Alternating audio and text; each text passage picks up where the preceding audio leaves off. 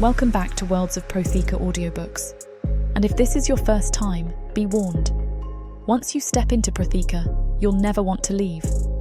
With beasts who will stop at nothing to protect the women they love, and women who are only just finding out what a real man can be, you'll lose yourself in the dark romance of these fantasy stories. To bring you these free full audiobooks, we have to listen to this platform's guidelines, and they say that Protheka's steamiest scenes aren't allowed. But you can still get them from the unabridged version of any Prothekan audiobook. All you have to do is go to worldsofprotheka.com. With promo code YouTube30, we're offering you the opportunity to get 30% off of any audiobook, ebook, or bundle. We appreciate you subscribing to the channel, as it makes bringing these free full audiobooks to you possible. Don't forget to like and comment to let us know what you think. Protheka's magic is eternal, and this story is just the beginning.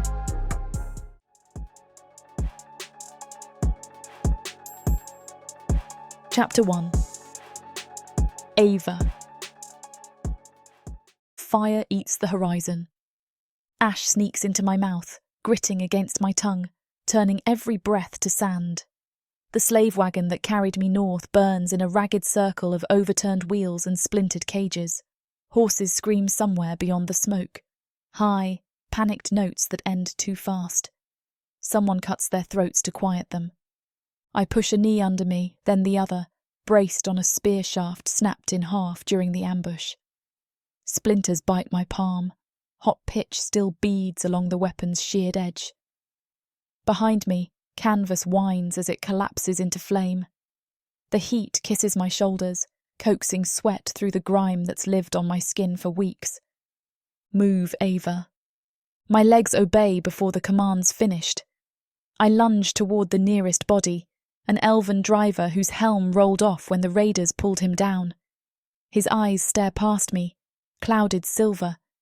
I prize a short sword from his stiffening fingers and ignore the warm slickness that follows. Blood has rules in my world. It matters only until you wield what's underneath it. Across the clearing, shapes, huge, broad-shouldered, fan out between fire and dusk. Orcs. Their silhouettes glow ember red where lamplight spills over pauldrons of hammered bone. I count 7, then lose track as another wagon explodes, shaking sparks into the violet sky. A deep horn bellows. The orcs answer with guttural barks that make the hair at my neck twitch, but their language is a blur of consonants. I don't know. I'm fluent enough in menace to translate, surround, separate, subdue. I pivot, searching for gaps. None. We're ringed at the edge of a volcanic valley, crimson stone curling upward like a colossal bowl. Beyond the lip waits the orcs' homeland west of Clues, if the caravan map was honest. A place where rivers run hot and stories say the ground murmurs with gods. If I run uphill, they'll chase me onto their own turf. If I run downhill, I meet spears. At least die swinging. The blade in my hand feels absurdly small, an orphan compared to their war axes. But steel is steel and everything has joints. I suck in scorched air, humming 3 notes under my breath, the only song Mother left me. The melody steadies my pulse, lets my gaze sharpen. There. An orc strides between fallen crates, helmetless, head shaved to copper stubble. His eyes shine like molten coin.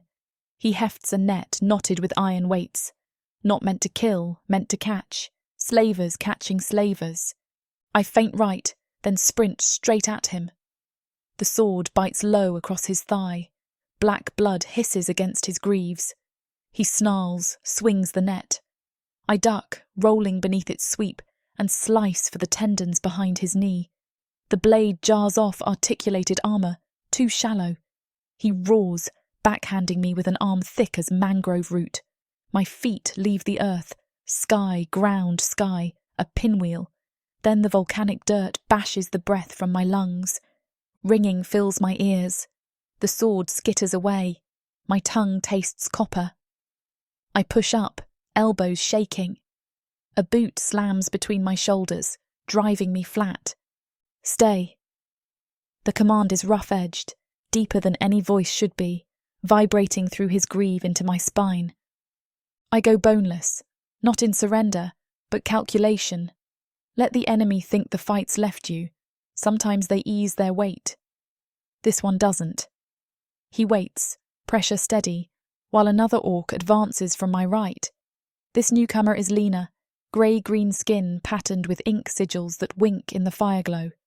He watches me the way scholars study specimens, eyes silver, unblinking. The sigilled orc crouches, fingers sliding over my jaw, turning my face side to side. Human, he murmurs, as if confirming a rumour. Scar along the ribs. Yes, she's the one. My stomach hollows. They know my brand? Know the general who owned me? No, impossible. That mark hid under my tunic. The first orc grunts. Flame-bearer. A hush ripples through the raiders at the word. Soot flakes drift on the stillness. Flame-bearer. I scraped fragments of orc myth, particularly of the Ashfang clan, one of biggest and tyrannical orc clan in Clues. I overheard stories from elven laughter, a woman forged in fire, destined to crown a king. But those were jokes, curses, never true. I spit blood beside his boot. Find another myth to chain, brute. Silver Eyes smiles, slow and disquieting. Oh, we found exactly who we need. His dialect's smoother than his companions. Older, perhaps. Kael will be pleased. You pronounce my name like it's fragile.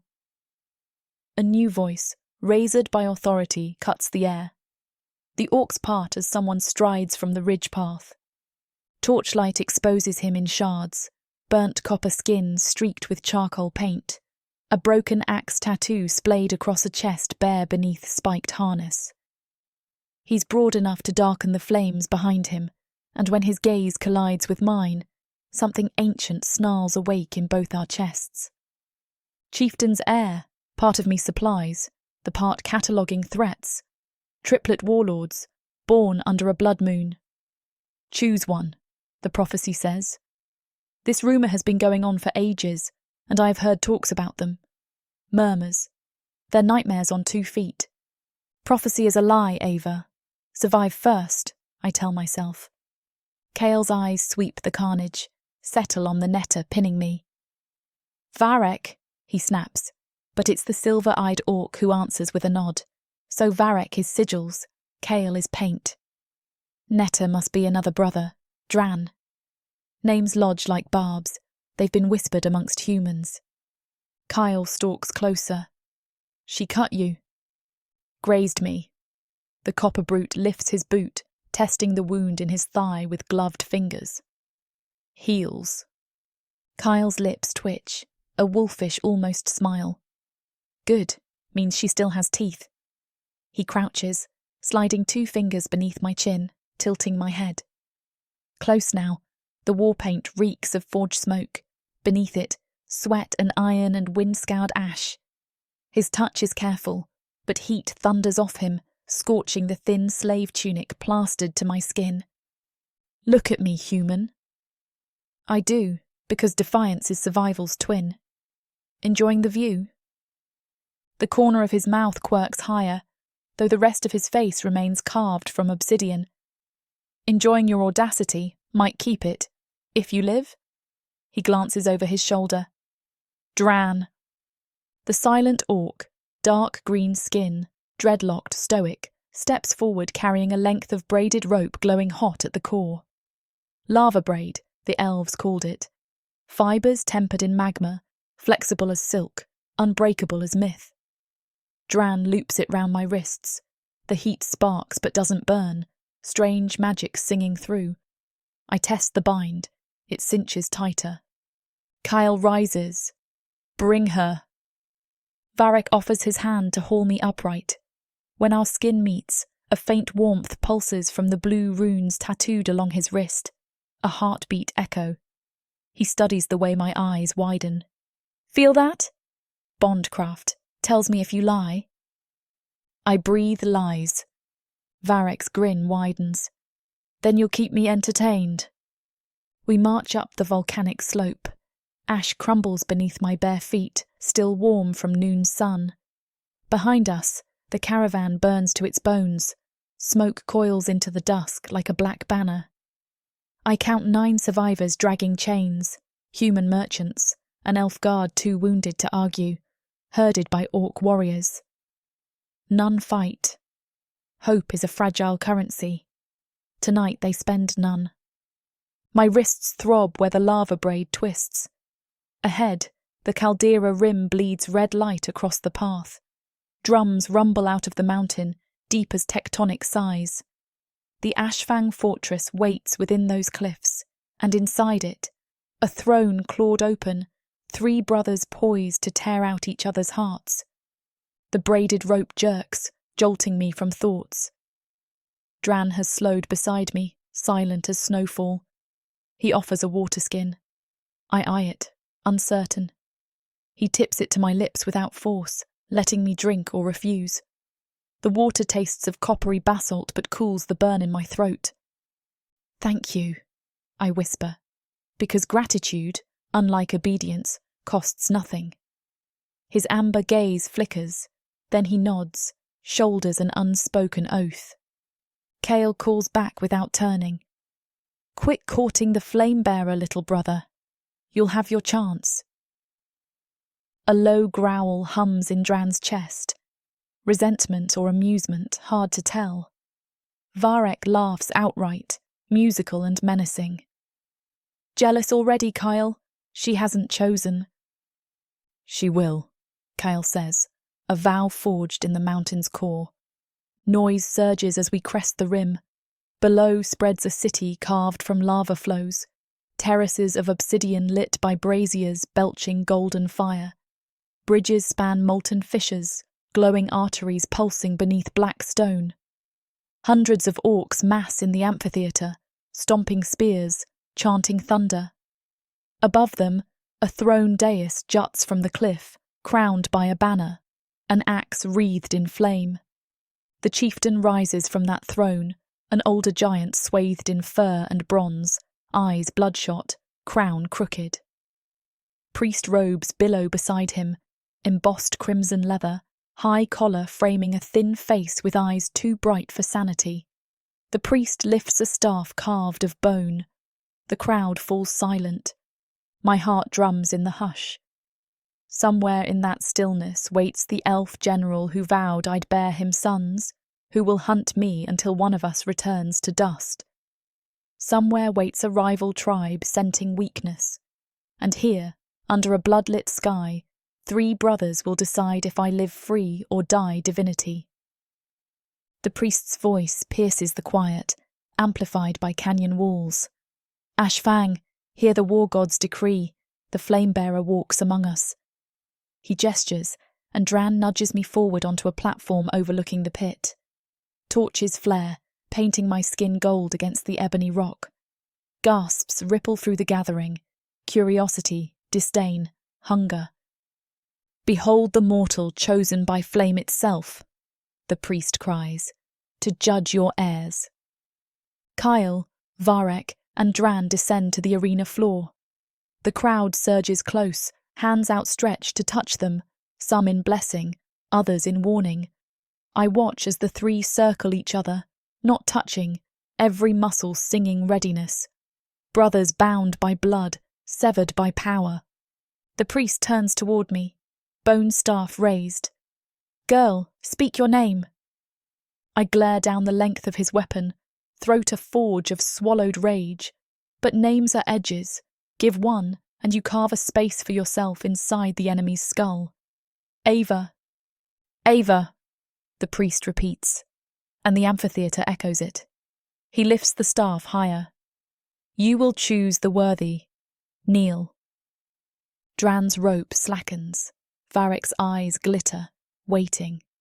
Kael's gaze pins me from the arena, mouth forming a single word. Stand. I inhale smoke, iron, fear. My knees lock. I kneel to no story. The crowd erupts, shock, outrage. The priest sputters. Kael's laugh rips the air, wild and hungry. Varek's lips part in fascination, Drann's fists close, a silent vow. The chieftain staggers to his feet, wine-dark fury staining his tunic. "Chain her! Break her will!" Kael swivels toward his father. "Blood seed. You'll break the prophecy, not the girl." "She disobeys. She lives." Kael speaks with the finality of a blade entering flesh. For an instant, father and son lock eyes, mutiny flickering like static. The chieftain's hand trembles round his goblet. Above them, night settles, heavy with molten promise. Far across the volcanic valley, lightning veins a cloud bank crimson, as if the sky anticipates the earth's hunger. The priest lowers his staff, voice brittle. The flame-bearer will be housed in the Ember Hall until dawn. Then the trials begin. Trials. A cage by another name. Drann gestures, guiding me along the platform toward a stair plunging into the cliff. As we descend, Kael matches pace on my left, Varek gliding on my right. The rope still binds my wrists, yet I walk among them like a queen escorted to coronation, each heartbeat whispering a truth that terrifies me more than the rope, more than the prophecy. They aren't like the dark elves. They're worse, because part of me already wonders what it would feel like to burn beside them. We reach a basalt corridor, where heat sweats from the walls. Drann unlocks a door of woven obsidian bars and ushers me into a chamber carved near the magma vents. The floor is layered rugs, the bed piled with pelts, a small brazier flickering cinnabar light. No chains, no manacles, subtle prison. Kael steps inside last, brushing the doorframe. His shoulders scrape the rock. "Water, bread, furs. Ask, you get more." He looms, eyes gold beneath war paint. "Try to run, you'll get me." I swallow laughter edged with despair. "You're all three the same leash. Why choose?" Kael's teeth flash, a predator's promise. "Because bondage under one brother is different than bondage under another. You'll learn." He turns, strides out. Varek lingers, surveying me as though cataloguing reactions for some holy scripture. He touches the air near my cheek without contact, lips shaping a silent incantation. Heat ripples. The lava braid uncoils from my wrists, slithering to his hand. Freedom that isn't. "Sleep, Ava," Varek murmurs. "Dream of fire. Tomorrow, you decide who tends it." He disappears, the rune ink across his shoulders glowing faint as he passes the torches. Drann stands quiet beside the brazier. He lifts a pelt, thick striped hide of some Prothecan beast, and drapes it over my shoulders. His fingers brush the faint brand across my ribs. He doesn't flinch. Instead, he bows his head, pressing his lips to my wrist, where the coil burned a red ring. A vow sealed in silence. He turns, leaves, door thudding shut. In the hush that follows, I stand alone, cloak of monster fur pooling around bare ankles, soot and sweat baking on my skin, throat raw from smoke and fear. Outside, drums resume, slow, thunderous. The mountain answers with quakes that rattle bowls on the shelf. The tribe sings something guttural and rapturous, a hymn to war, or desire, or both. I sit on the edge of the bed, exhale until my lungs empty. Then I refill them with volcanic air and possibilities. Escape is senseless now. Chains reach farther than corridors. But survival is art. And power. Power wears many skins, sometimes even the skin of a slave. In the brazier flame, I trace 3 silhouettes on the ridge of my memory. Paint, runes, dreadlocks. And hear the priest's lie ringing under every cheer. Choose the next ruler. I clench the pelt tighter. Let them think I am their omen. Let them fight for my favour until truth bleeds out. Because the flame-bearer is false. But the fire inside me, that is real. And tonight, under the scorn of 1,000 watching torches, it begins to rise. I hum Mother's 3 notes, quiet, defiant, while the mountain drums on. And in that fragile, honest sound, I promise the ash-bitten sky. They will burn before I do. Chapter 2. Kale. Smoke clings to the caldera like a jealous lover when dawn crawls over Blackfang Ridge. The sky burns orange in the east, but down here the world is forged from basalt and shadows. Cinders whirl across the clan court, an enormous bowl carved straight into the mountainside, ringed with spines of obsidian that jut like broken teeth. I stand on the central platform, boots planted on rock still warm from the veins of magma beneath, and I taste iron in the air. Today my father will lie to every soul who swears the Ashfang oath, and I have to smile while he does it. Warriors pour in first, rank upon rank of hulking bodies armored in hammered bone and black steel. Their axes flash, catching the newborn light. Next come the elders, hunched beneath feathered mantles, whispering bets about which brother will spill the other's blood. Then the children, darting between legs, cheeks smeared with soot to imitate our war paint. Their excitement curdles in my gut. Rorvak's pageant is a poison masquerading as prophecy, and the youngest of the clan will drink deepest. Varek appears at my left shoulder without sound, the way mist slides over water. He's braided his midnight hair with copper wire, thin strands that shimmer like a serpent's scales. Silver eyes flick to the gate where our father will emerge. "Try not to scowl so violently," he murmurs, voice low enough the wind can't steal it. The priests love a willing audience. "I'm not here to amuse the fire-kissed priesthood," I growl. He smiles, patient as rust. "You're here because father ordered it. Same as me. Same as Drann." At the mention of our youngest brother, I glance across the platform. Drann stands alone, thick arms folded, dreadlocks brushed back from a face cut stern as the cliff walls. Soot mottles his chest. He never washes it all away, and a shard of bone spins between his fingers, flipping end over end like a tiny blade. He meets my gaze, nods once, then looks at the main tunnel, where the prisoner stumbles into view. A hush falls so abruptly, every torch seems to gasp. 2 guards shove her forward. Chains clink at her wrists, but her spine is straight enough to shame an oak. She's smaller than any of us, yet she fills the court with her presence as if the space read her defiance and expanded to contain it. Deep brown skin gleams with the sheen of sweat and ash. Dark curls escape a rough knot and cling to her face. A crust of dried blood traces her lip, but her eyes, gods, her eyes burn hotter than the lava pools beneath our feet. A hush, yes, but hearts pound. I hear them hundreds of drum beats slamming against ribs. They expect a meek sacrifice. What they receive is a woman who bites. "Slave Ava," proclaims High Priest Zudrek from the stair above, voice carrying with the authority of flames. "The Red God chose you in vision and fire. You are the flame-bearer, destined to name the new chieftain of Ashfang." Every head bows except mine, Varek's, and Drann's. Father steps into the circle beside the priest, helmed in gold-rimmed bone, cloak of ember wolf fur sweeping the ground. He lifts his arms, soaking in the worship. "Brothers and sisters," Rorvak booms, "today the gods bind fate and flesh. My blood Kael, Varek, and Drann will vie for her favor.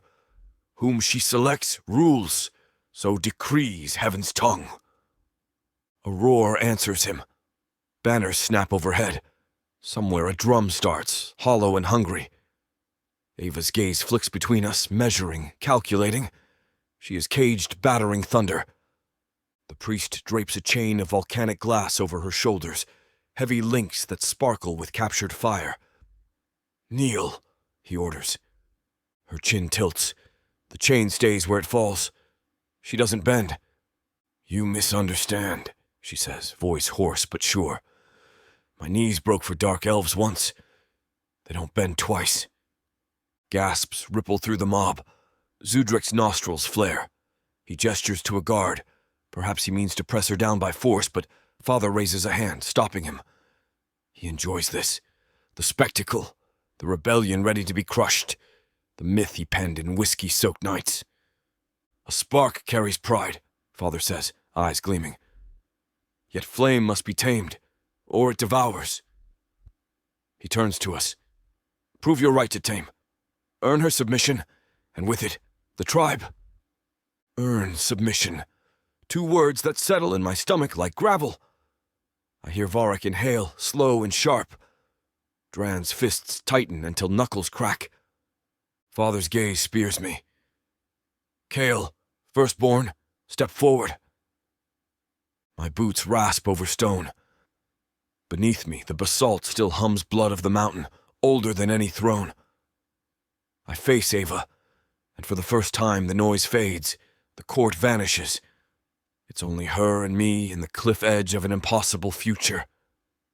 Moonlight scars her left cheek where an elf blade kissed too close. Brand scars faint as ghosts peek beneath the torn sleeve at her ribs. Speak, Rorvak commands. I draw breath. Heat sears my lungs. Ava! Her name is iron on my tongue, heavy, honest. I do not seek your submission.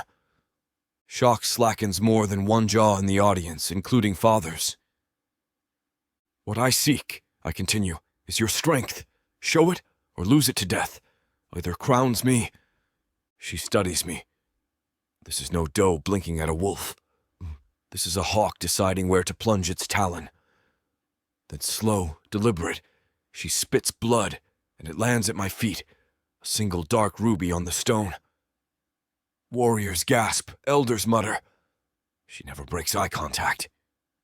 An unexpected heat rolls through my chest, a burst of something dangerously close to admiration. I bare my teeth in what the priest probably mistakes for fury. But it's not fury. It's a promise. You're mine, I rasp so only she can hear it. A pause. When you choose it. Confusion flickers across her eyes, chased by suspicion. Fair. I've given her no reason to trust me. The priest tries to reassert control. By nightfall, the flame-bearer will be escorted to the Skyforge chamber where each heir shall... No, I cut him off, voice edged with steel. She's wounded, starved, exhausted. She goes to the healer's den, alone. Alone? Father echoes, incredulous. You question ritual. I question nothing, I snap, loud enough to carry. I command. It's a dangerous play undermining him in public, but the weight of assembled eyes pins him as surely as shackles. He can't refuse without wounding his authority further. Rorvak's lips curl, but he bows his head in regal assent. Let it be so. Under his breath, too low for any ears save mine. We will speak, boy. The court slowly disperses, tension crackling in their wake. Ava's chains are unlocked, and 2 healers guide her through a side arch. She glances back once, just once, and our eyes meet across the smoke. Unspoken words vibrate in the space between us like a bowstring held taut. I will not break. Try me, girl. Father corners me on a walkway overlooking the lava falls. Flames roar down chutes of obsidian, casting fierce red light that warps his wrinkles into something demonic. He grips the rail, claws digging gouges in the stone. You defied me before the entire clan. I ensure the flame-bearer lives long enough to serve your tale, I reply, voice flat. A corpse makes a poor oracle. A brittle laugh. Ever the strategist. But match her fire carefully, Kale. I named you heir privately for a reason. The words slam into me, though I heard them first moons ago. I told you no. You're heir in blood. Blood is rotten. I think of children swathed in ash cheering for spectacle. Leadership must be earned. Then earn it by chaining the human to your will. Let your brothers taste jealousy and tear each other apart. His eyes glitter, nostalgic for ruin. Ashfang survives through strength. Division keeps sons hungry. Division keeps them dead, I hiss. Did you forget Mother? His jaw clicks shut. The lava throws shadows across his scarred cheekbone, shadows that shiver with memory of the night. Mother's heart bled out because Father pitted raiders against one another. I turn away before fury drives me to something irreversible. Behind me he calls, "Remember who forged you, boy." I do not turn back. The mountain forged me. The fire. My brothers. And now maybe, if fate is spiteful, a human girl with hurricane eyes. The training yard smells like sweat, steel, and the sulfur drifting off the charcoal pits. Warriors spar along painted rings, but space clears when I stride across the sand. They know my mood is a storm best observed from distance. I snatch 2 practice axes and slam them together. Sparks leap. A volunteer, bare-chested, eager steps in. We trade blows like thunder and rock slide. I let the rhythm blur until every clash silences my father's voice, until I see her again, chest rising in stubborn breath, chain of glass cutting skin. I break the sparring partner's guard and plant an axe haft against his throat. He yields. Applause rings, yet emptiness gnaws behind my ribs. I'm winning battles as ordered toys fall, but the war, the real war, presses closer. Violent morning, Varek remarks from the edge, arms folded. His silver gaze drifts lazily over the defeated warrior. Does it help? No. I guessed. He steps beside me, sandals whispering over grit. You shouldn't have questioned father before the people. You have advice yet gave none earlier. I'm the thoughtful brother, remember? His smile is all sin and silk. Still, I admire the way you shield the mortal, even if you can't admit that's what you're doing. I shield the clan from madness. And yourself from your worst nature. Varek's tone gentles. I feel your heart cracking like ore in the forge. You don't want to become him, Kale, so don't. Somewhere far below, magma snarls. The sound skims the air like a living beast. I breathe through clenched teeth. We need a plan. If Zudrek's prophecy is false, we find proof. Varek inclines his head. I'll start with the Ember Vault tonight. The priest keeps scrolls there. I'll distract father. Drann will guard our flame, Varek says softly. Our flame. The phrase should scorch me. Instead, it banks a spark of warmth. You trust the human with our secrets? I trust her to do what she must to survive. Right now, her survival benefits us. Varek's grin widens. Besides, she fascinates me. Everything fascinates you. Not everything. Only what sings. Movement catches my eye. Drann crosses the far end of the yard, escorting 2 healers. The mortal woman, cradled between them, half conscious. Drann keeps one huge hand poised near her elbow, but doesn't touch unless she stumbles. Always waiting for permission. That patience is his forge. A twinge I can't name prickles my chest watching them. I roll my shoulders, dismissing the feeling. Keep her alive, I call. Drann lifts 2 fingers in silent acknowledgement, an oath forged in air.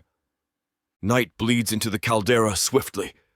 Ember glow bathes the clan in restless orange. I stalk the outer ramparts, searching for demons in every flicker. My thoughts keep circling Ava, how she spat blood in my path without fear. How her voice wrapped defiance in raw silk.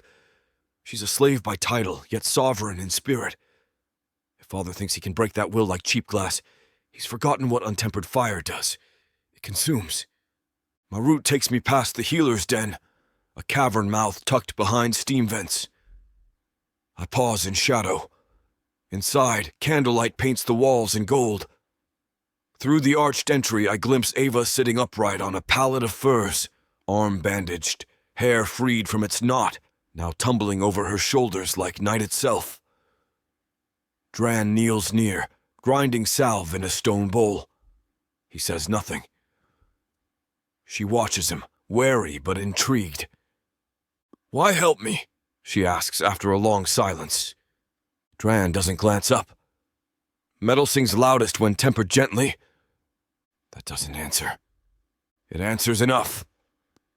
She makes a frustrated sound but accepts the offered salve. Their fingers brush. Her eyes widen.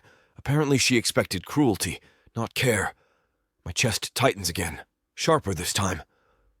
Eavesdropping is rude, brother, Varek murmurs behind me. He appears like smoke, always, but educational. I wasn't. Yes, you were. He leans against the wall, expression thoughtful. She softens, Drann.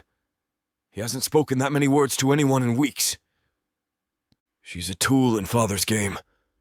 She's also a woman carved from stubborn dreams. Both can be true.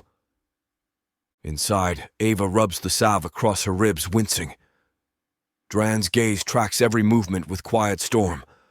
For a heartbeat, I imagine those hands on her in darker ways, palm against her throat, thumb brushing lower lip. My own mouth melts at the vision. I exhale, frustrated at myself. She will choose one of us, I say. Perhaps she'll choose all, Varek counters, head tipping. If you were her, would you accept less than everything after all she's lost? I picture her beneath chains, dark elves snarling, brands sizzling flesh. Rage tightens my fists. I choose to burn the world. Varek's teeth flash. Exactly. Later, summoned by Father, I follow a spiral stair into the Hall of Embers. Pillars of slagstone flank a throne wrought from dragon ribs. Rorvak sits with a goblet of molten mead, eyes bright. It begins, he says, raising the drink in toast. These theatrics breed doubt among the elders, I reply, remaining standing. They breed fear. Fear breeds loyalty. You've confused loyalty with obedience again. He waves the notion away. The first test is tomorrow. A ceremonial hunt through the Elder Caves. Bring back a scale from the ash drake that sleeps under the mountain. The Flamebearer will witness. Impress her. You're sending her underground after a day of healing? I'm sending you underground. She will watch from the viewing ridge. Anger crawls under my skin. The ash drake is no beast. It's a legend alive. Even I wouldn't face it without preparation. But Father aims for spectacle, and if his sons die, he wins by inheritance anyway. I incline my head, hiding fury. The clan will remember who asked for the impossible. Heroes do the impossible, he croons. Or die, I mutter. As I leave, his laughter follows, sloshing over the tiles like spilled oil. Moonrise touches the caldera rim when I find myself back at the training yard, axes forgotten, hands empty. Torches hiss. I'm alone, almost. Without thinking, my path veers toward the healer's den. One guard leans beside the entrance. He straightens at my approach. She sleeps, he says. I won't wake her. I brush past. The cavern inside smells of herbs and warmed water. Ava rests on her side, curls spilled across a wolf pelt pillow. She hums soft, 3 notes repeated, barely audible over distant magma roar. The melody spears something tender in me because I've never heard it yet. It feels familiar, like I should have known it all my life. I kneel at the edge of her pallet, careful not to disturb. Burns appear rosy where the healer's potions mended cuts. Her lashes tremble. She fights nightmares even in rest. Without thought, I reach to smooth a curl away from her cheek. My gauntlet brushes skin. It's like dipping a hand in live coals. A rush of protectiveness, primal and savage, blasts through my defenses. I jerk back, breath uneven. What do you want, Kale? Her voice is sandpaper and wind.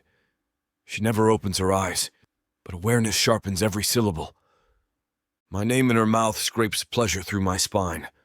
To see you breathing, I answer truthfully. That's practical. If I die, your competition ends.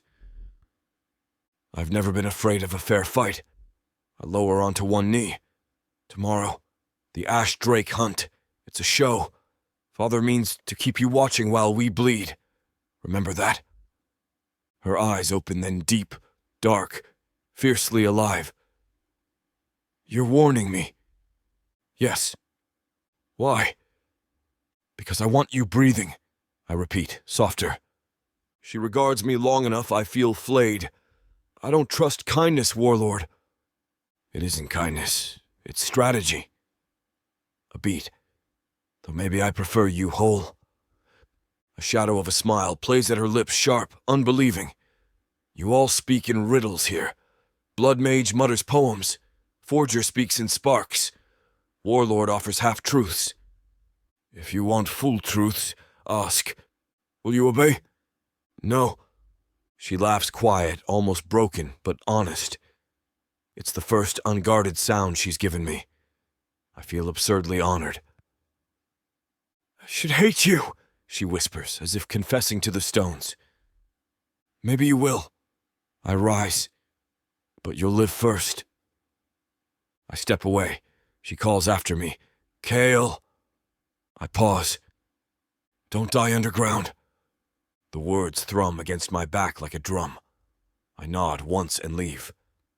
Outside, night wind bites sweat on my skin, and the inexorable pull of fate tightens like chains I can't see yet. Already feel cutting deep. I meet Varek on the ridge above the Ember Vault. He holds a parchment, eyes gleaming with moonlight. It's false, Kale, he says, voice electric. The scroll cites no divine source. Zudrek forged the prophecy himself using Father's seal. Proof. Thunder booms inside my chest. We expose them. Eventually. Varek tucks the scroll into his robe. Not yet. First we survive the Drake, then we gather allies. Let impatience cool into planning. I don't like waiting. I know, he smirks. But strategy, remember? A growl scrapes my throat, but he's right. I rub a thumb along the scar on my jaw, pulse hammering. Tomorrow we hunt a legend. Tomorrow the clan will see which brothers bleed. And the day after, if we live, we light the first spark of rebellion. I look down at the caldera, the hive of tents, forged chimneys, fire pits. Somewhere below, a human woman refuses to bend. My father thinks the flame-bearer is his puppet. The priest thinks she's bait. I think she's the match that will set every brittle lie ablaze. And maybe I think she's the only storm strong enough to drown the tyrant I fear inside myself. Under the watchful glow of molten rock and star-scattered sky, I vow to come back breathing. Because the first time I saw her, she bled on my boots and met my gaze unflinching. Something inside me howled mine not possession, but recognition. If tomorrow's hunt wants blood, it will take mine last. Dawn will break soon. The clan sleeps restless while I stand sentinel on the ridge, axes crossed behind my shoulders. Embers drift upward like ghosts of burnt prayers. A new wind coils through the court changing, hungry, eager to devour dust-old stories. Far below, a melody, 3 gentle notes, rises and fades. I embrace the storm waiting in my veins. For what feels like years, hope feels like a weapon I might wield. Chapter 3. Eva. The cage is a rib cage of black iron, welded to a basalt column that rises from the molten river below. Veins of magma pulse like a slow-breathing monster beneath the grate under my bare feet, and every throb paints the caldera walls in shades of bruised orange. Heat licks my skin, searching for a weakness.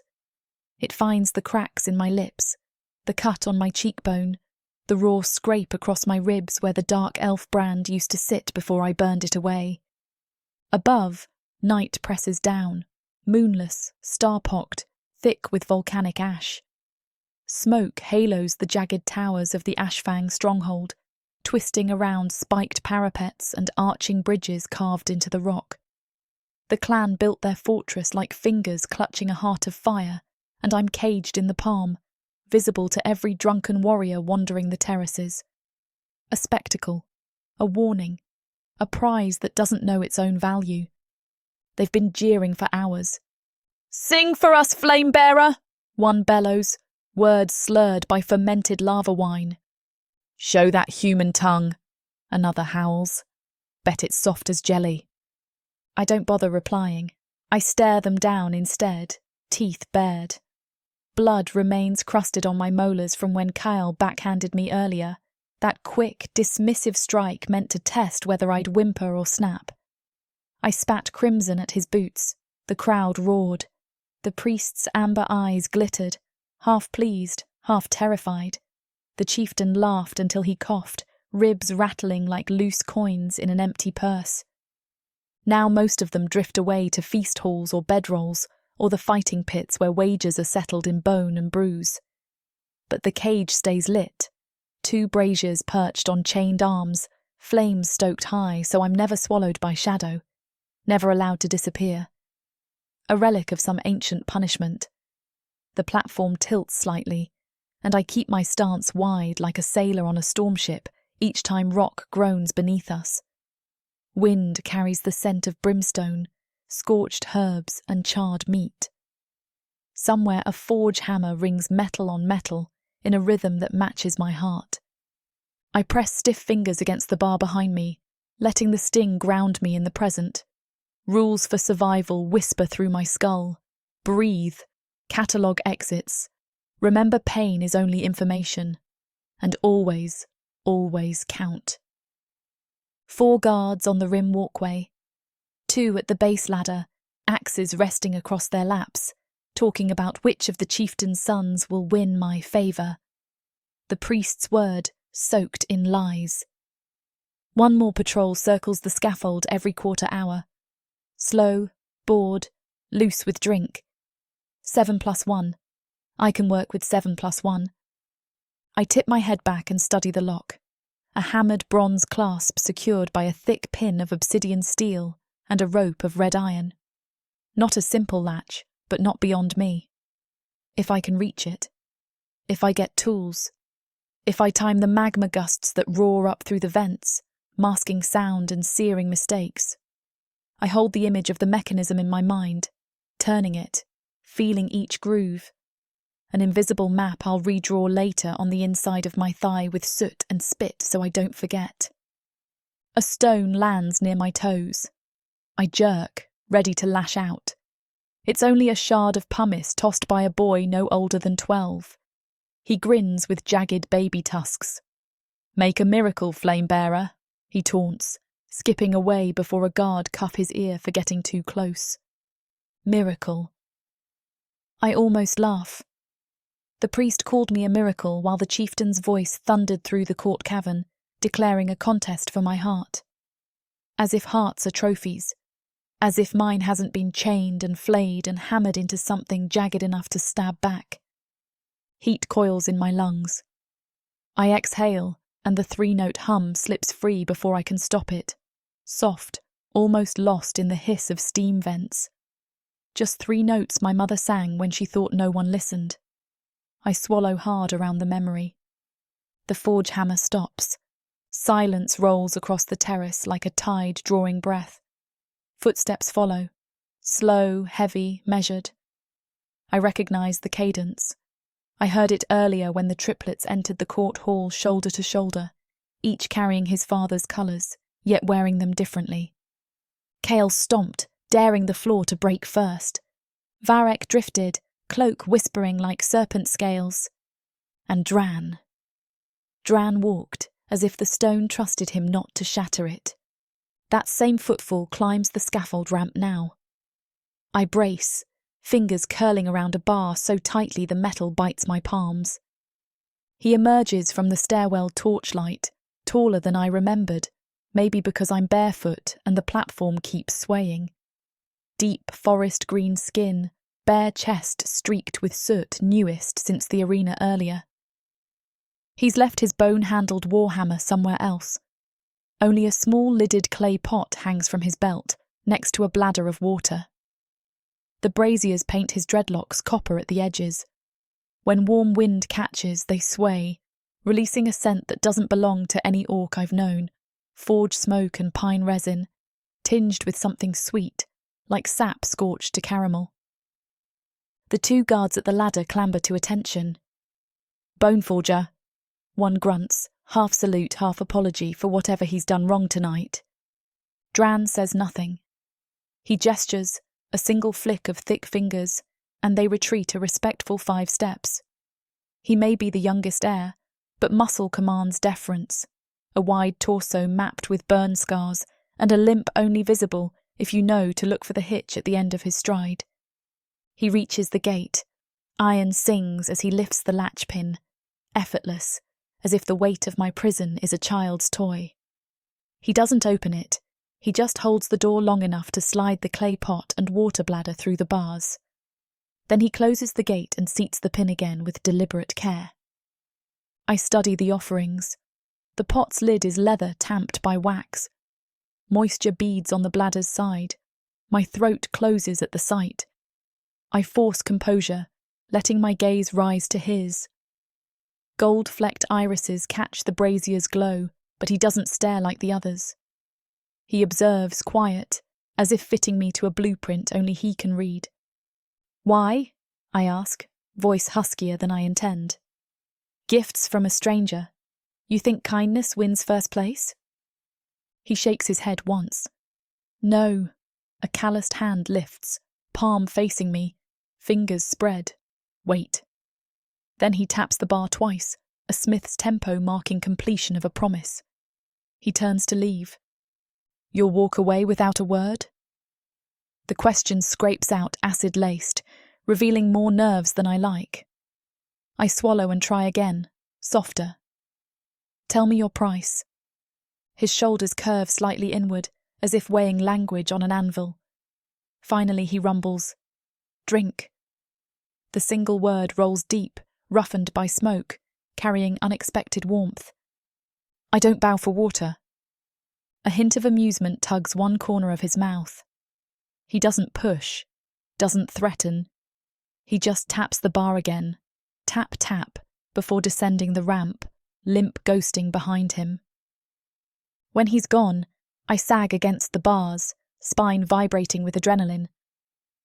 Guards resume their idle chatter. The forge hammer picks up, metal shrieking a spark-brief aria before returning to rhythm. Night fills with ordinary clan sounds, laughter, belch, distant fists on meat. But something in the air has shifted, lighter, though the heat remains crushing.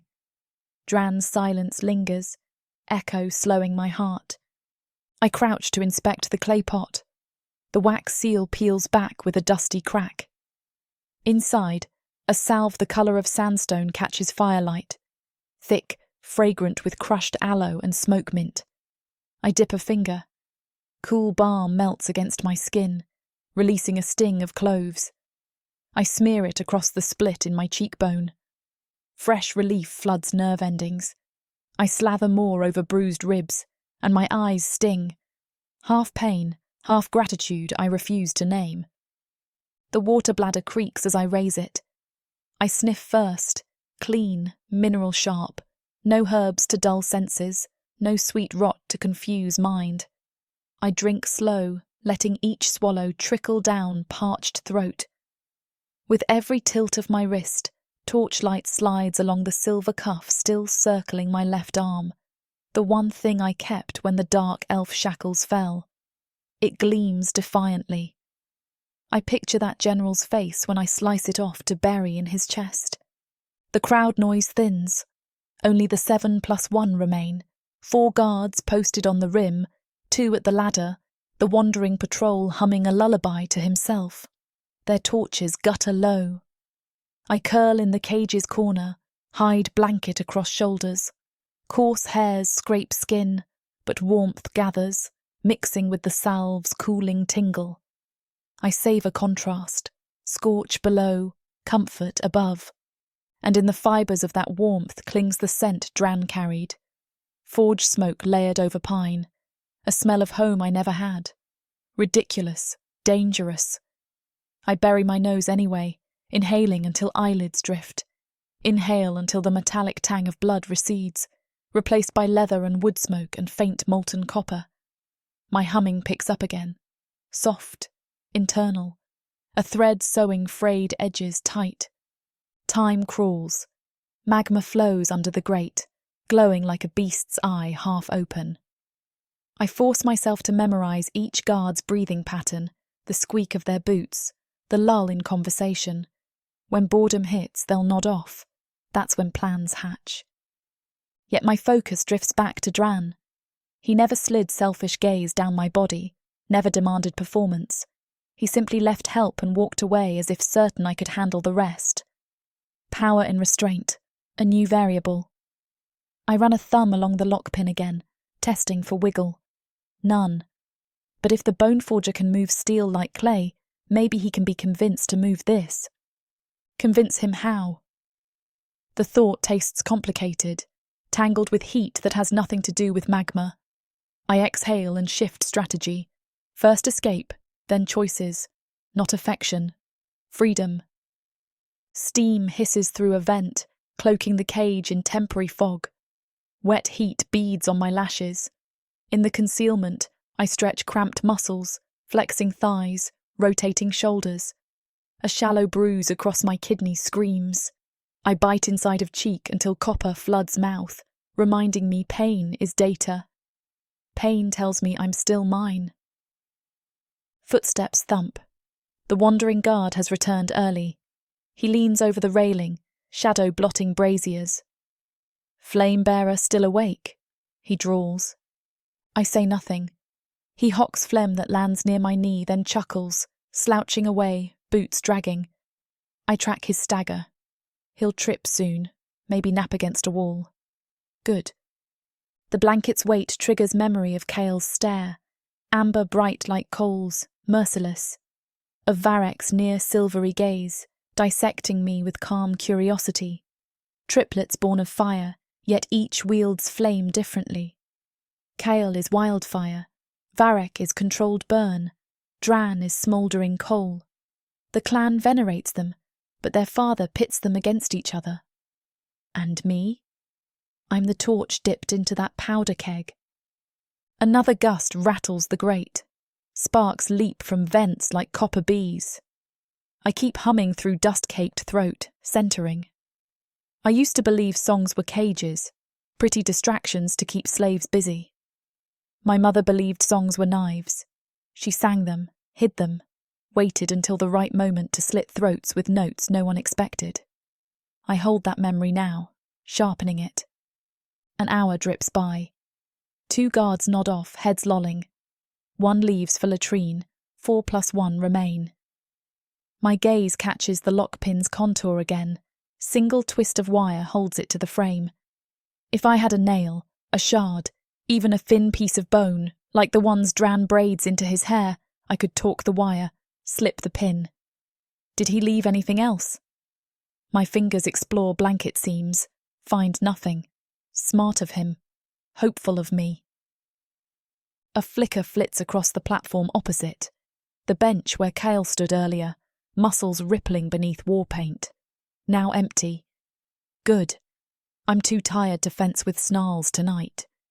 Instead, I close eyes and listen beneath surface noise. Heartbeats echo in this canyon, rock heartbeat, lava heartbeat, maybe even mine. In that rhythm, I sense tomorrow. The priest will parade me again, test how well fear ferments overnight. I'll stand, maybe bleed, but I will not break, and I will not choose a crowned puppet. Sweat trickles down spine. I unwrap the blanket, fold it beneath knees so metal bars don't emboss skin. Sleep seems distant, yet exhaustion drags heavy. I let it come in waves.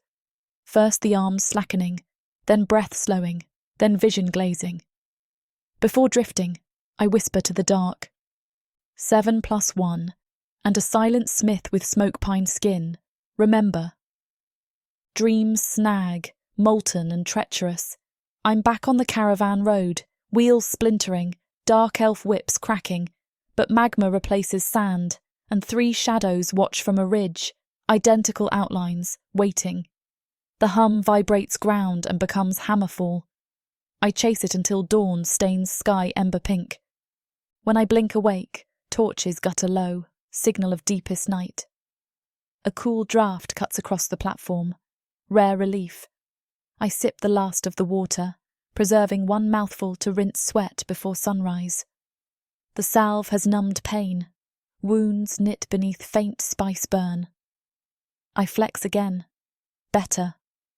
Movement draws my eye. Drann stands halfway down the ramp, profile a statue carved of moss stone. He must have come to check the guards. Perhaps he never truly left. He sees me awake. Our gazes lock across swirling ash. He lifts 2 fingers to brow, a silent salute, then turns, vanishing between columns. Something inside my chest tugs, unfamiliar chord struck by an unseen pick. I shake it off. Silent gestures don't erase cages, though they might loosen bars. I rise and start counting again, this time including the screws securing the hinges, the links in the chain rope. They glint where rust hasn't eaten them yet. Each detail lodges into mind's vault. The more I learn, the narrower the prison grows. Knowledge is acid.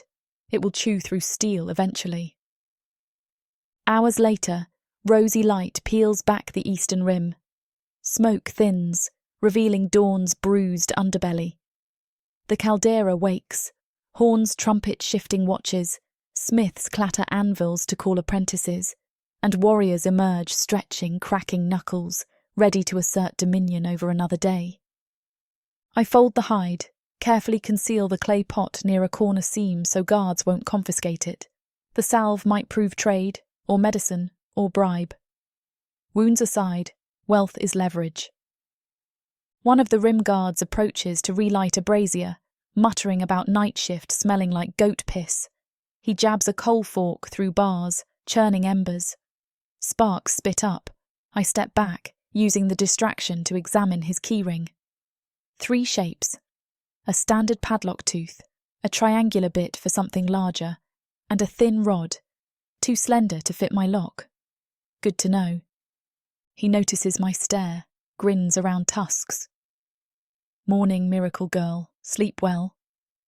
I bare teeth. Well enough to plan my next miracle. No chains on miracles, he laughs, clanging the brazier shut. As he walks away, my gaze drifts to the forge bulwark far side of the stronghold, where Drann's silhouette moves among other smiths, hammer swinging, sparks fountaining. He hasn't looked back. But every downstroke echoes inside my ribs. Each clang says, remember, you are not alone in this cage. Bars or not, a new variable smoulders on my side, quiet, soot-skinned, carrying water.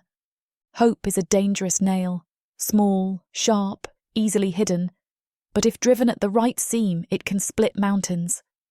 I brush hair from my eyes, lift chin to the rising, ash-streaked sunrise, and hum 3 notes, softer than before, but steady.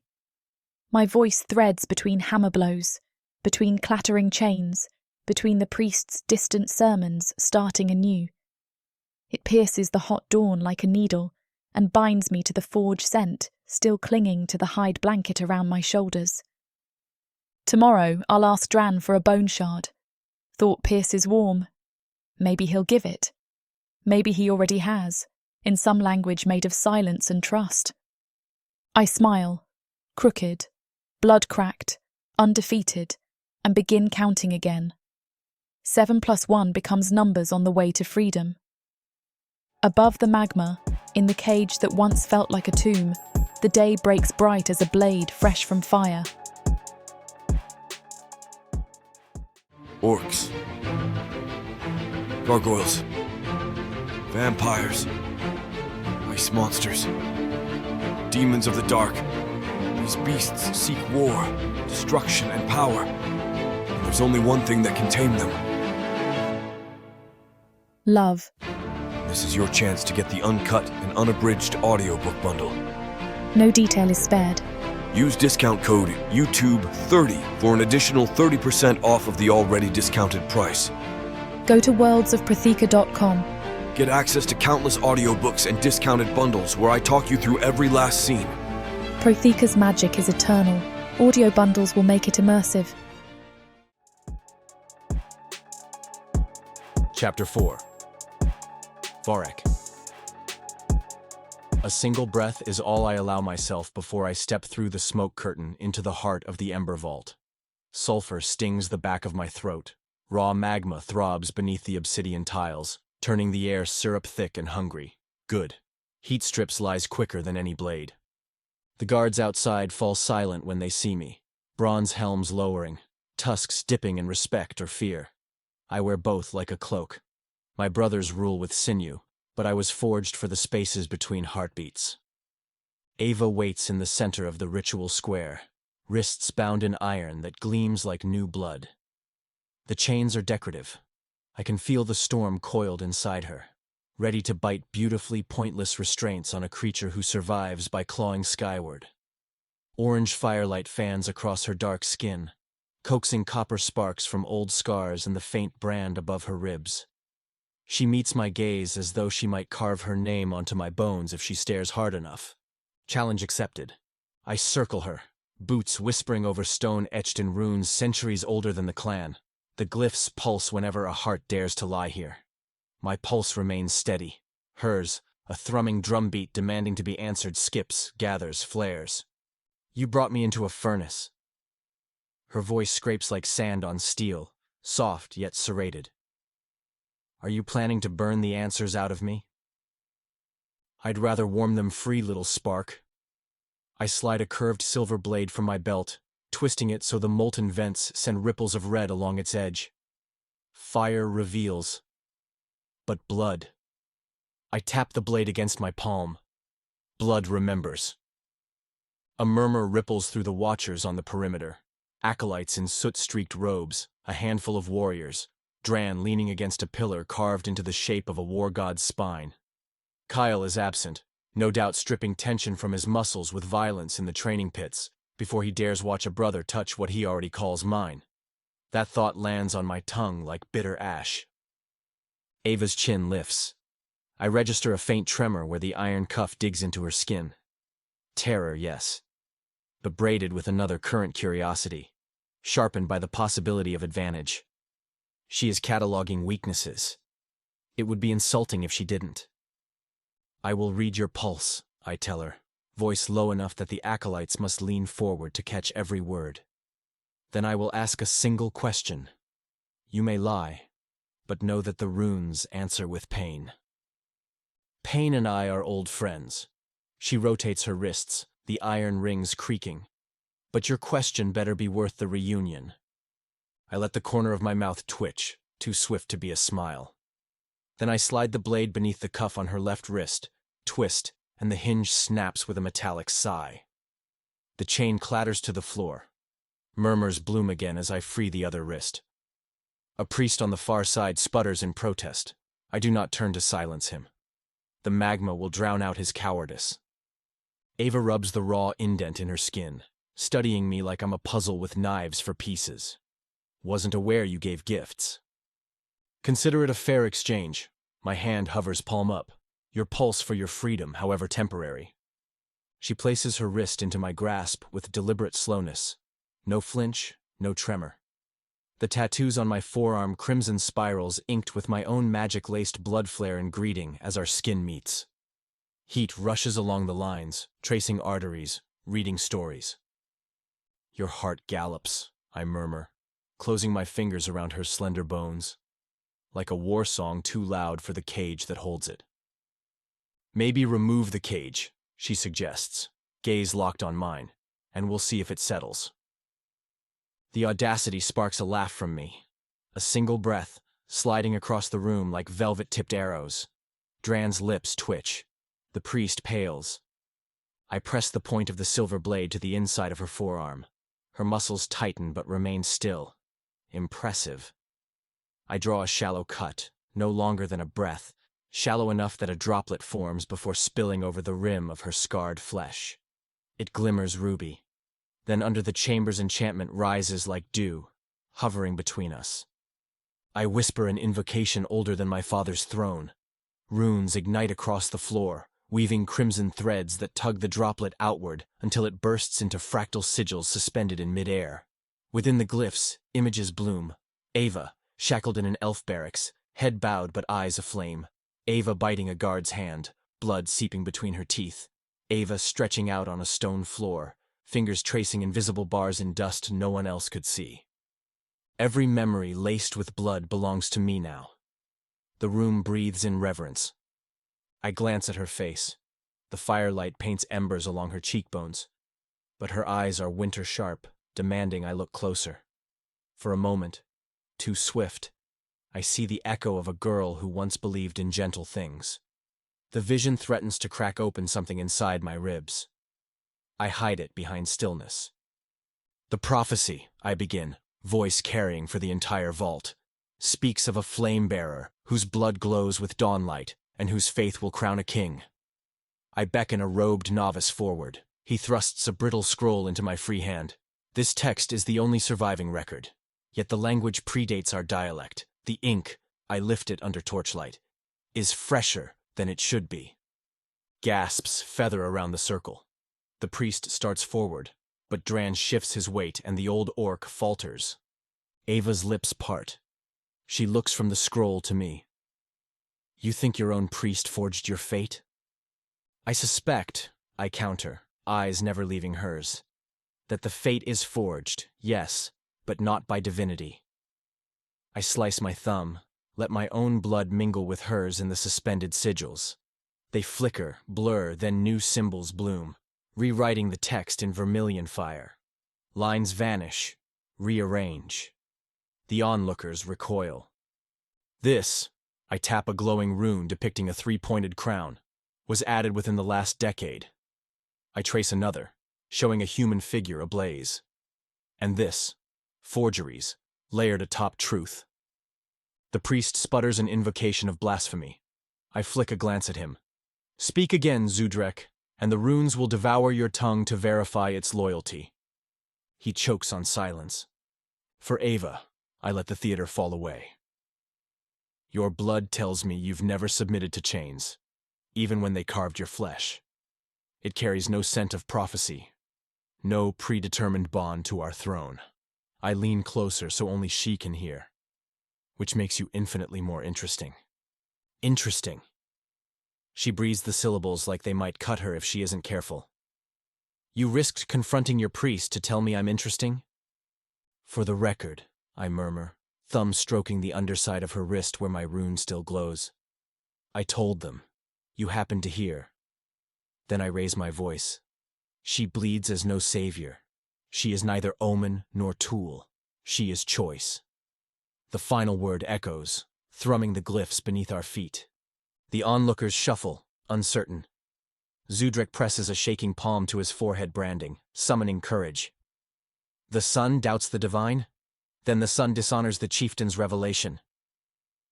Father's revelations stink of sour ale and fear, I reply, still calm. If the war god speaks through him, the spirit must be drunk on rot. That earns a low chuckle from Drann and a hiss from two elder warriors. Seeds of mutiny, watered with truth. Good. I release Ava's wrist. The blood sigils collapse into sparks that swirl before fading into the vents. Her cut closes almost instantly the chamber's magic offered to her, not forced. She flexes her fingers, eyes narrowing. What now? She asks. Do you shackle me again so the spectacle can continue? No. I step back, giving her space that feels like a gift instead of a tactic. Now you walk out of the vault as you walked in, unowned, but watched. What's to stop me leaving the fortress altogether? I gesture toward the carved archway leading deeper into the mountain. Lava casts rippling shadows, turning stone teeth into gaping maws. Beyond those halls lie corridors patrolled by warriors who crave a glimpse of myth. Some would kneel at your feet. Others would carve proof of your mortality. Neither path seems kind. She wipes a fleck of drying blood on her thigh and meets my gaze. Kindness isn't a currency I trust. Then trust this. I produce the broken cuff hinge sleek iron, useless now. Symbols can be shattered. A muscle jumps in her jaw, but she pockets the hinge. 1 shackle down, 200 to go. To start, I incline my head, half bow, half predatory sweep. I would escort you, but you value freedom. Instead, the forge hall corridor is quiet tonight. Drann can confirm. I glance to my brother. Drann pushes off the pillar, limps forward with that understated power that makes raw stone seem softer where he treads. He offers no words, merely tilts his head toward a side passage seen by few. The smell of heated metal fans from him forge smoke and oak ash. oddly gentle. Ava hesitates, then strides toward him, spine arrow straight. Before she reaches the threshold, she pauses and looks back at me. Firelight crowns her curls, and the silver cuff on her opposite wrist catches the glow like moonlight trapped in steel. "Thank you," she says, and the words are sand-rough but genuine. Then, softer, almost to herself, "No one bleeds me without taking."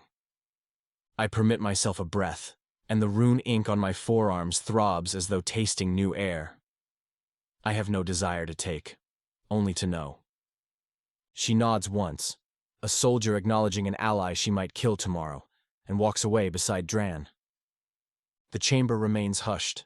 I turn on the priest, scroll still burning in my grasp. We will discuss these forgeries in private council. Zudrek swallows. The chieftain. We'll know soon enough. I extinguish the scroll, ash spiraling upward. If your god demands blood for doubt, he may claim mine after I finish claiming yours. With that, I leave them in the trembling glow of dying runes. The echoes of my footsteps vanish into the vault's throat, but the scent of Ava's blood lingers, spiced copper and defiance. Under the sigils on my skin, a new line of heat blooms, webbing across my ribs like molten threads. Obsession, perhaps, or purpose. I will decipher later. Tonight, I have truths to exhume. The archive tunnel yawns before me, shelves crammed with brittle vellum, relics of elder clans who dredged prophecy from star soot and bone shards. I lay the half-burned scroll on a slab of basalt and unroll it beside older fragments. Ink analysis is a delicate craft, but the glyphs speak in wavelengths. My fingertip hovers above a rune etched for chosen, added with a newer quill. Beneath, the original word bleeds through, ignite. Chosen by gods? Number. The text promised fire kindled by mortal hands. I brush my thumb across the page. If lies build thrones, I murmur, then truth will burn them. The rune for burn flares inside my palm. Footsteps approach soft, deliberate. I do not glance up. Only one person in Ashfang territory moves with that measured calm. "Brother," Kale greets, voice rough from unshed rage. The priest trembles. As he should. I gather charcoal, scrawl translation notes on scrap parchment. Did he run to father? Eventually. Kael stops across the table, arms folded like a fortress. His mohawk glistens with sweat. He must have come straight from combat drills.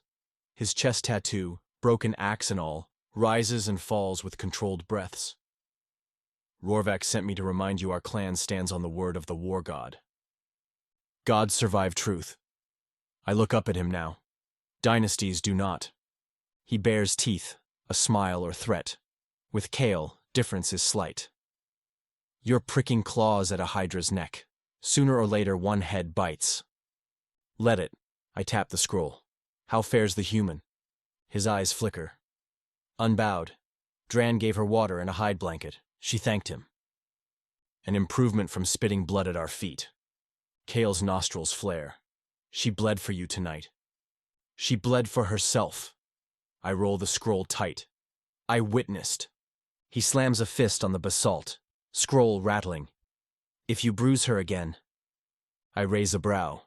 I will, repeatedly, with knowledge, not fists. I trust your sigils less than I trust father's sobriety. Yet here you are, seeking counsel. Silence sweeps between us. Finally, Kale exhales. What did her blood tell you? That she is iron wrapped in flesh, and someone once tried to melt her down. I wipe ink from my thumb, watch it whisper into the air. She cooled too quickly. Now anyone who touches her risks blistering. He exhales a laugh that sounds like gravel sliding down a cliff.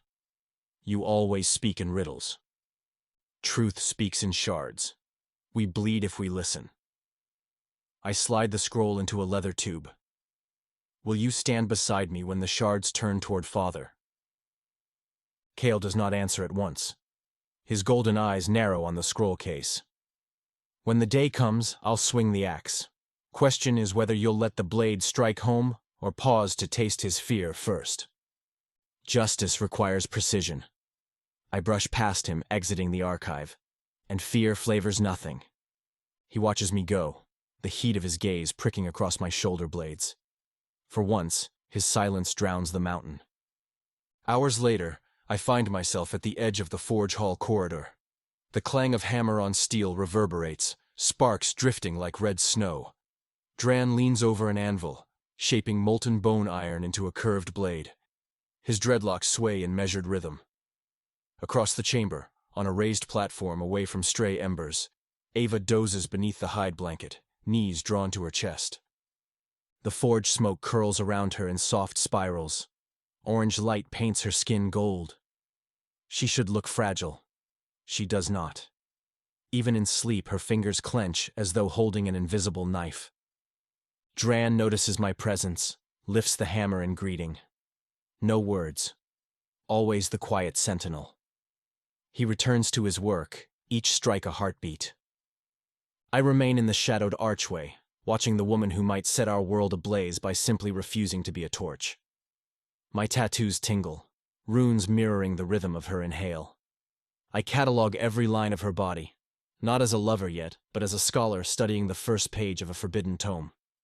She stirs, eyes open dark, sharp. They find me without surprise.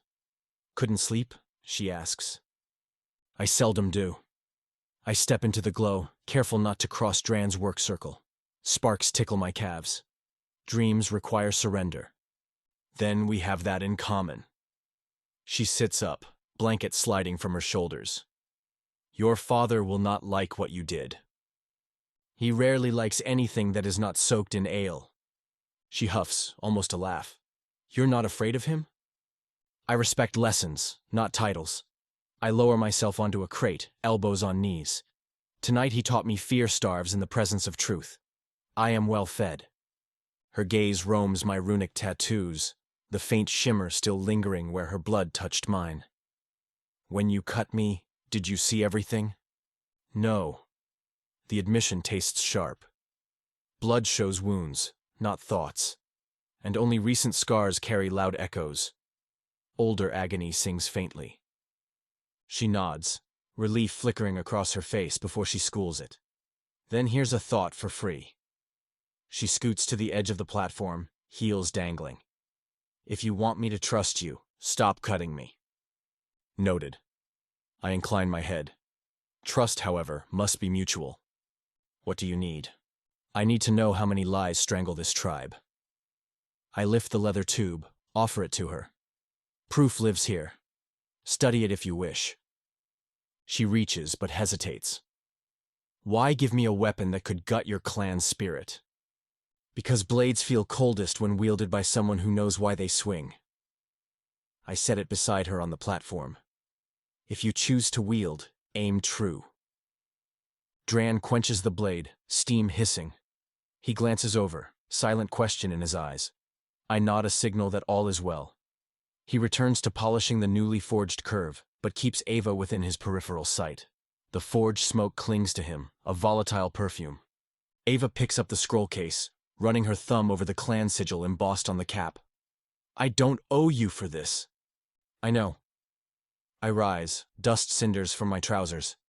But perhaps you'll lend me something one day, a melody perhaps. I mimic, softly, the three-note hum she murmured in the cage last night. Her eyes widen, cheeks taut with surprise. How? I listen. I permit myself the smallest smile. Even when others believe they whisper into void. Heat blooms along my tattoos, red lines spiderwebbing across my palms response to her shock, her vulnerability revealed for half a breath. It pulses once, then settles. She shakes her head, bemused, then lifts the hide blanket to her shoulders again. Go chase your runes, blood mage. At dawn, I turn, but pause at the archway. One more truth. Fire forgives nothing, yet it creates everything anew. You stand within both possibilities. Ava meets my gaze across the forge hall, flames dancing in the reflection of her eyes. So do you, Varek. My name on her lips is a quiet spell. The forge's roar dims around it. I incline my head and slip into the corridor, heartbeat steady. mind aflame. Sleep eludes me. I retreat to my private sanctum, a narrow cavern lined with hematite crystals, humming faintly with stored chants. Flicking a hand, I ignite candles infused with dragonthorn resin, scent sharp and invigorating. On a stone lectern lies a fresh sheet of parchment. I dip quill into ink mixed with my earlier blood sample. The quill's tip hovers, and I write. Hypothesis. The Flamebearer myth functions as socio-political leash. Remove leash, observe if lion devours keeper or chooses new path. Beneath, I sketch Ava's face-sharp jaw, questioning eyes, curls haloed in firelight, then add the chain. Broken, the hinge lying loose. Next, 3 crowns interlinked. Above it all, a single rune. Choice. Ink dries. The hematite glints. I exhale. Whatever tomorrow brings priest's outrage, father's fury, clan unrest, I will greet it with the calm of lava beneath glass. Slow, inexorable, unstoppable once freed. Because tonight, a woman bled and did not flinch. The mountain felt her courage. And in the echo of that heartbeat, I feel the first true prayer I have spoken in years. Let her burn what must die. Let us rise from that ash, feral and free. Chapter 5. Iva. Steam coils through the vent slits in the basalt floor, smearing the council hall in wavering heat ghosts. Every breath tastes of copper and brimstone. The chamber walls tilt inward like a throat prepared to swallow fools whole, their black glass flecked with crimson seams of living magma. One quake from the mountain, and all our politics will drip into the caldera. I stand at the centre of a raised obsidian dais. No restraints tonight, but that's theatre, not freedom. 200 Ashfang warriors ring the tiered benches, backs straight, axes gleaming. Most avoid looking directly at me. The rest stare as if memorising a recipe. A bronze gong bellows once. Silence drops hard. The bone-ash emissary steps forward, flanked by guards draped in flayed hide cloaks. He's smaller than the true blood soldiers behind him, yet carries himself like a scholar who catalogues every weakness. Chalk-white skin dusted with grey cinders. A jagged bone plate masks the right side of his face, fused to flesh.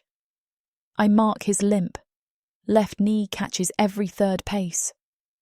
The chieftain, Rawvak the Unyielding, lounges on a lava stone throne above us, expression syrup slow from wine. His priest, Zudrek, hovers at the old orc's elbow, robe hem smouldering where it meets the heated floor. Kael stands to the throne's right, shirtless, arms folded. His chest tattoo, broken axe dripping ruby ink, rises and falls with each irritated breath. Varek waits opposite, hands clasped, silvered eyes half-veiled. Drann lingers beyond torchlight, the quiet gravity my bones already lean toward. The emissary's voice slithers across the hall. Ashfang blood grows thin if it hides behind a human prize. His common tongue is precise, lips curling around the gutturals like a metal file scraping stone. Bonash clan demands custody of the so-called Flamebearer for questioning. Should you refuse, our warbands will paint the crater walls with your kin before next moonrise. My spine snaps straighter. Not property, prize, a richer insult. Priest Zudrek lifts his arms, so wide the charred sleeves billow like wings. Behold the Flamebearer's value, he trumpets, gaze sweeping the crowd. Even rival clans kneel to possess her holy spark. Lies spun thicker than the webs in slave tunnels. But the crowd rumbles. Uncertain awe, fearful hope, every emotion the priest fermented for years. I angle my chin, using the move I once practiced in shackles before dim mirrors, unbent, unbroken, uncowed. The emissary's gaze meets mine. He flinches first. Good. Holy, you say. The emissary's single visible eye glitters. Curious, then, that the prophecy speaks of ash rising on 3 winds, not 1. He taps the bone plate, Perhaps her spark burns brighter under Bone Ash scholars. Surrender her, and we'll leave you the rest of your night intact. Kael's footfall echoes as he steps off the royal platform and descends. Each stride drips menace. When he reaches me, the emissary suddenly looks very mortal. Kale speaks low, but every ear strains to catch. You threaten my clan on Ashfang ground, over Ashfang myth. His golden eyes narrow. Tell me, scholar, how many bones must break before you learn respect? Careful, warlord. The emissary smirks. Spill diplomatic blood and you prove fear, not strength. Kael's jaw scar flexes. He's always one breath from violence. I sense it the way prey senses lightning in a predator's teeth. My pulse drums. If he kills the emissary now, war ignites. That war may free me, or bury me under clan rubble. Either way, chaos is a blade I can wield, if I choose the angle. I place a steadying hand on Kael's forearm, scarred, hot, vibrating with held fury. For a heartbeat the hall tilts. Every pair of eyes stabs us. I speak without waiting for permission. Send more threats, I tell the emissary, voice carrying because silence itself leans closer to listen. But remember the legend you mock. A flame-bearer chooses a ruler. I slide my gaze to the chieftain lounging above, then to Kale. If Bone Ash believes my judgment sacred, perhaps I should tour your fortress and deliver it. Whispers splash outward like molten glass. The emissary straightens, surprised, intrigued. Priest Zudrek's smile falters. I just moved his pawn. Kael's glare flicks sideways, part warning, part astonishment, but he doesn't shake my hand away. The chieftain laughs, loud, sloppy. A wager, then! He rises, wine sloshing across the throne's arm. If the flame-bearer favours Bone Ash hospitality, perhaps she truly was never ours. Zudrek recovers, hissing a hymn under his breath, then booms, Her flame belongs to Ashfang. We will not bargain with scavengers. Ah, priest, the emissary bows mockingly. Scavengers survive on the bones of bigger beasts, bones like yours. Warriors growl, steel kisses scabbards. Varek raises 2 fingers, signal for stillness. The hall hushes. He descends the steps, robes shifting like ink over moonlit scales. He pauses between Kale and the emissary, yet a fraction closer to me. Words scrape thin, he murmurs, voice velvet over razors. Let blood speak instead. He lifts a slim dagger with runes pulsing soft carnelian. 1 cut from each party, mix upon the altar glass. If the flame-bearer's fire dims, Bone Ash may claim her guidance. His smile is patient, chilling. If it flares brighter... He tilts the blade so red light glances across the emissary's eye. She remains. Zudrek's lips whiten. He did not script this ritual. Kael huffs, an approving sound. Drann's silhouette shifts, attention sharpening. The emissary considers, then nods. Done. Varek gestures me forward. Heat skitters under my skin. Part of me thrums with the risk and the performance. The crowd breathes as one creature. I anchor my gaze on Varek's, let him see 0 fear. He draws the blade across my palm with careful pressure. Pain bites, quick and clean. Blood pearls, bright as dawn embers. He repeats the cut on the emissary's ungloved hand. Then he turns, extends his own wrist, and slices a shallow groove, letting his darker blood mingle fast. 3 drops hit the obsidian dais. Stone sizzles. A gasp cascades through the benches. Normally a ceremonial altar absorbs blood enchantments. This bare dais is inert, unless my presence fuels something new. Orange sparks race through natural cracks, forming a sigil I don't recognise. The emissary staggers, clutching his chest. Varek's pupils flare wide. My palm pulses, but it isn't agony. It's music, low and primal. For 3 breaths, no one moves. Then the chieftain shouts, "The flame favours us! Ashfang remains sovereign." The hall bursts into cheers. Drums thunder, wine splashes. But I note the riddle. The sigil glowed only when my blood met Varek's, not the emissary's. A secret thread weaving tighter between us. Kael rounds on the bone ash guards. Your petition is denied. Leave before I peel that bone mask off and feed it to the fires. The emissary wipes a trembling hand on his cloak. This isn't the end. His gaze darts to me, desperation flickering behind arrogance. Whatever game you think you're playing, girl, bones remember. He backs away, guards closing around him. Kael tracks every step, blade half drawn. The emissary reaches the entry archway. A rusted chain portcullis rattles apart, allowing escape. Kael strides forward, blocking the gap with his body alone. The emissary halts so abruptly sparks leap from boot soles. Kael leans in, breath a furnace. Tell your war chief the Ashfang heirs guard what is ours. Next time you cross the Caldera line, you leave pieces behind. He steps aside only after the threat sinks marrow deep. I release the breath I didn't realise I was holding. That was more than intimidation. It broadcasted to every witness, and to bone ash spies, that Kale stakes claim over me with lethal intent. Danger, yes, but also shield. I can use both.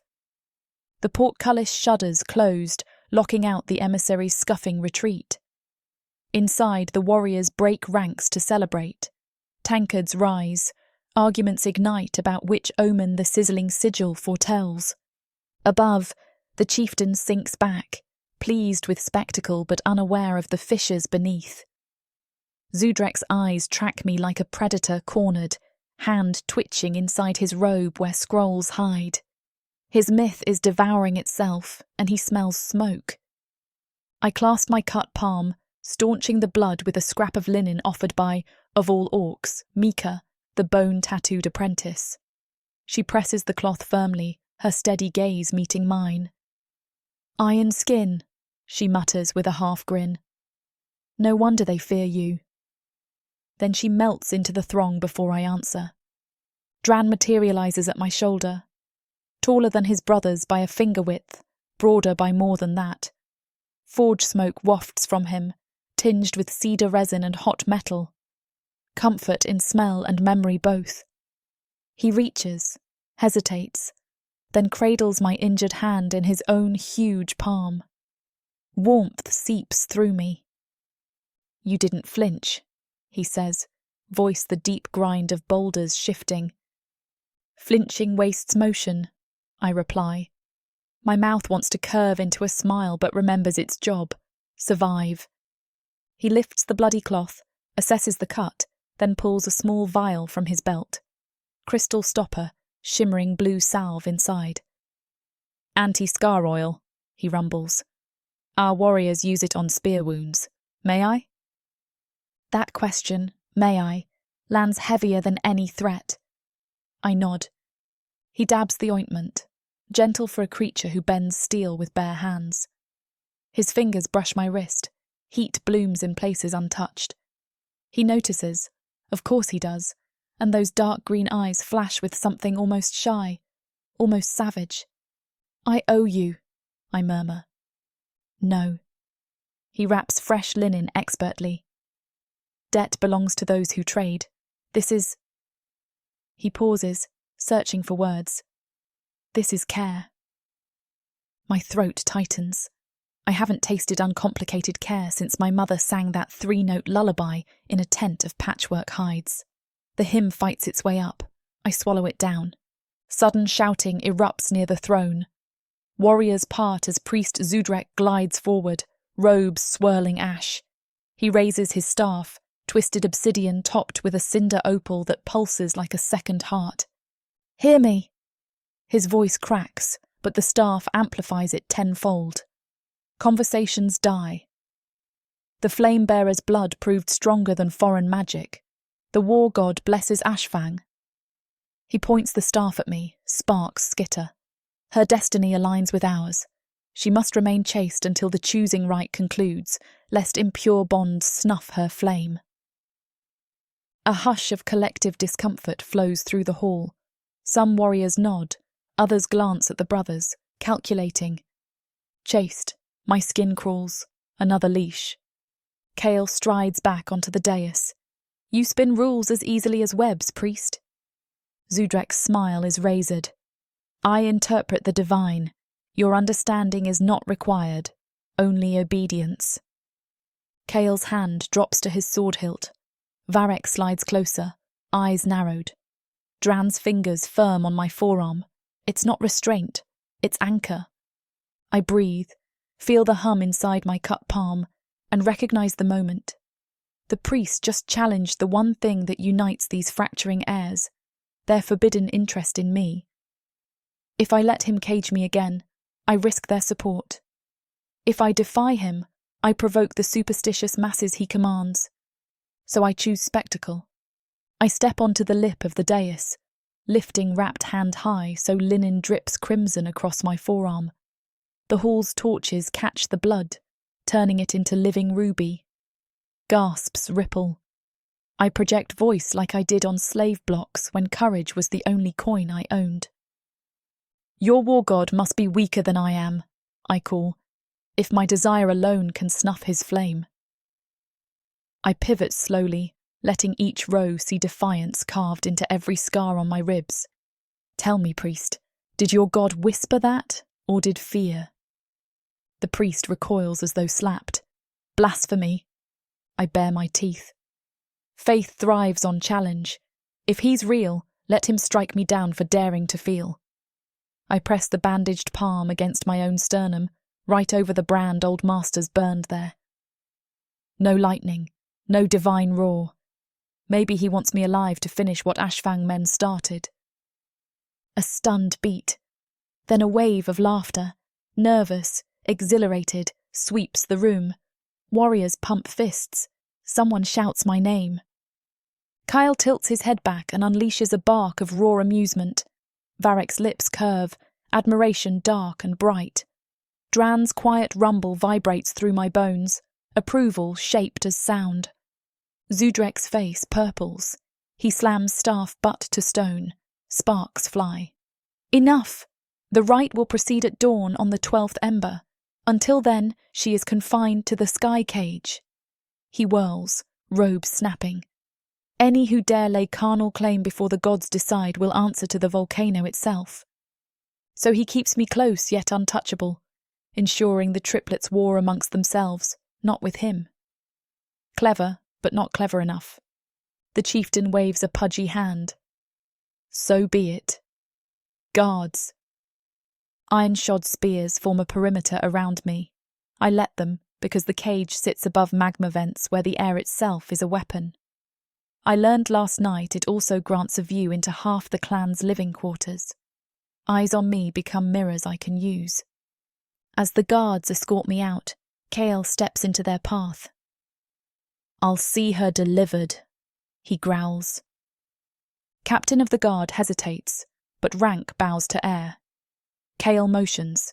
Drann and Varek fall in. My pulse quickens. 3 living storms walk me through a corridor of watching clansfolk. Zudrek's outrage trails behind, but he doesn't dare challenge them publicly. Outside, the night crackles with shifting lava flows, sky streaked dull crimson from constant eruptions farther downslope. The cage tower looms, iron ribs fused at the top, suspended by chains from a natural arch of black rock. A wooden ladder climbs past vent steam to the narrow platform. Kael pauses at the ladder's base, shadowed by ambient glow. He speaks low, meant only for me. You spit venom artfully. I arch a brow. Did the performance please my new jailers? He grunts, amusement. It pleased your allies, and frightened your enemies. Same thing, usually. I start up the ladder. Halfway I glance down. Coming warlord, or does smoke bruise your lungs? Something savage gleams in his eyes. Without answer he follows, boots biting rungs, body heat chasing me. Varek ascends behind him, steps measured, gaze on my ankles, reading, always reading. Drann takes the rear, silent guardian. At the platform, Kael unlocks the cage with a rune-etched key. The door shrieks. He gestures me inside. I obey, though no guard pushes. Stars burn above like sparking iron. Molten rivulets river below, their roar a lullaby of ruin. Kael steps in with me. Varek remains at threshold. Drann halts outside, hands gripping cage bars. Kael grips a chain overhead, muscles popping. Stay near the centre, the edge rails conduct heat. Trying to preserve your flame-bearer? I tease. Golden eyes flick to my mouth. Trying to preserve you, he corrects, voice rough sand. Then, quietly, I saw fear in Bone Ash eyes tonight. It was good. I swallow, unsettled by the confession's strict honesty. Varek's smooth tenor drifts in. Fear seeds obedience, but awe nurtures devotion. He tilts his head. She gave them awe. Guard that as jealousy guards treasure, brother. Kael exhales, resignation threading with hunger. He faces me fully. Wind lifts the short mohawk braid, Tara teeth clicking. The priest will scheme harder. He'll poison crowds, twist rights. Let him, I say. A snake thrashes hardest before its own fangs impale. I look past Kael to Drann gripping the bars. Bring me information. If I know the script, I can rewrite it. Drann nods once. Scout talk in forges. See patterns. Kael's brow furrows, but he steps back, leaving me centre. Rest. Tomorrow we plot. He exits. Varek lingers, silvered eyes stroking every inch of my face. He murmurs, "You chose spectacle. Clever. Next time choose secrecy as well. 2 blades cut deeper than one." He taps his temple in silent salute and departs. Drann's hand releases the bar last. He meets my gaze, says nothing, yet something passes like a promise hammered true. Then they descend. I'm alone with the mountain's breath. I sit cross-legged on the warm iron grating, unwrap my palm. The ointment gleams under starlight, wound already knitting. I trace the cut, a reminder of leverage earned in blood. Around me, ashfang torches glitter, a galaxy of furnaces embedded in rock. Somewhere, Zudrek plots. Somewhere farther, the Bone Ash emissary nurses pride, sharpening vengeance. But here, in this suspended cage, I pulse with dangerous calm. I hum the 3-note melody, soft so lava's roar swallows it. The tune steadies my heartbeat, calls memory of my mother's arms. I am not slave, nor symbol, nor prize. I am the spark they fear. Tomorrow I will turn fear into fire. Tonight I learn their constellations, counting windows, cataloguing guard rotations, noting which vent belches smoke thick enough to mask an escape if needed. Because care tastes sweet, but freedom tastes sweeter still. And if I must burn the lie of prophecy to claim both, I will strike the match myself.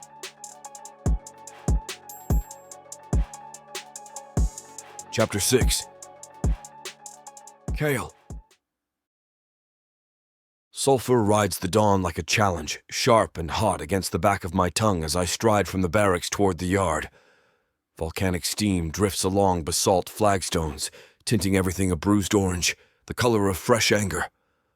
3 weeks have ground past since the flame-bearer arrived, yet the entire clan still crackles as though lightning hums beneath the stone. Warriors swing blades earlier, laugh harder, fight longer. They think it's because Father ordered daily exhibitions to impress the human.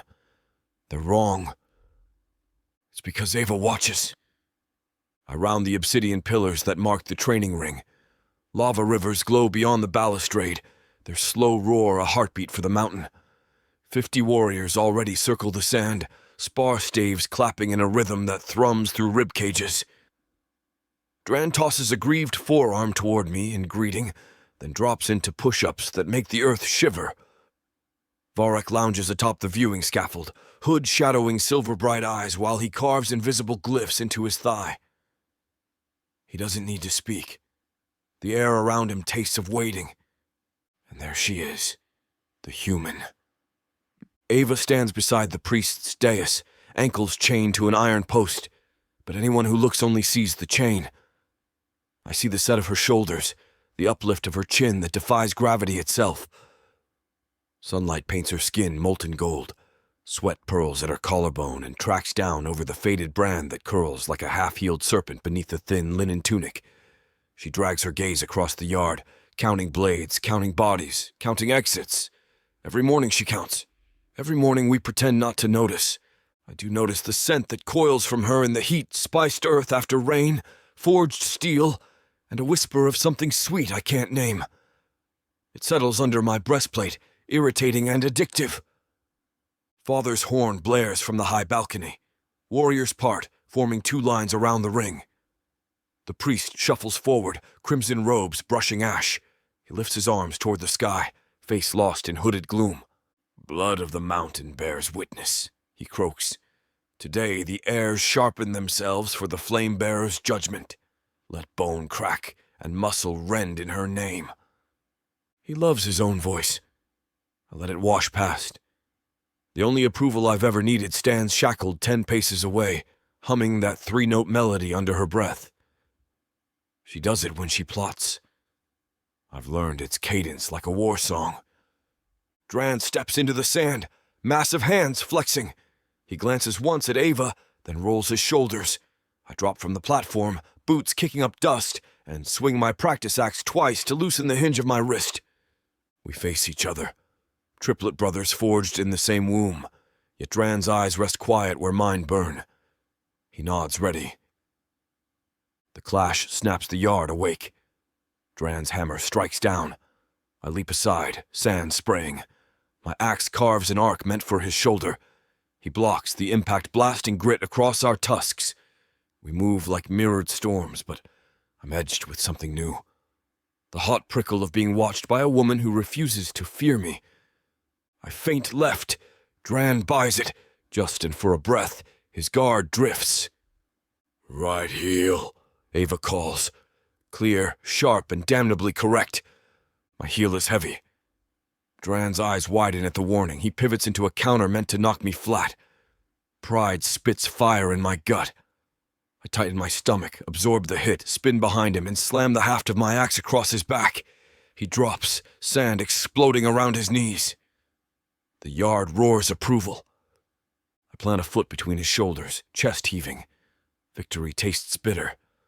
Not because Drann yielded, but because I needed her counsel to see my flaw at all. I offer him my hand. He grips forearm to forearm and rises, respect blazing in his moss-green gaze. The priest waddles forward again. Skill worthy of the war god, the flame-bearer. Silence! My voice cuts through the cheers. The crowd stiffens. Even the priest's tongue freezes mid-sermon. I brush sand from my gauntlet and turn, locking eyes with Ava. She doesn't look away. In those dark irises lives the same fury that used to guide my sword. The same hunger father's booze and bad counsel tried to drown in me. The world tilts. My pulse wrecks its rhythm. Enough demonstrations, I announce, sweeping the onlookers. Words of gods and robes of priests prove nothing. Respect is earned in flesh. I pivot, pointing the axe head at the platform behind which she stands. Tonight, after dusk, the yard is closed. Flamebearer, you will witness a private trial. If you wish to judge us, truly judge us, do so while we bleed. A hiss of breath rolls through the warriors. Father's balcony creaks as he shifts his weight. He'll rage later. Let him. Right now, the only sound I crave is the answer in Ava's throat. She tilts her head, curls twitching in the wind, and smiles. Wide, wild, dangerous. Then you'd better make it worth my time, orc. Heat lances from my spine to my groin so fast it rings a growl from my chest. I stomp the urge to cross the sand and taste that grin. Not yet. Not here. Dismissed, I bark. Warriors scatter. Drann claps me on the shoulder once before limping toward the forge sheds. Varek remains seated, a lazy smirk curving his mouth as though he's just heard the secret punchline of the universe. He'll have words later. He always does. I wipe sweat from my brow, stride to the dais, and unhook the chain from the post myself. The guard blanches when I shove him aside. "Walk," I order. She plants her feet. I've been walking circles in cages for years. Parade me again, and I'll dig my heels so deep, you'll drag grooves through your precious sand. I lean close, inhaling smoke and her skin. "Parade?" I murmur. "No, I have a job for you." Suspicion flares. "What kind of job?" "One you're perfectly suited for." I gesture past the pillars toward the overlook where lava belches in slow breaths. Strategy. A laugh breaks from her, low and incredulous. "You want a slave to teach you war?" "I want the woman who spotted my failing in 2 heartbeats to help correct it." She blinks, then glances back at the yard where Drann checks a split lip. "You already won. Winning isn't enough." I step into her space until the chain between us clicks taut. I want to end every fight before my enemy lifts a blade. Show me how my stance speaks before I ever open my mouth. A long moment passes. The priest fusses behind us, whining that propriety forbids. I ignore him. So does she. Finally, Ava lifts her chin, that tiny scar beneath her left eye catching light. "Unshackle me and give me a sword." First, the lesson. I unlock the cuff at her ankles, but leave the wrist manacle for now. A compromise. "Come." We walk the ridge path overlooking the barracks. Sulfuric wind combs through my mohawk, braids tipped with Tora teeth clicking softly. Ava keeps pace despite the chain, silent until the roar of the yard fades. 3 weeks, she says at last, fingers brushing the rocky wall for balance. "Your father thinks the myth works because no one has died yet." I grunt. A corpse isn't proof of vision, it's proof of a blade. You're smarter than he is. She stops, eyes on the magma river below. So I keep dancing to his lie. Red light flickers over her face, painting shadows across cheekbones sharp enough to cut pride. I grind my teeth. Because my brothers still listen to him. Because the clan believes the robe more than their own eyes. I lift a hand, curl it into a fist around empty air. But they will see. Tonight is one more crack in his foundation. Ava shifts, folds her shackled wrist across her stomach. The chain rattles like an accusation. "Show me your stance again." "No?" "No." Fine. I widen my feet, settle weight into my hips, raise imaginary blade. She circles, humming that cursed 3 notes barely louder than volcanic hiss. When she stops behind me, her breath fans my nape, my pulse stutters. No female has ever stepped that close uninvited because any invitation from me is usually soaked in gore. She ignores the peril, leans in, and nudges my left knee with hers. "Too straight," she murmurs. "Imagine the blow comes from both sides. Your balance cheats forward, leaving your rear guard hollow. Bend here." 2 fingertips press the inside of my thigh. Sparks shoot toward my groin again. I grip the air harder. She moves up, palms spanning my ribs just beneath breastplate edges. And breathe quieter. Every exhale telegraphs intention. She inhales, her chest brushing my back. Like this. Her demonstration forces my lungs to match her pace, slow, steady, lethal. I swear the mountain stills to listen. When she steps away, my armor suddenly weighs double. I clear my throat. "Satisfied?" "For now." She meets my eyes, something wicked flickering there. "When do I get the sword?" "After the trial. You'll need it." "I'll need it tonight?" I nod. Respect is earned in flesh.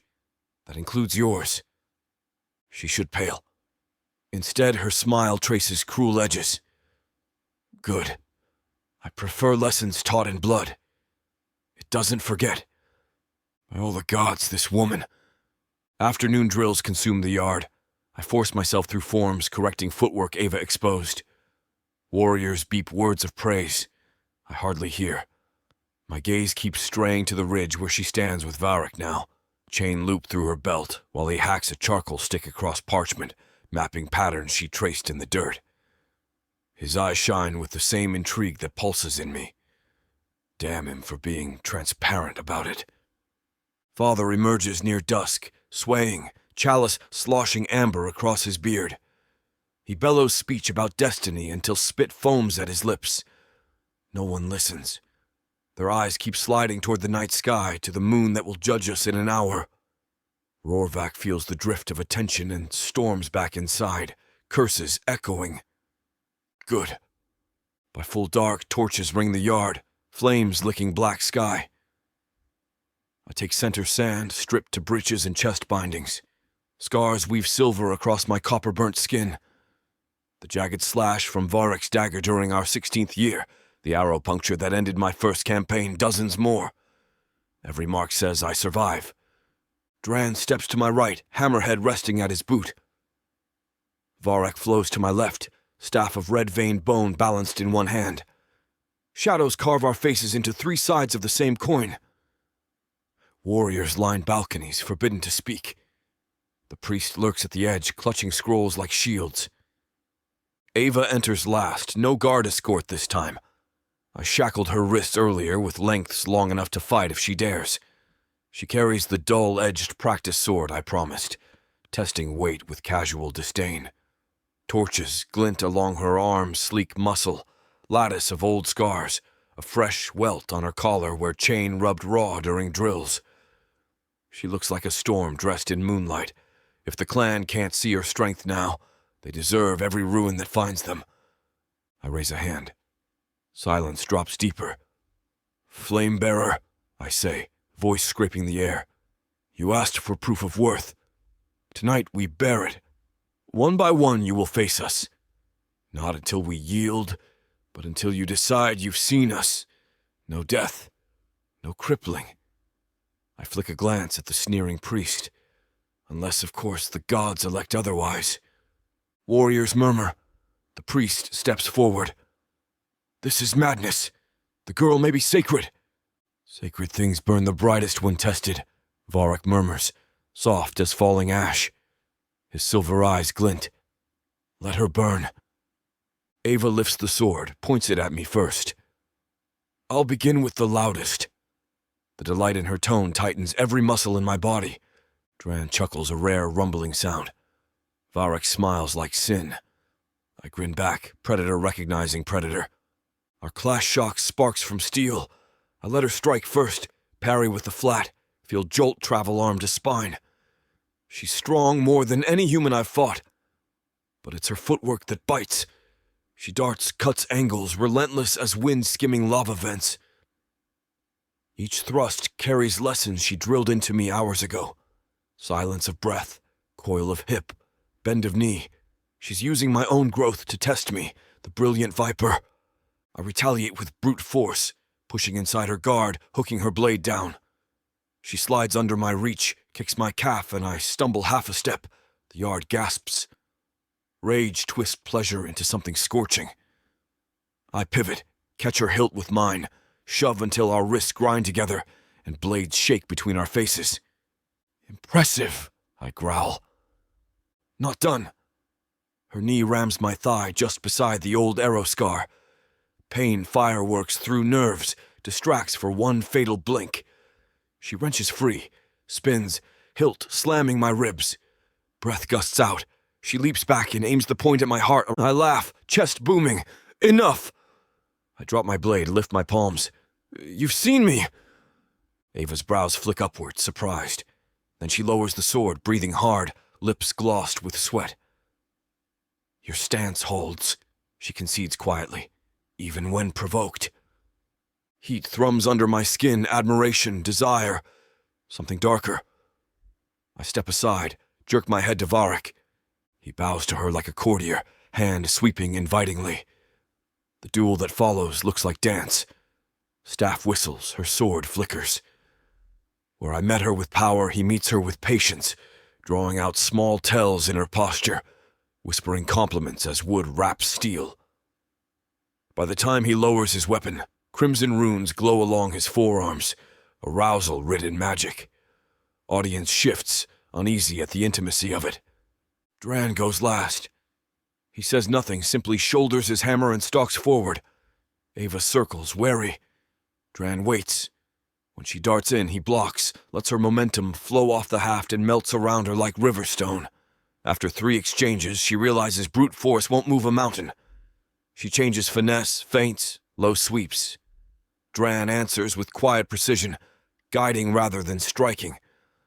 At last he catches her blade on the crook of his hammer handle, twists, and the sword clatters to sand.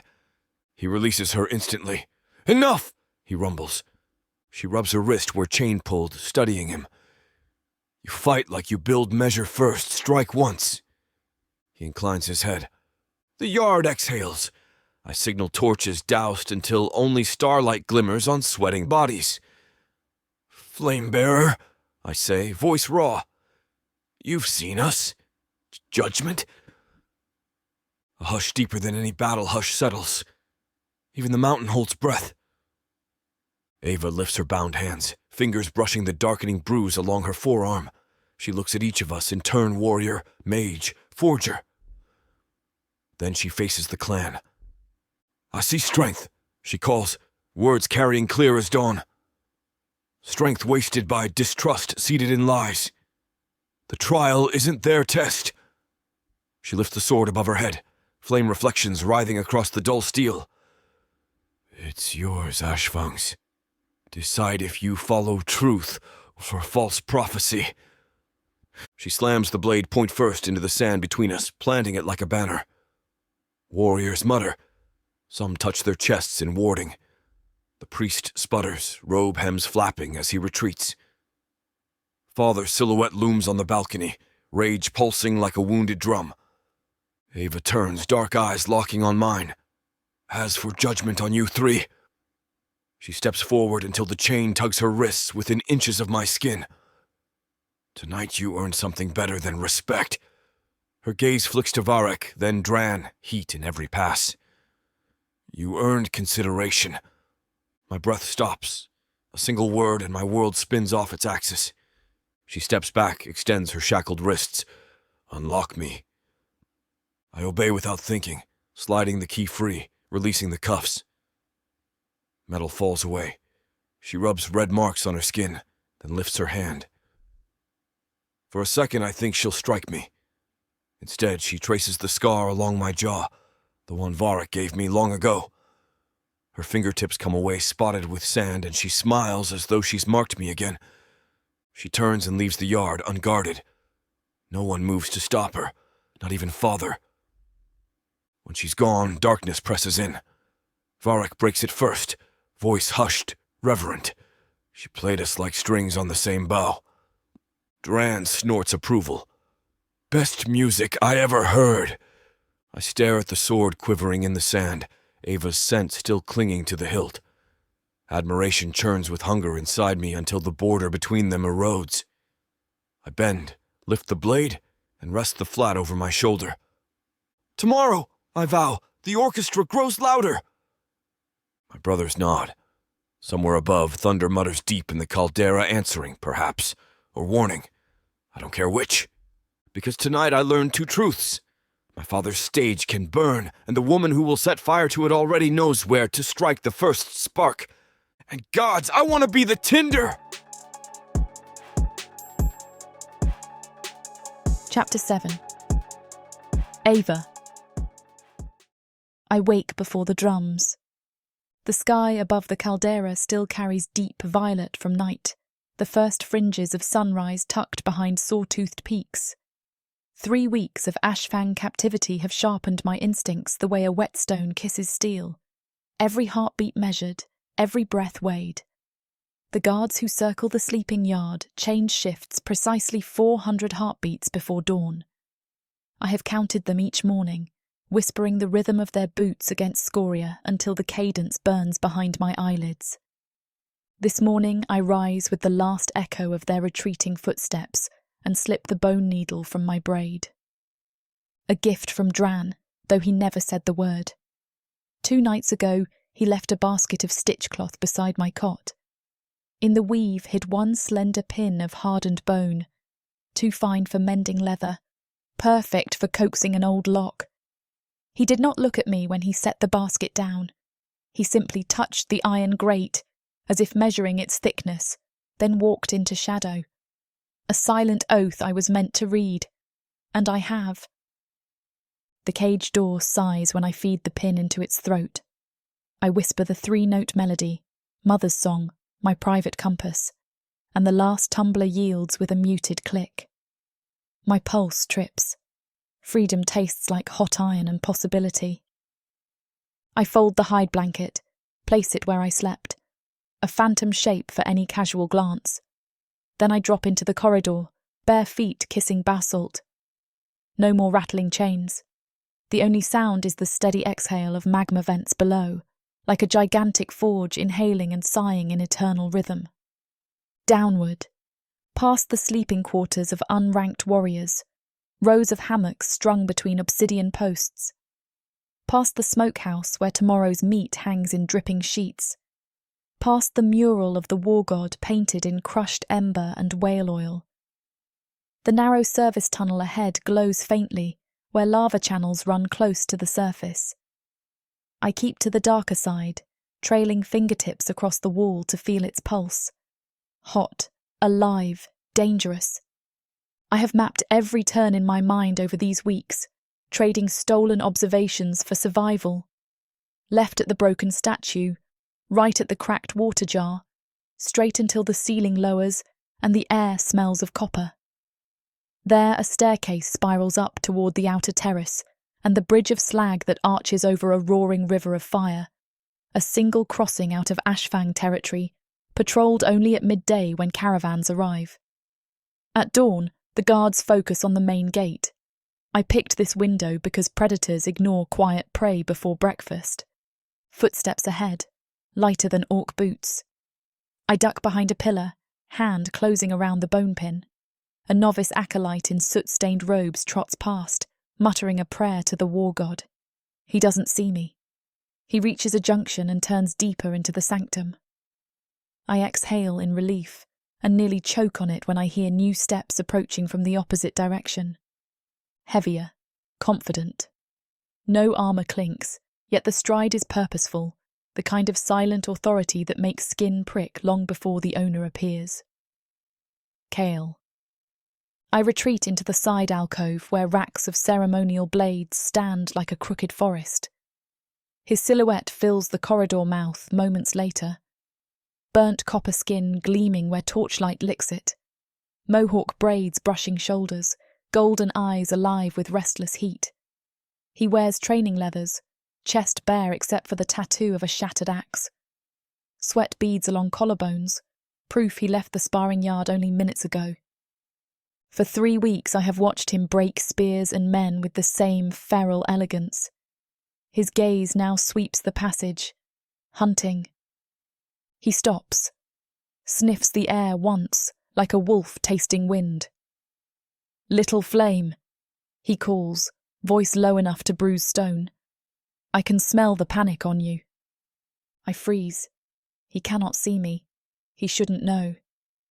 But I remember. Orcs track by more than eyes. Ashfangs especially value scent in warfare. Drann's quiet lessons echoed that truth. I steady breathing, recall the Forge Master's trick.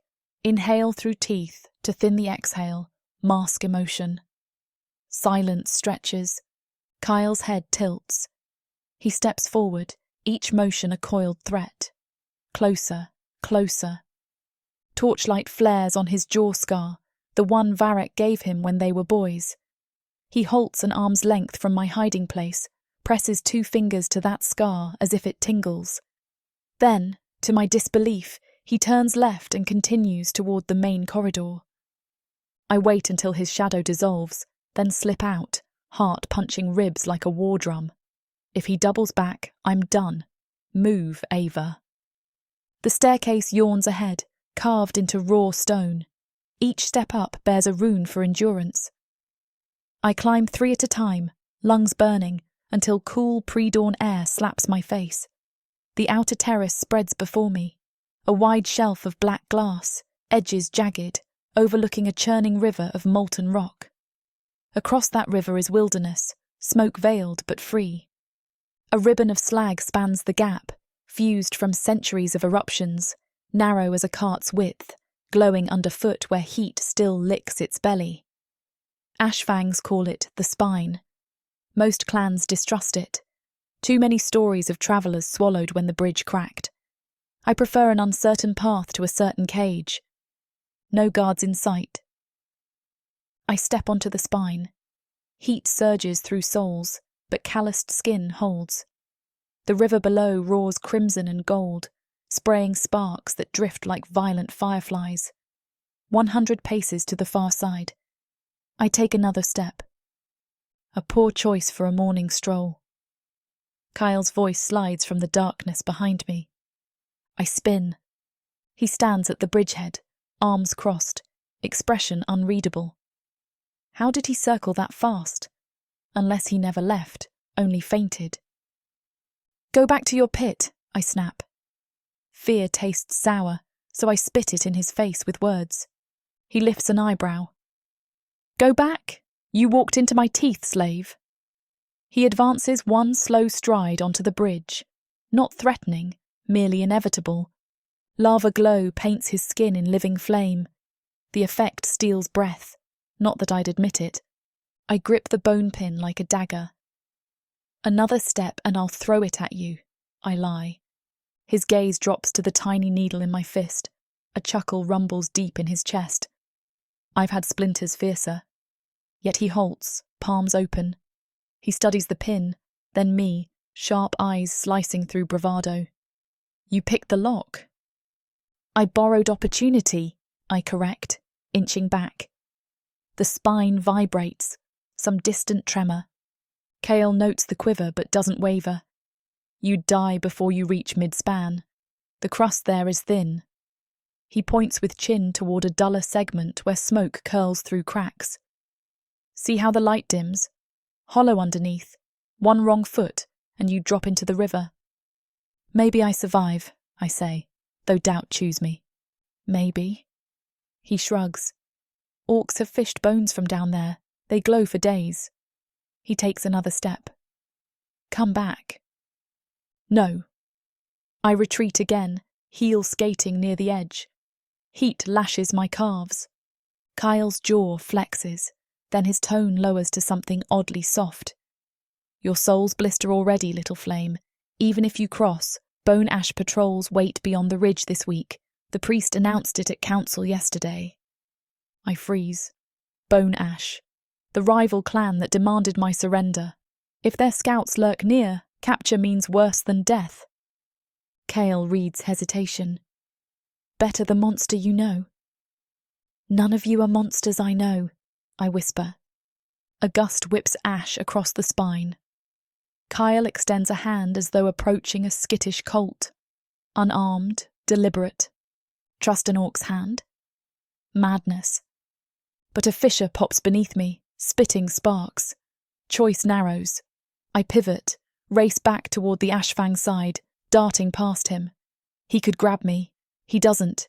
He matches pace beside me until we step onto solid terrace. My legs shake. Kael hovers close, scent of steel and sweat wrapping me. The frenzy of escape bleeds out, leaving exhaustion. He plucks the bone pin from my limp fingers. Clever. Instead of pocketing it, he tucks it back into my palm. A blade is useless if the owner's gone. Confusion stabs through me. Why help? A flash of teeth. I didn't. I prevented the entertainment of watching you roast. My motives are selfish. He gestures toward the main causeway that leads to the practice field turned sleeping cage. Walk. I follow. Because where else?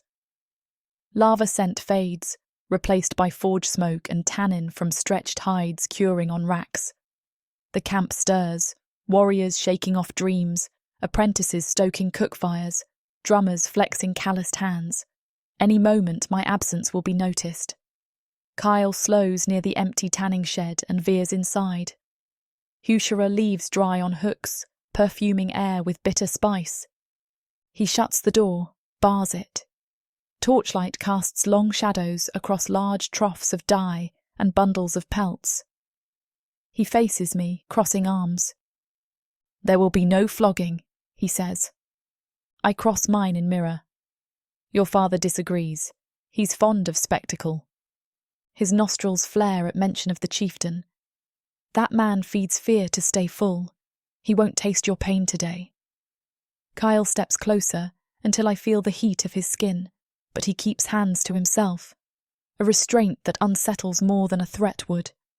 I tilt chin. "You'll lie on my behalf?" "I'll challenge him before he peacocks. Combat outranks courtroom here."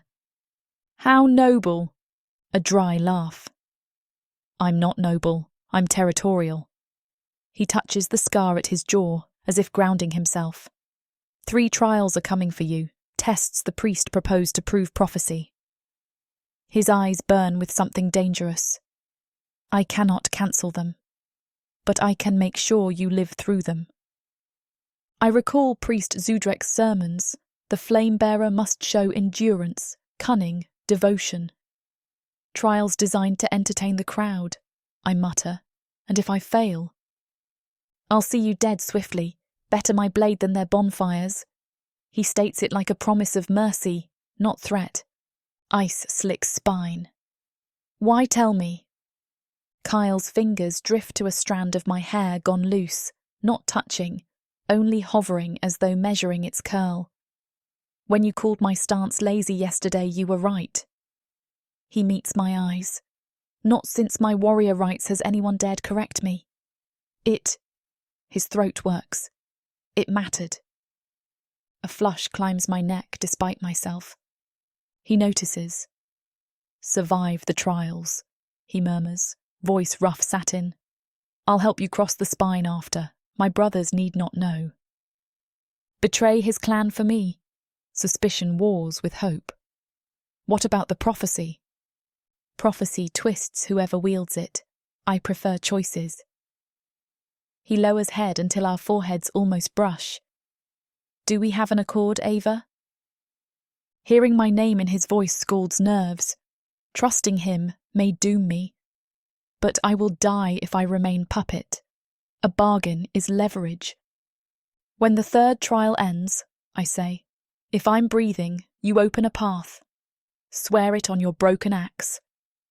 He grips my wrist, places my palm flat against the tattoo on his chest, inked shards circling a heart that thunders beneath skin. I swear. Heat radiates, making thoughts stumble. I hum the 3 notes before I know it, a reflex to tether mind. Kael's pupils widen. "You sing to calm fear." It isn't singing. I try to pull back, but he doesn't release immediately. His thumb strokes the inside of my wrist once, startlingly gentle. Then he lets go. "I'll remember the melody," he says, voice oddly soft. "Don't. It belongs to Mother, to freedom nights under slave camp stars." He accepts the rebuke with a nod. Then he opens the shed door. "Go to your quarters. Wash your feet with the mint oil Drann hides under the cot. The blisters will fade by evening." I step past him. "Why do you know where he keeps his oil?" "Brothers share few secrets." A half smile. "Especially when they reek." I should march away, yet a question roots me. "If I survive and we cross the spine, what then? You return to the chieftain's throne." "My future is ash until forged." He glances at dawning light beyond rooftops. "Maybe I break the throne. Maybe I melt it. The path lies on the other side of your freedom." He triggers emotions I do not want. Admiration, curiosity, a spark of kinship, dangerous all. I force a nod and head down the alley. Behind me, the clang of the shed bar sliding back into place echoes like a gavel. Later, as sun crowns the caldera rim, the entire camp buzzes with rumour. No one speaks of my attempted flight. Kael must have intercepted gossip, but whispers swirl of fresh trials. I sit outside the healer's hut, mint oil cooling raw skin, while Mika, the apprentice weaponsmith, braids new leather strips into a knife hilt. She eyes me sidelong. Heard you'll run the ember tunnels tomorrow, she says, cheeks streaked with soot designs. No human lasts long in that smoke. Humans breathe too, I reply, maintaining even tone. My gaze tracks Kael across the training yard where he drills novices. Each swing of his blade sends sparks skittering off the anvil of volcanic gravel. Mika snorts. Breathe, yes. Survive choking fire, different tale. She slides the finished dagger into my boot with a conspiratorial wink. Break their expectations. Drann appears then, silent as dawn mist. He kneels, inspects my blistered soles, applies salve without asking. Forge smoke clings to his skin, warm cedar with a metallic undertone. The scent wraps me in strange comfort. Our eyes meet, words feel unnecessary. Gratitude flickers. He nods as if hearing it. When he stands, the chain of bone rings on his belt rattles softly. He leaves, to shape steel or fate. I test weight on my feet, better already. Across the yard, Varek observes Kael from the shade of an obsidian archway, expression unreadable. Ink runes flicker beneath his skin, lines glowing faintly in daylight. When his gaze drifts to me, the glow brightens as though responding to secret energy. He inclines his head, lips curved in a knowing half-smile, then disappears into the prayer caves. Brother wolves circling, each in his own orbit around the lie of the flame-bearer. And I, centre of that gravity, must dance or burn. Tonight, Kale said, the first of 3 trials begins. No, he implied tomorrow. But at dusk he promised a private test of respect. What does a warlord consider private? I flex toes, dirt crunching beneath nails, 1 trial at a time. Dusk spills blood-orange light across the caldera. Training crowds disperse toward mess halls. Kael summons me with a whistle, short, sharp. I follow him to the sparring ring, now empty. Torches line the perimeter, their flames twisting blue where gases seep from cracks. He tosses me a wooden practice spear. Handle smooth, tip blunted. You criticize my stance, he says, rolling shoulders. Show better. A challenge, not derision. I grip the spear. Slave pens taught survival with improvised weapons, but orc sparring ground is another beast. I plant feet shoulder width, left forward, weight balanced. Widen lead foot, Kael instructs, circling me.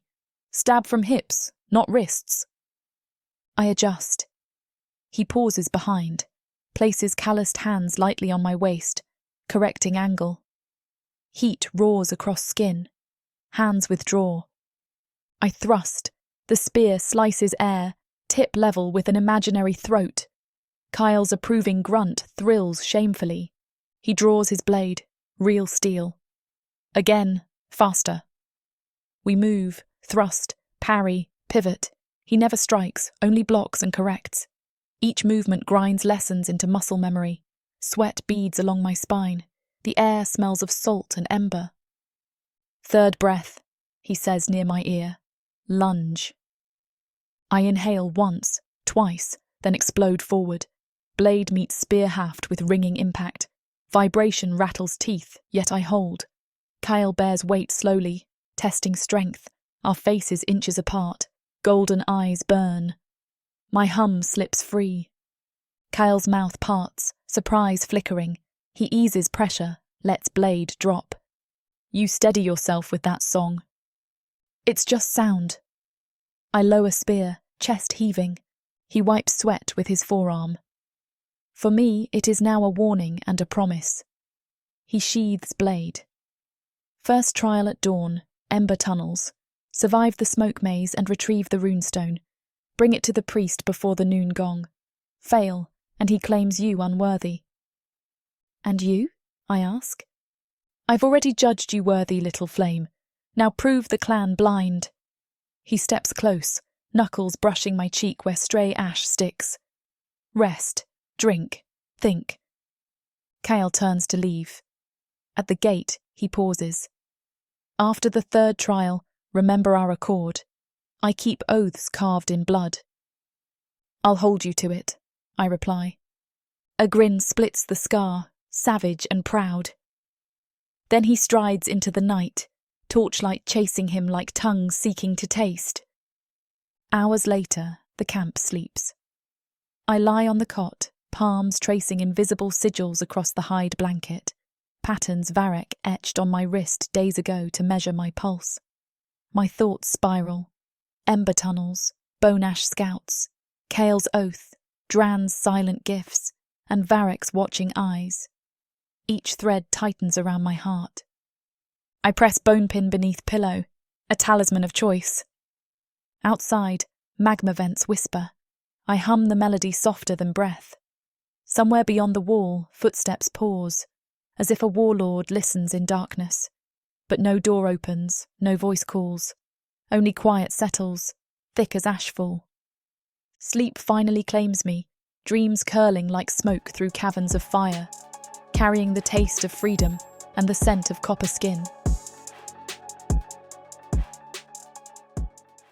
Escape this world and step into one where romance and magic intertwine across realms, with stories that are not just standalone tales, but part of a vast, interconnected universe. Imagine not just one, but 100 stories, where characters, destinies, and legends cross paths in unexpected ways. 100 audiobooks from the Romantasy 100 book bundle. These aren't just isolated stories. They share themes, worlds, and threads that make every journey feel part of something grander. Fated lovers, ancient prophecies, and the delicate balance between power and passion.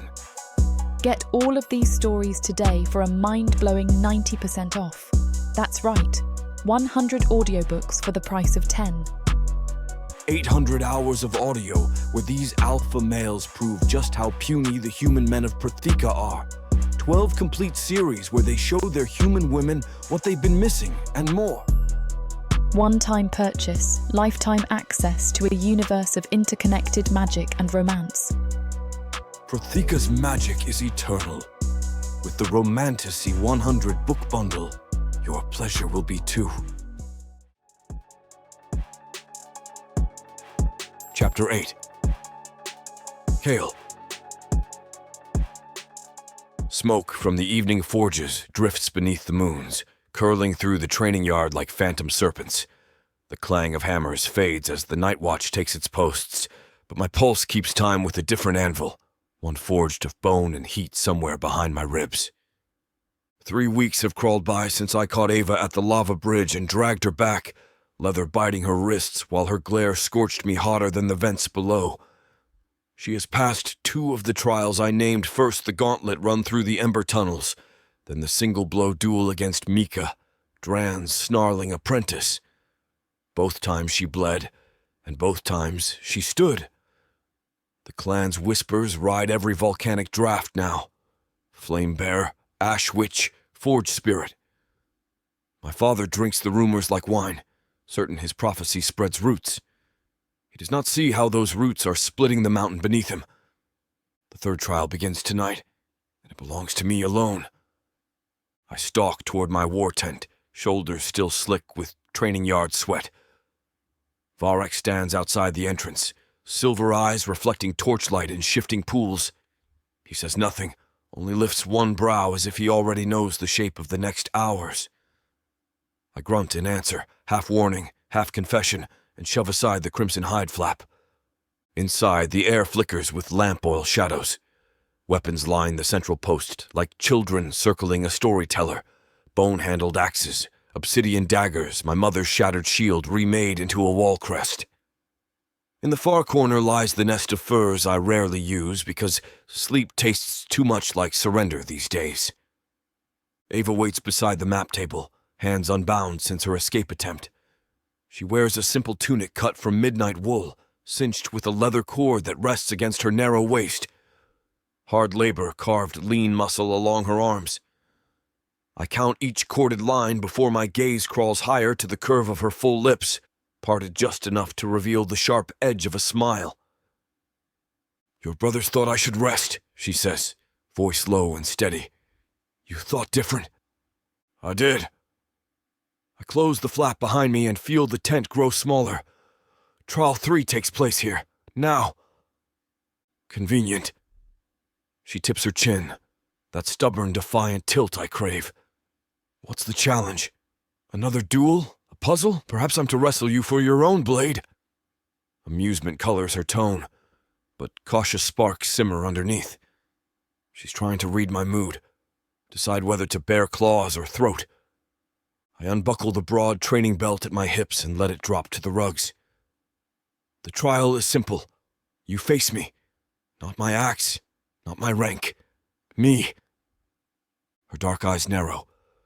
Face you how? I'll show you. My voice rasps, thicker than usual. 3 weeks of watching her stride through camp, head high despite curses and sidelong stares, have carved new canyons of hunger in me. I need to touch her. I need her consent, thunder loud, so every warrior on this mountain understands the line between possession and partnership. She crosses her arms, waiting. I lift a length of soft leather cord, a rein cut from one of Drann's war steeds, supple and strong. I hold it between both fists so she can see every fiber, every knot. Ava's shoulders tense, but she doesn't retreat. You plan to bind me again? Only if you say the words. I step closer, letting her feel the heat rolling off my body. If you refuse, the trial ends. You walk out free of punishment, and we begin again tomorrow. And if I accept, then the trial measures trust, yours in me, mine in myself. I swallow hard, admitting the second half tastes like swallowing sparks. I'll bind your wrists, lay you on those furs, and take you with the full camp listening outside this canvas. They will hear your pleasure and understand it is given, not stolen. A silence arcs between us, bright and dangerous. She studies the leather, then my eyes. You gain what, exactly? Control. The word shakes free like a blade from its sheath. Over the violence wired into my bones. Over the need to own instead of protect. If I can hold back when you're beneath me, I can hold back anywhere. Ava's breathing deepens. The lamp behind her limbs soft gold along her cheekbones, catching the tiny burn scar at her temple she never speaks about. She steps forward until the tips of her boots touch mine. And what do I gain? Safety. I let the promise settle. You'll know the strongest warrior here can't harm you, even when he's buried inside you. My father's lies will crack when they see that truth. A laugh almost breaks from her, but she swallows it. Bold orc. You've called me worse. Not to your face. She lifts her hands, presenting slender wrists. Do it. Lightning forks through my spine. I loop the first coil around her left wrist, slow enough that she feels the drag of leather against skin. Her breath hitches, but she holds still. I cinch the second wrist and knot the tether, leaving enough slack for blood to flow, none for escape. Respect, not captivity. My fingers graze the faint brand across her ribs, barely visible through the thin tunic, and rage flickers at elves long dead, at chains burned away before I swallow it down. Color? I ask. She frowns. Color? Pick one. If you speak it, everything stops, no matter who's watching. Her lips part in surprise, then curve. Cinder. I nod and lead her toward the furs. She follows without stumbling, head high, though her pulse thrums swift beneath the fragile skin of her throat. I lower her until her knees sink into wolf pelts. The scent of wild tundra fur rises, mingling with iron and cedar from my skin. Sorry for the interruption. I know you were gearing up for a steamy scene, but it's way too hot for this platform. If we want to keep sharing our stories for free, we have to abide by this platform's guidelines. To get the full, unabridged audiobook, go to worldsofprotheka.com. Browse through unabridged audiobooks, countless ebooks, and bundles offered at a discount. If the thought of me whispering all the dirty details into your ear isn't enticing enough, use discount code YouTube30 to get 30% off of all digital products. Story after story, audiobook after audiobook, the worlds of Protheka are waiting for you. Protheka's magic is eternal. But unabridged, It's unforgettable.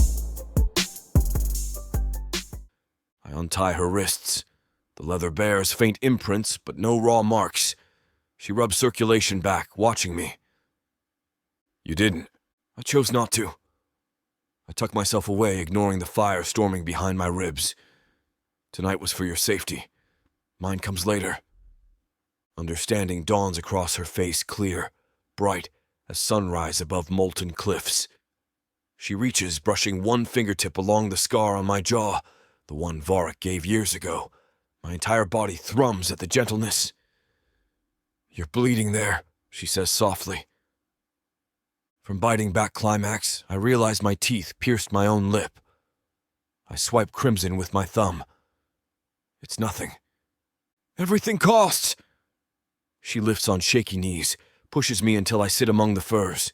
Then, without flinching, she lays herself beside me, no longer bound, wholly untethered.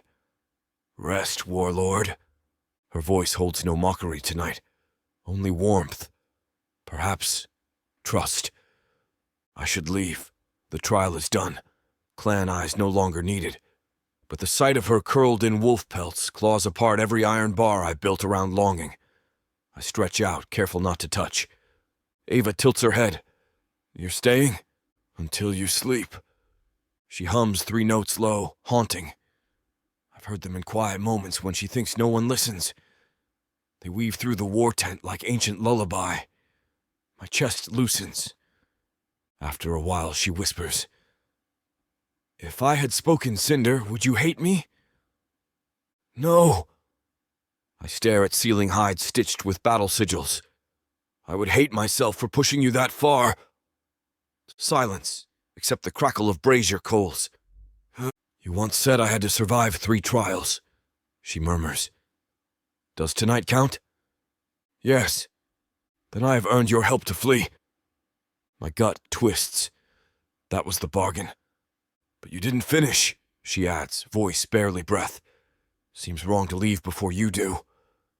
A laugh punches from me, quiet, incredulous. Careful. My control is tested, not limitless. Good. Her eyelids drift shut, because mine is growing.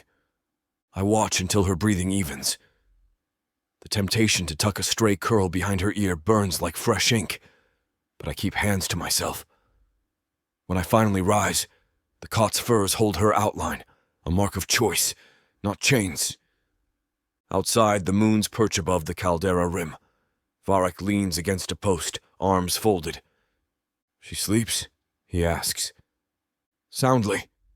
And you? Awake. I adjust my belt, ignoring ache. He studies the blood on my lip, the sweat still cooling along my collarbone. A knowing smile curves his mouth. Congratulations, brother. Your first victory over yourself. Pray it lasts. Oh, it will. He straightens, gaze turning inward as though reading unseen glyphs. The mountain trembles in more ways than one. Tomorrow the priest calls a new rite. He means to brand Ava as clan property. Ice cracks down my spine. He won't touch her. You'll need allies. Varek's silver eyes glow beneath torchlight. Luckily, I find devotion compelling. I narrow my gaze. Is that what this is? Curiosity? Obsession. He shrugs, unashamed. We'll speak when dawn fires the sky. I leave him and stride toward the upper terraces, past forges humming with low coals. The night air cools sweat, but heat roars beneath skin. Ava's scent lingers on my fingers, floral and wild and unbroken. I clench my fists until bone creaks. One trial remains, the greatest, tearing down the false throne my father guards. Ava will not face that alone. I will stand with her. Varek will weave his blood songs, Drann his iron vows. And when the ash settles, the tribe will know a new truth, not prophecy, but choice. A wind sweeps from the caldera, carrying sparks high into darkness. I watch them scatter like stars escaping gravity, and a rare thing stirs inside me, hope, fierce and terrifying. Tomorrow the mountain learns what it means to burn. Chapter 9. Ava. The bathhouse door yawns on soundless hinges, spilling sour sweet steam into the corridor. Every muscle in my body hisses when wet heat strokes my skin, coaxing aches I hadn't noticed until now. 3 weeks of sparring drills, dawn marches, and last night's dark bargain with Kale have turned me into taut wire, dangerous, but one frayed tug from snapping. Warm light glimmers across the shallow pool at the chamber's heart. The basin is hewn right out of the basalt floor, its lip veined with copper so old it's green. Faint rivulets of magma run beneath a cracked glass layer in the rock, glowing like captured lightning. Around the rim rise plinths that once held statues of clan heroes. Their heads were lopped off during some forgotten revolt, leaving only shoulders that jut like broken teeth. I breathe in mineral steam laced with crushed sala leaves. The scent is strange, earthy pine and citrus smoke, but it scrapes soot from my lungs. Kael insisted I come here. "Wash off the blood," he growled, gaze lingering on my knuckles where a drying maroon smear marked the punch I'd landed against his jaw the moment before everything blurred into moans and breathy cursing. He didn't bother mentioning that most of the splatter is his. Orcs don't flinch at blood. They flinch at shame, and bleeding in front of me shames him. I edge to the stone bench and peel away my borrowed tunic. It hangs limp, torn at the neckline from Kale's impatient grip. The bruise blossoming along my ribs looks like violet lightning branching under dark skin. Another souvenir. I should resent him. Instead, the mark feels complicated. I twist the clammy fabric and lay it over a peg, then unknot the waist wrap and step out of it too. The water ripples at my toes, hot but not scalding. As I slip in, needles of heat dig deep, loosening knots in calves and spine. When I sit, the pool swallows me to the collarbone. Somewhere beneath, an underground vent exhales, sending up a chain of molten scented bubbles. They break against the surface with quiet pops, like distant fireworks. Silence spreads. No taunting crowd, no priest chanting lies, no Kael pacing like a storm. For what feels like days, I am alone with my heartbeat. And that is far more dangerous. Images smashed together behind my eyes.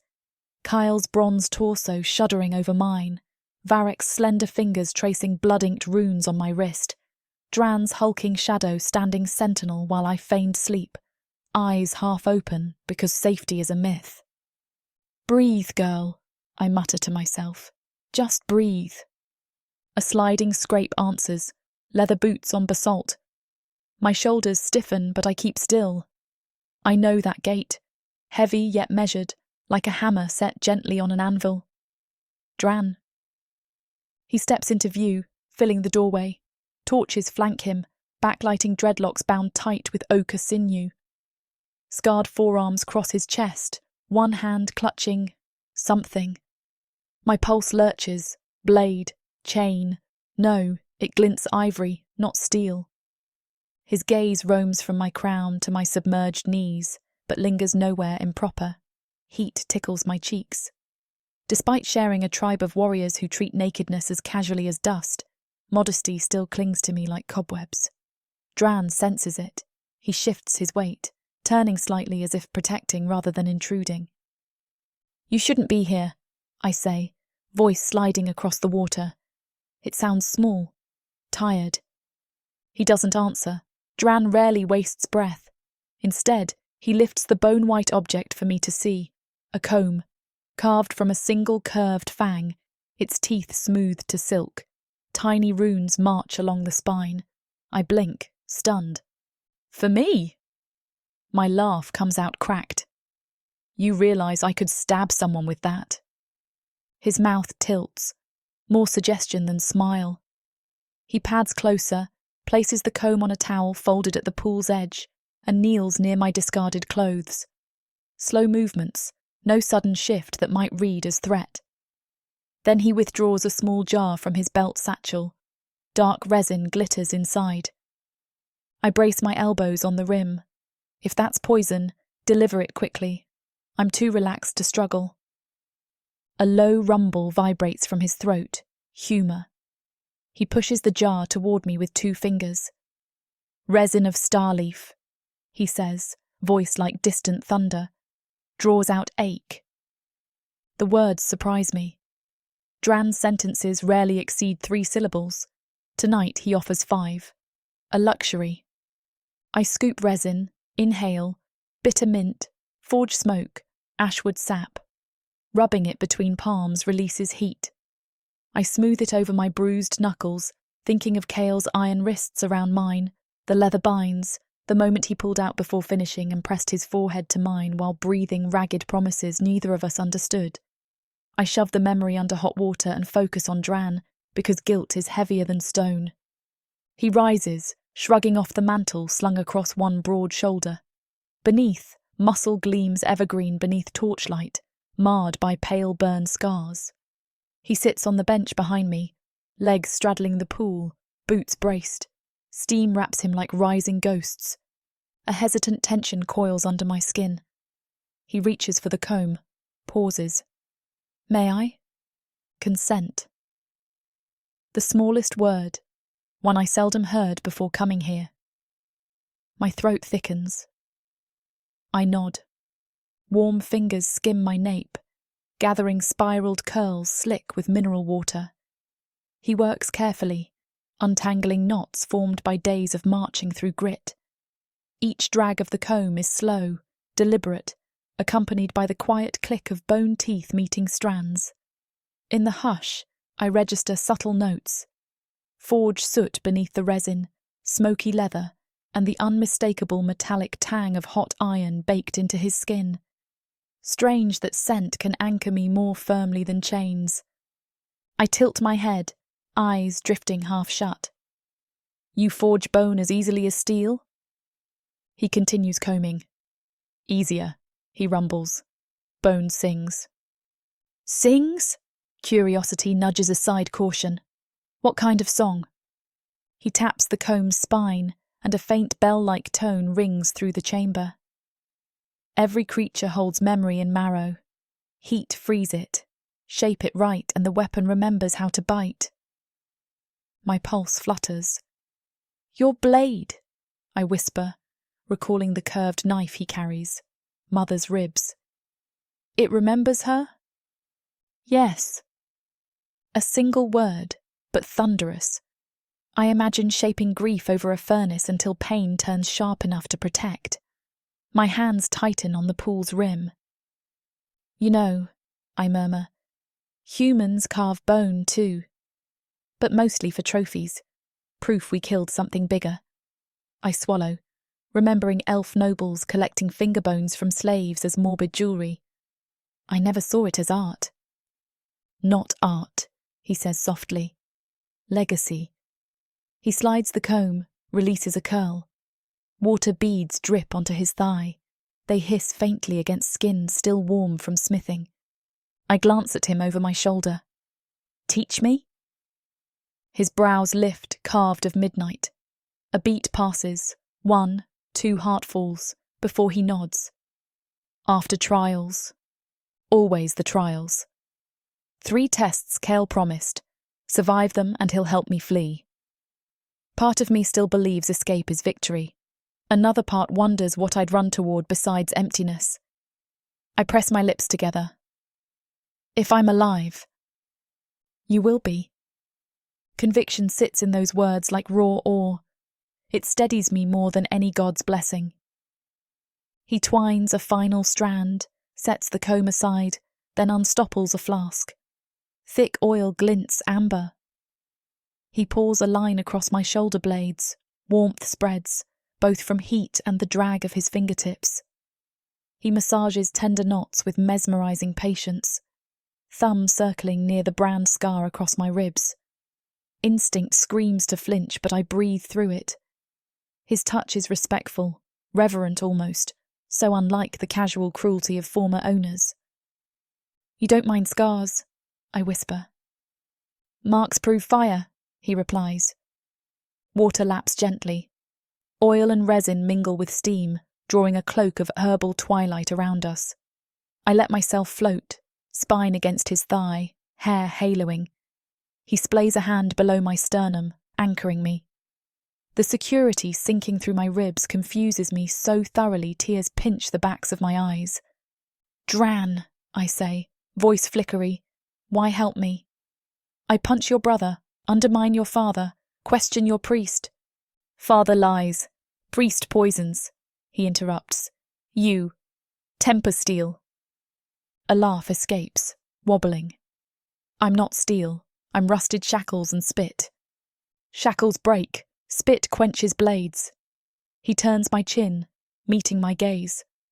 Up close, his irises resemble molten copper swirling through jade, raw and unpolished. That quiet furnace beckons, and suddenly I understand the forge legends. A crafter must listen so closely to heat that it becomes language. I look away first, cheeks burning. "Kael will rage if he sees you here."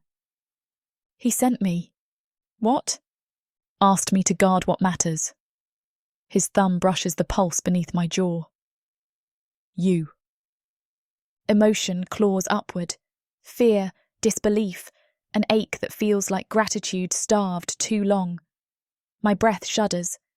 He senses the wobble and offers new ground. "Stories," he says. "They help the resin sink." I nod, wiping a thumb beneath one eye. Drann leans back, pulling me against his chest so the water laps over my collarbones. His voice hums near my ear, deep enough that ribs vibrate against him. "Long ago," he begins, "Ashfang had no iron. Clans around us hoarded silver blades, moon-bright and sharp. Our hunters carried only flint. War god pitied strength bound by weak stone. So he cracked the mountain's heart, bared rivers of fire. He told our first smiths, feed the flame bone. They threw mammoth tusks, wolf jaws, even their own ribs from fallen kin. Lava drank memory. When the flow cooled, black glass bones emerged, obsidian strong as any silver. From those they shaped axes that never dulled and armour that healed itself each night in firelight." Drann pauses, fingers tracing idle circles on my stomach. "We carry those weapons still. Each blade holds the stories of every Ashfang warrior it protects." "Does that mean," I breathe, "when you forge, you listen to voices?" Echoes, feelings, some warn, some cheer. Blade my mother's ribs forged, she carved vow into it, guard brothers. When I fight, her vow sings. My chest squeezes. I picture a woman large as Drann, hammering bone segments with hands blistered but resolute, carving protection into every notch. She would be proud, I say, would be angry I limp. He taps the faint hitch in his left leg. But proud I still stand. I turn in the water, kneel between his knees, and cup one of his calloused hands. Your limp is proof of survival, not weakness. A thread of tension snaps between us, releasing something hushed. His gaze drops to my mouth. Heat stirs low in my belly, unexpected, given the tenderness of minutes before, but hunger doesn't always wait. I inhale, throat dry despite steam. Drann lifts a wet curl, brushes it behind my ear. "You smell like ember honey," he murmurs. "Better than dried sweat and panic," I joke, though my voice quavers. He grazes his thumb along my lower lip. "Tell me stop." The words echo those he used the first night we met, when he pressed a water skin through cage bars. I didn't tell him to stop then. I don't now. Instead, I kiss his palm. He exhales, jaw flexing, but he doesn't kiss me. He simply bows his forehead to mine, holding still as if absorbing permission through skin. Minutes or eternities pass before he straightens. "Rest," he says. He rises, strides to a shelf, and plucks a wide-necked cup carved from volcanic glass. He fills it from a jug, returns, and hands it over. Cooling tea tastes of smoked starleaf and citrus, cutting through lingering resin. While I sip, he scoops water into a shallow bowl, dips a clean cloth, and swipes dried blood from my knuckles. Red blooms dilutes, drifts like crimson ghosts across the bath. He inspects the split skin, then smears a dab of star leaf over it before binding gauze. You know more healing than our priest, I tease. Priest heals fear, not flesh. Sarcasm, a rare blade from him, slices softly. He finishes wrapping, ties a knot with nimble fingers. I swallow twisty guilt. Drann, the fight last night, it wasn't supposed to happen like that. He lowers his hands but keeps them cupping mine. You consented. Yes, but still. I wrestle for words, the memory of leather binds pressing into wrists both exhilarating and sobering. I'm trying to hold my shape in the middle of so many shapes. Heat floods my cheeks. I don't want to hurt any of you. Hurting happens, he says. What matters is how we mend. He taps the gauze. Tears surge. I blink hard. Why are you all so good? Safe? Those words feel fragile. Different from the orcs I feared. Drann tilts his head. We are orcs, beast and bone, but we choose which beast we feed. I set the cup aside and wrap arms around my knees. I don't know which beast I feed. He nudges my chin until our gazes lock. You feed fire that frees shackles. He lifts the comb, places it in my hands. When you're ready, carve your vow. His belief lands like a flare in a night sky, blinding and impossible to ignore. I close fingers around the comb, feeling its smooth honesty. Footsteps outside echo along the corridor, heavy, impatient. Kael. Drann's shoulders tense, but he doesn't release me. The door swings inward. Kael fills the threshold, tunic half-laced, jaw shadowed with a bruise. My bruise. Golden eyes flick from Drann's hands on mine to my flushed cheeks. Tension booms loud enough to rattle torches. She safe? He asks his brother, voice tight. Drann only nods. Kale steps in, jaw ticking. Good. Priest is sniffing around, wants her back in cages by dawn. His gaze snaps to me. You bathed fast? I raise both middle fingers, one bandaged, out of water. Clean enough for your theatrics? A grudging grin twitches. Theatrics keep you alive. Get dressed. We're convening at the forge tunnels. Now. I smell like honey and herbs, I protest. Smell like war if you want. Drann rises, offers me a folded linen shift. I slip it on underwater, then stand. Fabric clings to hips, translucent. Kael's stare burns holes, but he looks away, clearing throat. Progress, perhaps. Drann passes me a thick fur cloak. As he drapes it over my shoulders, he murmurs so low Kale can't hear. Comb your vow. My throat knots. I nod. Kale turns on heel. 5 minutes. He stalks out. I step from pool, water sheets down skin, leaving goose flesh. Drann hands me boots, waits while I step into them. He scoops the used water from the bowl, dumps it into a drain carved like a gaping dragon maw, erasing blood. Habit of a crafter. Clean workspace, clean conscience.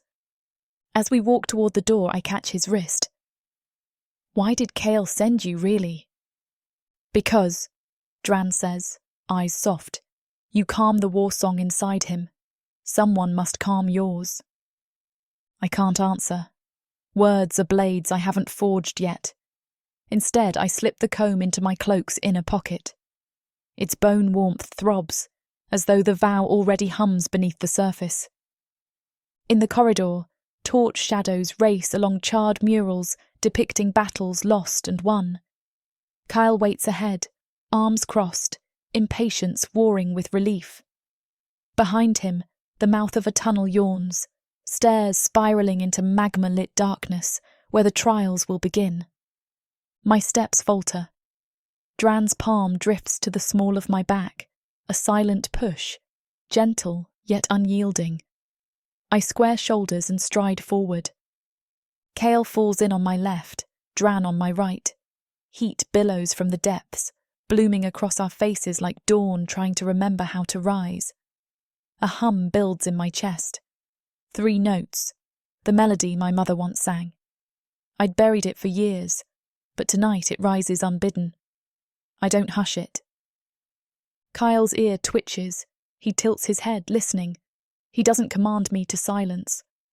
Drann inhales like he's breathing home forge smoke. We descend, boots echoing on obsidian steps. Steam wraps us, bright with ember motes drifting like dying stars. Since the raid that shackled my fate to theirs, I feel balance, uneasy, fragile, but real. Bone comb in pocket, brothers at my sides, melody on my tongue. I still don't know which beast I'll feed at journey's end, but I know the vow I will carve. I will burn what binds, even if I blister. And the blade of that promise, I suspect, will sing loud enough for every ghost in the mountain to hear.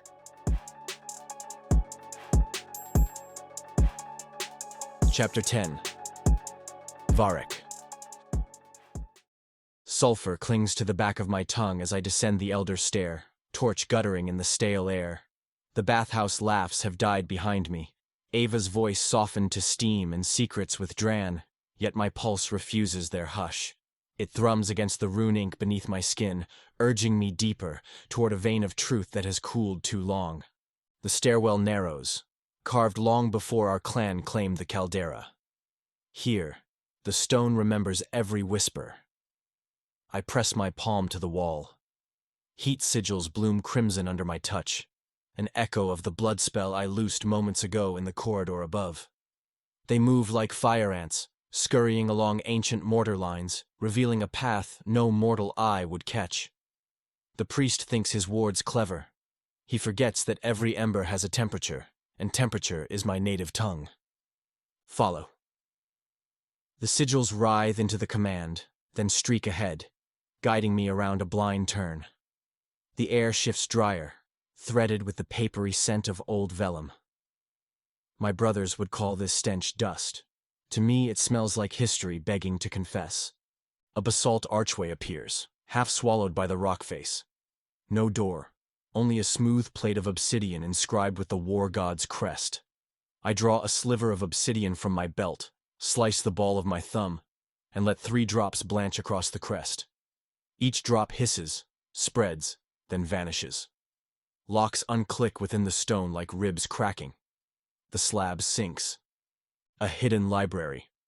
Lit from below by a shallow lava pool, its glow licks gilded shelf edges, painting rows of scrolls in molten honey. No priest on watch. Overconfidence, a chronic disease among zealots. I step to the nearest shelf. Titles glare in draconic, elder orcish, and interesting drow shorthand. The dark elves seldom share their script. The priest's collection is even broader than I feared. One scroll pulses faintly, blood heat thrumming inside the parchment. I pinch its carved bone clasp and unroll a handspan. Text shimmers, wards reacting to my presence. They do not fight me. Blood recognizes blood. But something is wrong. A watermark of the war god's sigil floats behind the characters, yet the left horn of the trident curls inward, not out. Almost no one would notice except the scribe who forged it. A counterfeit prophecy. My jaw tightens. Ink trickery is child's play. To dress it as holy writ is treason. The watermark pulses again, and now I catch a secondary glyph tiny, nested inside the trident curve. A smith's brand I learnt years ago from a traveling forger. The priest used a mundane artisan to fake the flamebearer scrolls. If faith is forged, I will melt it myself. Leather soles scuff beyond the arch, heavier than the priest's furtive shuffling, lighter than Kale's war boots. Drann. I keep my breathing even. Brother, he rumbles, voice scraping the doorway. You left the feast. Books speak clearer than drunks, I answer, still reading. Drann steps inside. Columns of muscle and soot, hair bound back with a strip of hide darkened by furnace smoke. He surveys the shelves without touching. Respectful, always. What do you seek? He asks. Proof. I tap the curled inward horn. And motive. Drann edges closer, shoulder brushing a pillar carved with fire runes. You think father knows? His distrust of the chieftain runs deeper than volcano roots, but suspicion stings him like acid each time. He sanctioned the priest's theatrics, I say. Yet delegating deceit is not the same as designing it. We must be certain. Drann studies the watermark, mouth a grim line. We tell Kale. Not yet. I roll the scroll, slide it into my satchel. Kale leads with his ribs protective but exposed. A half-truth will hook him deeper than a whole lie. We need to know where he bleeds before the priest does. Drann's brows lower. You want to test him. I want to weaponize certainty. If we confront the priest and father as divided heirs, they will turn us like dogs. So yes, a test. He grunts. Assent or warning, hard to parse. Drann weighs every word before he births it, the opposite of Kale's knife-split bark. Finally he states, Ava will feel the ripples. She already swims in them. A memory surfaces, her humming while Kale hauled her back from the lava bridge. The melody snagged my pulse like barbed wire. But if Ava breaks, the clan breaks. We do not let her shatter. Drann nods, once promise forged. Then his gaze returns to the shelves. More? He asks. There will be a primary ledger, encoded, likely with fluid binding to the priest's marrow. Help me find it. We scour opposite bays. My sigils pulse again, seeking ink warmer than its neighbors. A vertical hollow behind a stack glitters faintly. I hook my obsidian blade under the stone lip, lever. A compartment slides open, revealing a copper-cased codex. Blood wards flare gold across its spine. Marrow-keyed indeed. Drann lifts an age-pocked jawbone from his belt, a relic blade, mother's ribs shaped into a hooked knife. He slashes his palm, presses the bone point to the ward. Blood transfers. The glow accepts him. The latch clicks. I raise a brow. Didn't know you spoke ward script. Heard you talking to ink too often. He cracks the codex open. Inside, ledger entries listing tributes, sacrifices, and prophetic pronouncements with dates. Some matching events we lived, others impossible fantasies staged to appear fulfilled. A full architecture of manipulation. We have enough, I say, throat tight. Close it. Drann shuts the codex, slides it into my satchel beside the scroll. Now? Now we see where loyalty sleeps. I step back toward the arch. Before leaving, I touch the corner shelf. Sigils flare and die, wiping our heat signatures. The priest will sense intrusion regardless wards tell tales but not our names. We climb the stair in silence. At the landing, I gesture toward a side tunnel leading to Kale's training pit. War drums echo faintly. Night drills. Perfect. Drann pauses. If Kale fails the test, my pulse answers before my tongue can. He will not. Yet possibility claws me. Then blood chooses new paths. We split. Drann toward the forge chambers. I toward the cavern that spine links our upper halls. Torches sputter along the corridor, but I douse mine, preferring darkness. Vision adjusts. Lava light sketches runic graffiti across the far wall. Declarations of victories long gone. Among them, a fresh sigil glows my own. Scrawled hours earlier when I set tonight's gambit into motion. A simple circle pierced by 3 lines. Triplet bond. I reach the cavern balcony overlooking the arena. Kale is below, shirtless, copper skin glistening as he spars with 2 warriors. He moves like broken music staccato, relentless. Ava sits on the ledge beside Mika the smith apprentice, observing. Her hair, newly combed, gleams in the torchlight. Drann's bone comb tucked behind her ear like a white feather. Kale disarms one opponent with a brutal armbar, then flings him aside. The second warrior charges.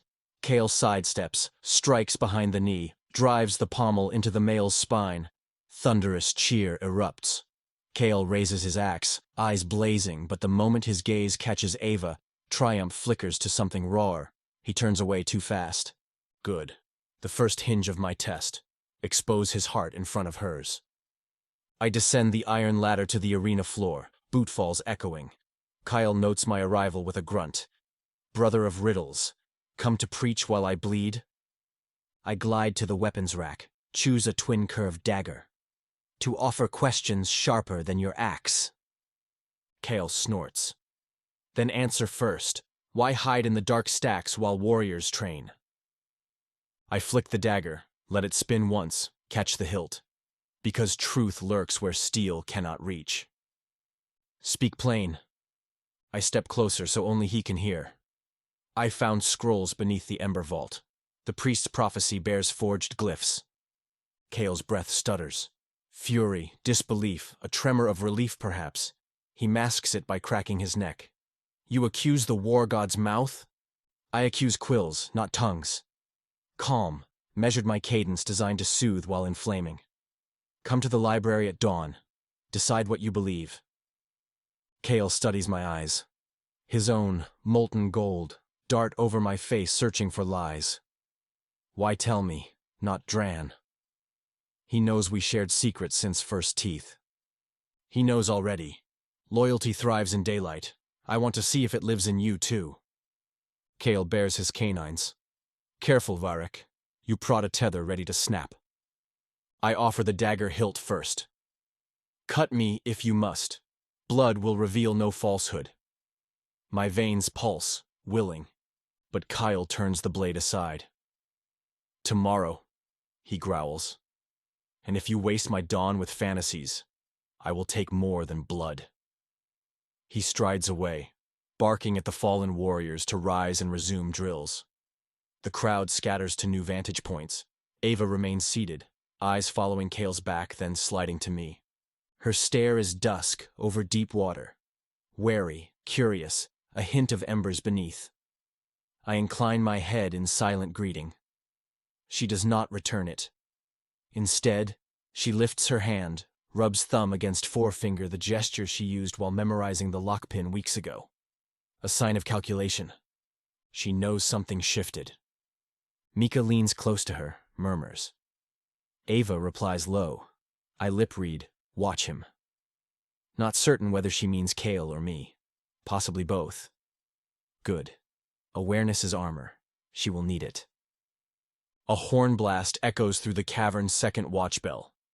I pivot toward the exit tunnel, senses prickling. The priest prays at second watch, bathed in ember fumes beneath the altar. He may already suspect intrusion. I should attend, appear devout, mask my scent with incense. Footsteps quick behind me. Avenue. She intercepts my path, planting herself squarely between me and the gate. You found something, she says, voice pitched for me alone. I glance at the onlookers, not many near. I find many things. Tonight you smell of ink and judgment, she presses. Did you read my fate again? Your fate writes itself, I murmur. I merely learn the grammar. Her jaw tightens. Then translate. Are your brothers safe? That, I whisper, leaning so heat of my words brushes her ear. Depends on how keenly they listen. Ava's breath catches, a soft hitch I feel in my own ribs. She withdraws, studying me. You're gambling with them. I am refining metal. I step around her. She lets me pass, but her gaze brands my back. In the chapel tunnel, incense coils like snakes, masking the raw stone tang. The priest kneels before a basalt effigy of the war god, chanting. Candles sputter, their smoke tinted green. I slide into the shadows behind a pillar, watching. His chant shifts, pitch lowers, cracks. Sweat beads on his tonsured scalp. He pulls a scroll from his robe, unfurls it before the effigy, presses trembling hands to the parchment. Words slither across in glowing script, reactive ink keyed to his pulse. He lifts a vial, a single drop of blood perhaps, and lets it fall onto the scroll. The glow pulses, then fades. The priest sighs, relieved. Interesting. Binding new wards after detecting breach? Too late, old serpent. He rolls the scroll, pockets it, and stands. I step out before he turns. Blessings upon the furnace, Holy One. The priest jolts. Blood mage. Beady eyes flick to my satchel. Why descend so late? I sought contemplation. I gesture to the effigy. The war drums distract the mind. He forces a smile. And found enlightenment? Enough to temper my rage. The war god speaks in silence. I let the words hang. The priest's smile strains. Then rest in his grace, heir. He strides past me, robes swishing. I incline my head, inhaling the incense that clings to him beneath it. Fear, sweat sharp as vinegar. I wait until his steps fade, then kneel before the effigy. Not to pray, though perhaps I do. Quietly I unroll a thin parchment of my own, dipped earlier in Leviathan ink. I slice my thumb again, draw 3 sigils. Truth, fire, blood. They flare, then sink into the effigy's shadow. A listening ward, tuned to the priest's marrow. Next time he betrays his forged faith, the stone will remember. Evidence etched in divine rock.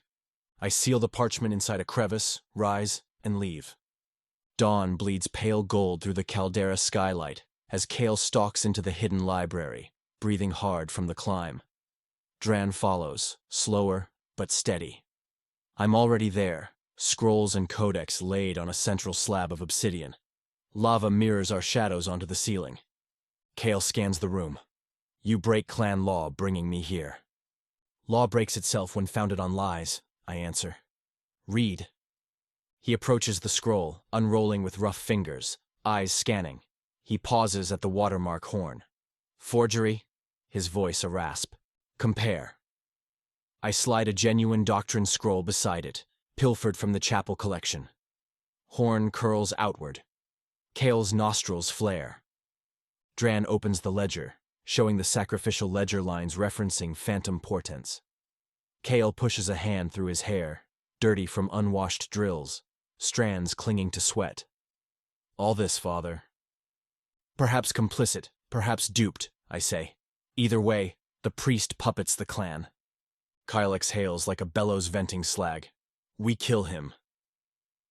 Blood alone cannot cleanse poison ink, I counter. First we must carve the roots. Find his allies' elders, captains, the chieftain's own advisors.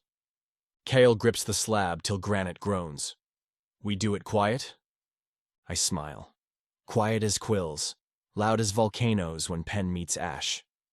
Drann sets a massive hand on Kyle's shoulder. Together, let it break. Kale looks from Drann to me. You tested me. His eyes harden, but not with hate. Resolve. Now test ends. We burn this lie. A weight lifts under my ribs. Then listen. Tonight, the priest conducts the zealot's moon vigil. We expose him before the inner circle, using his own wards against him. Kale grins feral, eager. He will beg. Begging is mercy, I reply. Confession is necessity. Plans bloom like night orchids across the slate table in my workroom that evening. Sigil diagrams, infiltration routes, witness lists. Kael argues for blades, I for ink, Drann for iron chains to detain. Through open shutters I hear Ava sparring in the yard, woodstaff cracking against a trainee's shield. Her laugh rare, unguarded, sends a tremor along my spine. She must survive our purge. When the moon's first sliver peeks through smoke clouds, we stand ready. Kale clasps my forearm. If it goes wrong, save her. I meet his gaze. We save all, but yes, her first. Drann nods, wordless. I sling my satchel over my shoulder, feeling the codex inside, heartbeat steady as the forge hammer. The war god's fire once felt sacred. Tonight it feels like an anvil awaiting new metal. Faith is forged, I will melt it myself. And from that molten core, we will cast a truth no priest can bend. Chapter 11. Ava. Black glass cliffs catch the morning sun like freshly drawn blades. Below, the Ashvan Great Court seethes, hundreds of orcs crowding rival banners, molten dust drifting between them. I stand at the centre on a raised basalt platform, wrists shackled in iron that still smells of Drann's forge. The chains are new, jointed with clever swivels instead of crude rings. They look like surrender. They are anything but. The Bonash emissary appears first, flanked by 2 warriors lacquered head to toe in chalky ash. His tusks are carved into corkscrews, tips stained red as if he's been gnawing raw obsidian. He lifts a scroll bound in dried sinew and speaks loud enough for the caldera winds to carry. 48 hours, he announces in Orcish. Deliver the human flame-bearer, or watch your roofs crack under our hammers. He turns, deliberately showing his back to the chieftain, an insult sharp enough to draw a gasp from the gathered broodmothers, and stalks off the platform. 48 hours, 2 nights. I count heartbeats instead of hours. It keeps me from staring at Kael's thunderous glare. He stands to the chieftain's right, the fresh scar on his cheek still scabbed from last night's spar. His fingers flex over the hilt of his war axe, itching for a reason to swing. But his eyes never leave me. The chieftain raises a hand. Silence ripples outward like shockwaves through lava. Guards, he bellows. Double her watch, and if she so much as blinks at the horizon, remove the lids that dare it. A growl churns through the court. Some jeer, others mutter. I taste the shift in power, copper rich and heady. The clan is splitting down a fault line nobody saw until I stood here, breathing. Varek steps from the shadows beneath the obsidian arch, his robes restless around him like smoke. He does not glance my way, yet I feel the pull of his silver gaze. He studies the crowd the way a surgeon studies flesh before incision. His calm is a colder blade than Kael's rage. Drann lingers near the forge tunnel entrance, arms crossed over his enormous chest, soot still smudged along his collarbone. He nods once when my gaze brushes him. Permission, promise or warning, I can't tell. The bone comb he gifted me earlier nestles in my hair, its carved teeth pressing a gentle reminder against my scalp. Nothing offered here is ever merely decoration. Guards swarm, clamping extra manacles over my existing ones until my arms resemble an armory rack. Heavy, but not immovable. I let my shoulders sag just enough to sell weariness. Spectacle is currency. I plan to spend generously. The chieftain's decree echoes against the crater walls, and the court disperses like ants beneath sudden rain. I am marched back toward the inner barracks, a chain of orcs bristling around me. Whispers braid through their ranks. Some call me Omen, others call me Witch. Both titles fit. Halfway to the cages, I stumble, an intentional dip of the knee that yanks my escorts off balance. A guard curses, another steadies me roughly. Too many cuffs, I rasp, letting genuine pain thread the words. Even a war prize must walk, if you want her delivered alive. The nearest sentinel hesitates. His gaze flicks to the extra locks, then to my wrists where raw skin already blisters. Sympathy is a soft piece of metal. Apply the right heat, it melts. Take it up with the chieftain, he growls, but his voice lacks conviction. The spark I needed. That night, torch glow paints the fortress halls a simmering orange. I sit cross-legged inside my cell, chains pooled like coiled serpents. 2 new guards stand outside, their posture stiffer than the last pair's, but eyes uncertain. I hum a melody under my breath.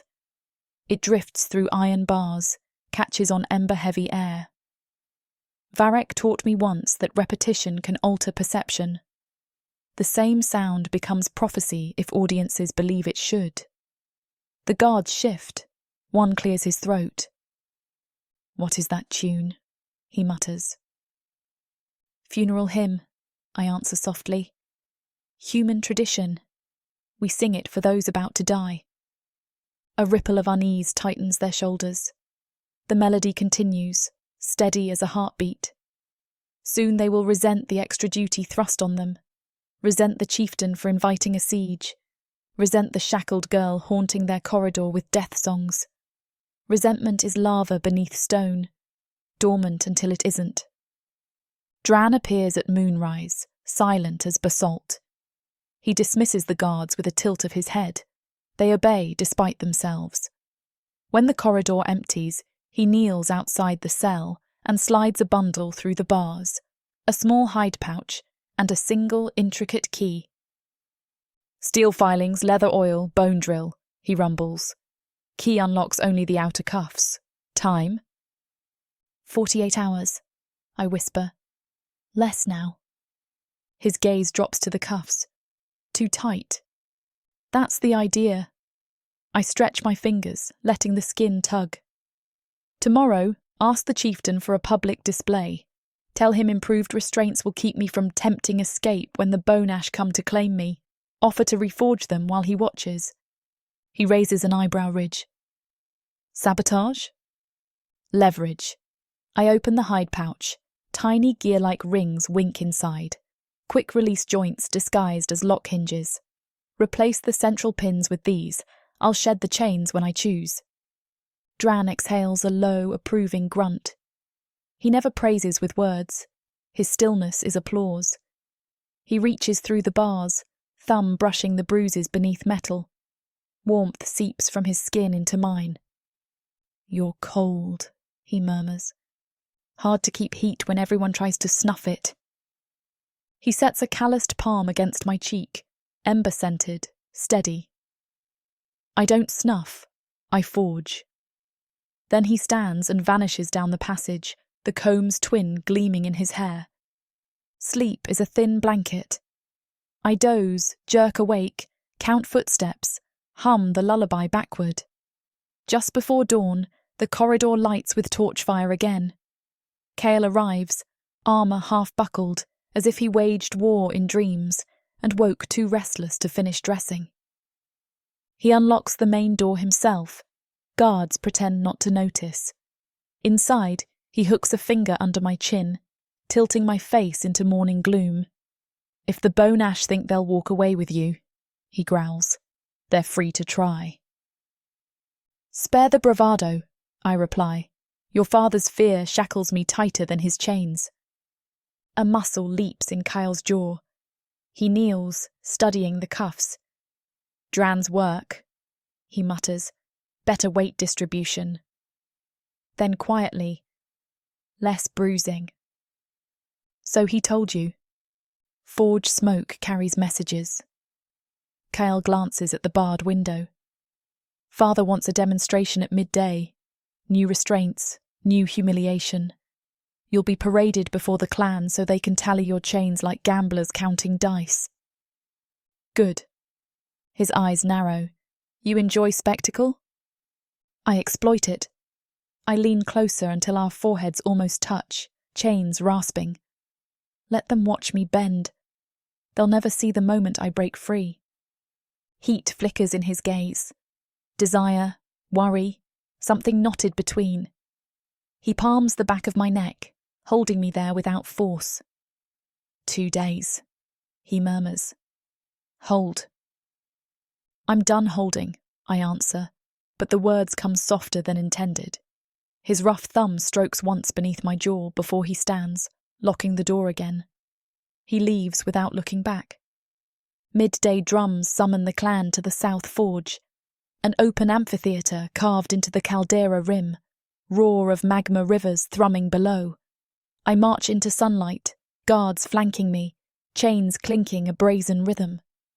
Ashfang warriors fill tiered stone seats, broodmothers cluster under canvas awnings, children perched on laps. Even they sense the moment's weight. The chieftain sits on a throne of welded pikes. Priest Zudrek hovers behind, eyes gleaming like oiled coals. Scrolls hang from his belt, scripture or snares, I'm not sure. Drann waits beside an anvil, bellows pumping flames into a squat furnace. My cuffs glow dull red. He'd heated them before arrival. As I stop at the anvil's edge, the metal bites, hissing against flesh. I grit teeth, refuse sound. Pain is another currency. It buys attention. Chieftain Rawvak rises. "Behold the flame-bearer," he booms. "She is our shield, our spark against intruders. These chains prove our claim. None shall steal her light." A roar answers, but it's fractured. Some cheers, some uneasy rumblings. I catch Varek's silhouette high on a balcony, cloak fluttering. He traces sigils mid-air, weaving silent calculations. Drann lifts his hammer. With deliberate slowness, he peens new hinge pins through each cuff, smoke curling where hot metal grazes my wrists. The forged quick-release pins look identical to the originals, only we know the difference. When he finishes, he knots a strip of hide between two shackles running across my collarbones. A fake reinforcement that will snap with a single twist. Showmanship. The chieftain inspects the work, nods approval. I stand motionless while the crowd studies me, each heartbeat a drum inside my ears. Then I lower my head, not in submission, but to hide a smile. Back in the cell, the chains feel lighter, almost playful. The new hinge near my thumb yields when I press the hidden spring inside. I don't open it, yet, just savour the click of possibility. That night guards shift again, young ones now, nervous around my silence. I ask for water. They hand me a clay jug through the bars. I drink, then whisper, "You could fetch better steel than these cuffs from the scrapyard." One guard scoffs. Scrap won't hold the flame bearer. I tilt my wrists so he sees the reddened skin. Scrap wouldn't flay me for breathing. Your chieftain wants a trophy, not a corpse. Tell your quartermaster. Doubt flickers across his face. He accepted the post after the ultimatum, likely promised prestige. Now he's stuck babysitting shackles that might rot his honour if I stand before the bone ash scarred and bleeding. When they leave to report, I set the clay jug on its side and begin sharpening a sliver of broken rim against the cell's stone floor. Slow work, but methodical. I hum, forging rhythm. Hours pass. Footsteps return. Varek. He steps into torchlight, hood back, silver eyes gleaming. No guards accompany him, none dare. He unlocks the cell door, enters, but does not cross the threshold of chains. Space is ritual for him. "Your song bleeds," he murmurs. "Songs don't bleed." "Yours does. Each note drips memory." He folds his arms, studying my wrists. "You plan to flee during the siege." "I plan to survive it." He tilts his head, a wolf reading wind. "You crave power. I crave choice. Choice is forged, same as blades." He steps closer, inhales softly. "I smell bone dust on you, Drann's gift." I meet his gaze. We barter. "And if the chieftain orders your execution before dawn?" "I'll be free before his axe falls." Varek's lips quirk. Not a smile, something sharper. He reaches out, fingertip tracing the new hinge pin. "Clever. I learn from the best." He laughs, a hushed sound like paper burning. "Kael teaches rage. Drann teaches resilience. What will you learn from me?" "Secrets." He leans, breath warm against my ear. "Then listen. The prophecy scrolls are lies. The priest forged them, my father fueled them, and tomorrow I will set truth on fire." I pull back, heart adrum again. "Why tell me?" "Because lies bind thicker than chains." He taps the cuff. "Yours break with a twist, his will break under light." He turns to leave, pauses. "You seek to rule yourself," he whispers. "Fire that hot needs a hearth. Consider ours." When he vanishes, torchlight seems cooler, yet my skin burns. The promise of freedom once tasted grows impossible to ignore. In pre-dawn gloom, guards drag me to the outer rampart. Strict orders to keep me visible, while bone ash scouts lurk beyond volcanic slopes. Sooty wind lashes my cloak. Magma flows pulse far below. I glance down, measuring distance. Chains whisper promises against my skin. Soon. The clan gathers again at sunrise. I watch tension fray between factions. Warriors arguing near the armory, priest snapping at acolytes, chieftain barking empty assurances. Every shout chips stone from his throne. I spy Drann hammering spear tips, jaw set. He catches my eye briefly and nods at the forge chimney where smoke spirals blacker than usual, signal that replacement hinges are ready, hidden among real spares. Kale strides the parapet above, addressing squads, voice hoarse from too many orders. Yet he always looks back at me, as if my pulse drums louder than war beats. By midday, scouts report Bone Ash forces massing one ridge over, siege engines lumbering. Priest Zudrek proclaims divine trial. If war god favours Ashfang, the flame-bearer will ignite with spirit fire, repelling enemies. If she fails, her ashes will sanctify the soil. The crowd murmurs, some in awe, more in dread. I feel power shift again, toward me this time, not him.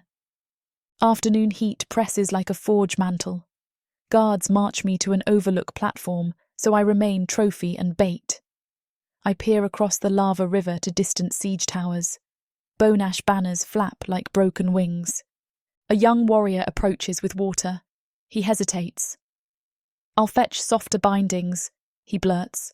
"The ones you wear, cruel for no cause." "Thank you," I say, meaning it. "I'll remember your kindness." He flushes green-grey and scurries off, another seed planted. Dusk stains everything blood-orange. Kael appears beside me, dismissing sentries with a glare. He studies the horizon, jaw tight. 48 hours, I remind him. Half gone. "Ava," he says low, "when the siege breaks, I want you behind our line. When it breaks, I'll be where I choose." I turn to him. "Your clan fractures because of fear, not me. Let them see a leader unafraid." His nostrils flare. "I am unafraid." "Then unchain me." I lift wrists. "Show them their prophecy can walk free and still choose to stand with you." He studies the cuffs, his brother's handiwork, my design. "Tomorrow," he promises, "if war erupts, I'll break these myself." Tomorrow may be too late. He cups my nape, thumb stroking the thin scar there, gentler than any hand has been in years. "You asked for choice," he whispers. "Choose us." "I might," I confess, voice barely sound. "Let me see if you earn it." Night falls. Guards rotate. I note patrol gaps. Down in forge tunnels, Drann's bellows sigh. Above, Varek's tower window glows crimson, glyphs dancing across stone. Somewhere the chieftain drinks fermented fire wine, pretending courage. I kneel in my cell, test hidden hinges once more. They'll yield when I order. The sliver of clay pot lies ready under straw, honed to pick door locks. As I close my eyes, future paths branch, fight, flee, rule, burn. All hinge on 48 hours and one woman's choice. Mine. For the first time in years, the weight of that choice feels less like chains and more like wings. From the depths of the darkness of Protheka, or clawing up from the realms of fantasy, come the most fearsome beasts you have ever seen. these monsters are done watching from the shadows. Now, as they step into the light, something unexpected grips them. Something even they can't fight off. Love. Vampires. Demons. Dark elves. Gods. Minotaurs. Creatures of light and dark. They will protect their mates. Do whatever needs to be done. Morally grey heroes who will burn the world. To protect the women who love them. 10 audiobooks. Fall into over 60 hours of fantasy romance. 20 ebooks. Over 1 million words of these brutes who will protect their women. Even if they might destroy themselves in the process. Get the immersive Protheka fantasy romance bundle. For 80% off, right now, dive into Protheka at a once-in-a-lifetime discount. The first bundle to offer both ebooks and audiobooks on worldsofprotheka.com. Protheka's magic is eternal, and this Romantasy bundle will make it endless.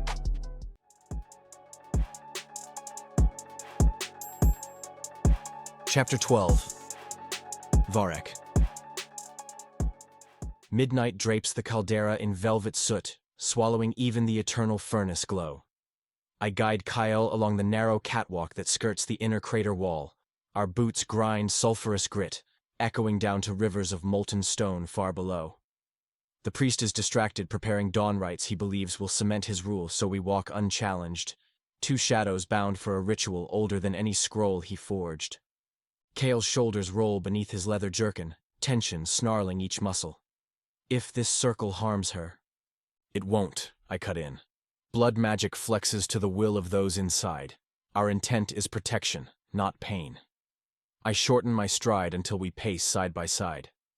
But you must surrender jealousy. It has no place in a casting meant to braid hearts. A grunt. Hearts braid when threads are strong. Mind phrase when I imagine your hands on her. I pause at the carved arch leading to the abandoned scriptorium, our chosen sanctum. Torches flicker inside, flame paint dancing across basalt columns. Then watch, I murmur. See the thread strengthen instead. He exhales, a sound half snarl, half surrender, and follows me in. The circular chamber once stored war ledgers, now dust carpets its shelves, and dry inkpots nest spider husks. I have cleared the central floor, inlaid a ring of volcanic glass shards that crown a wider circle traced in my own blood. Triskelion sigils at equidistant points represent each heir. Kael's lines carved deep with my obsidian blade. Drann's inscribed in bone, mine etched with charred quill.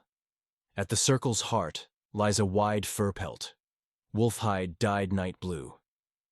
Ava reclines there, shackles removed. A sheer wrap of crimson gauze draped over her hips. Torches limn her brown gold skin in melt metal light. She is unbound, yet power sings off her like forge sparks. Kael stops short. Hunger flares in his eyes, quickly banked by protective instinct. You sure? He asks her, voice gravel. Ava sits up, curls brushing caramel shoulders. No chains, no priest, no prophecy, only choice. I choose both of you tonight. She lifts her chin, a dare and an invitation. I step across the glass ring. Crimson wards flare. Circle closes, I intone. None enter once sealed. Speak your safe word. Cinder, she says without hesitation. Kael's gaze never leaves her. Same. I bite the pad of my thumb. Blood beads. With it, I touch the last shard.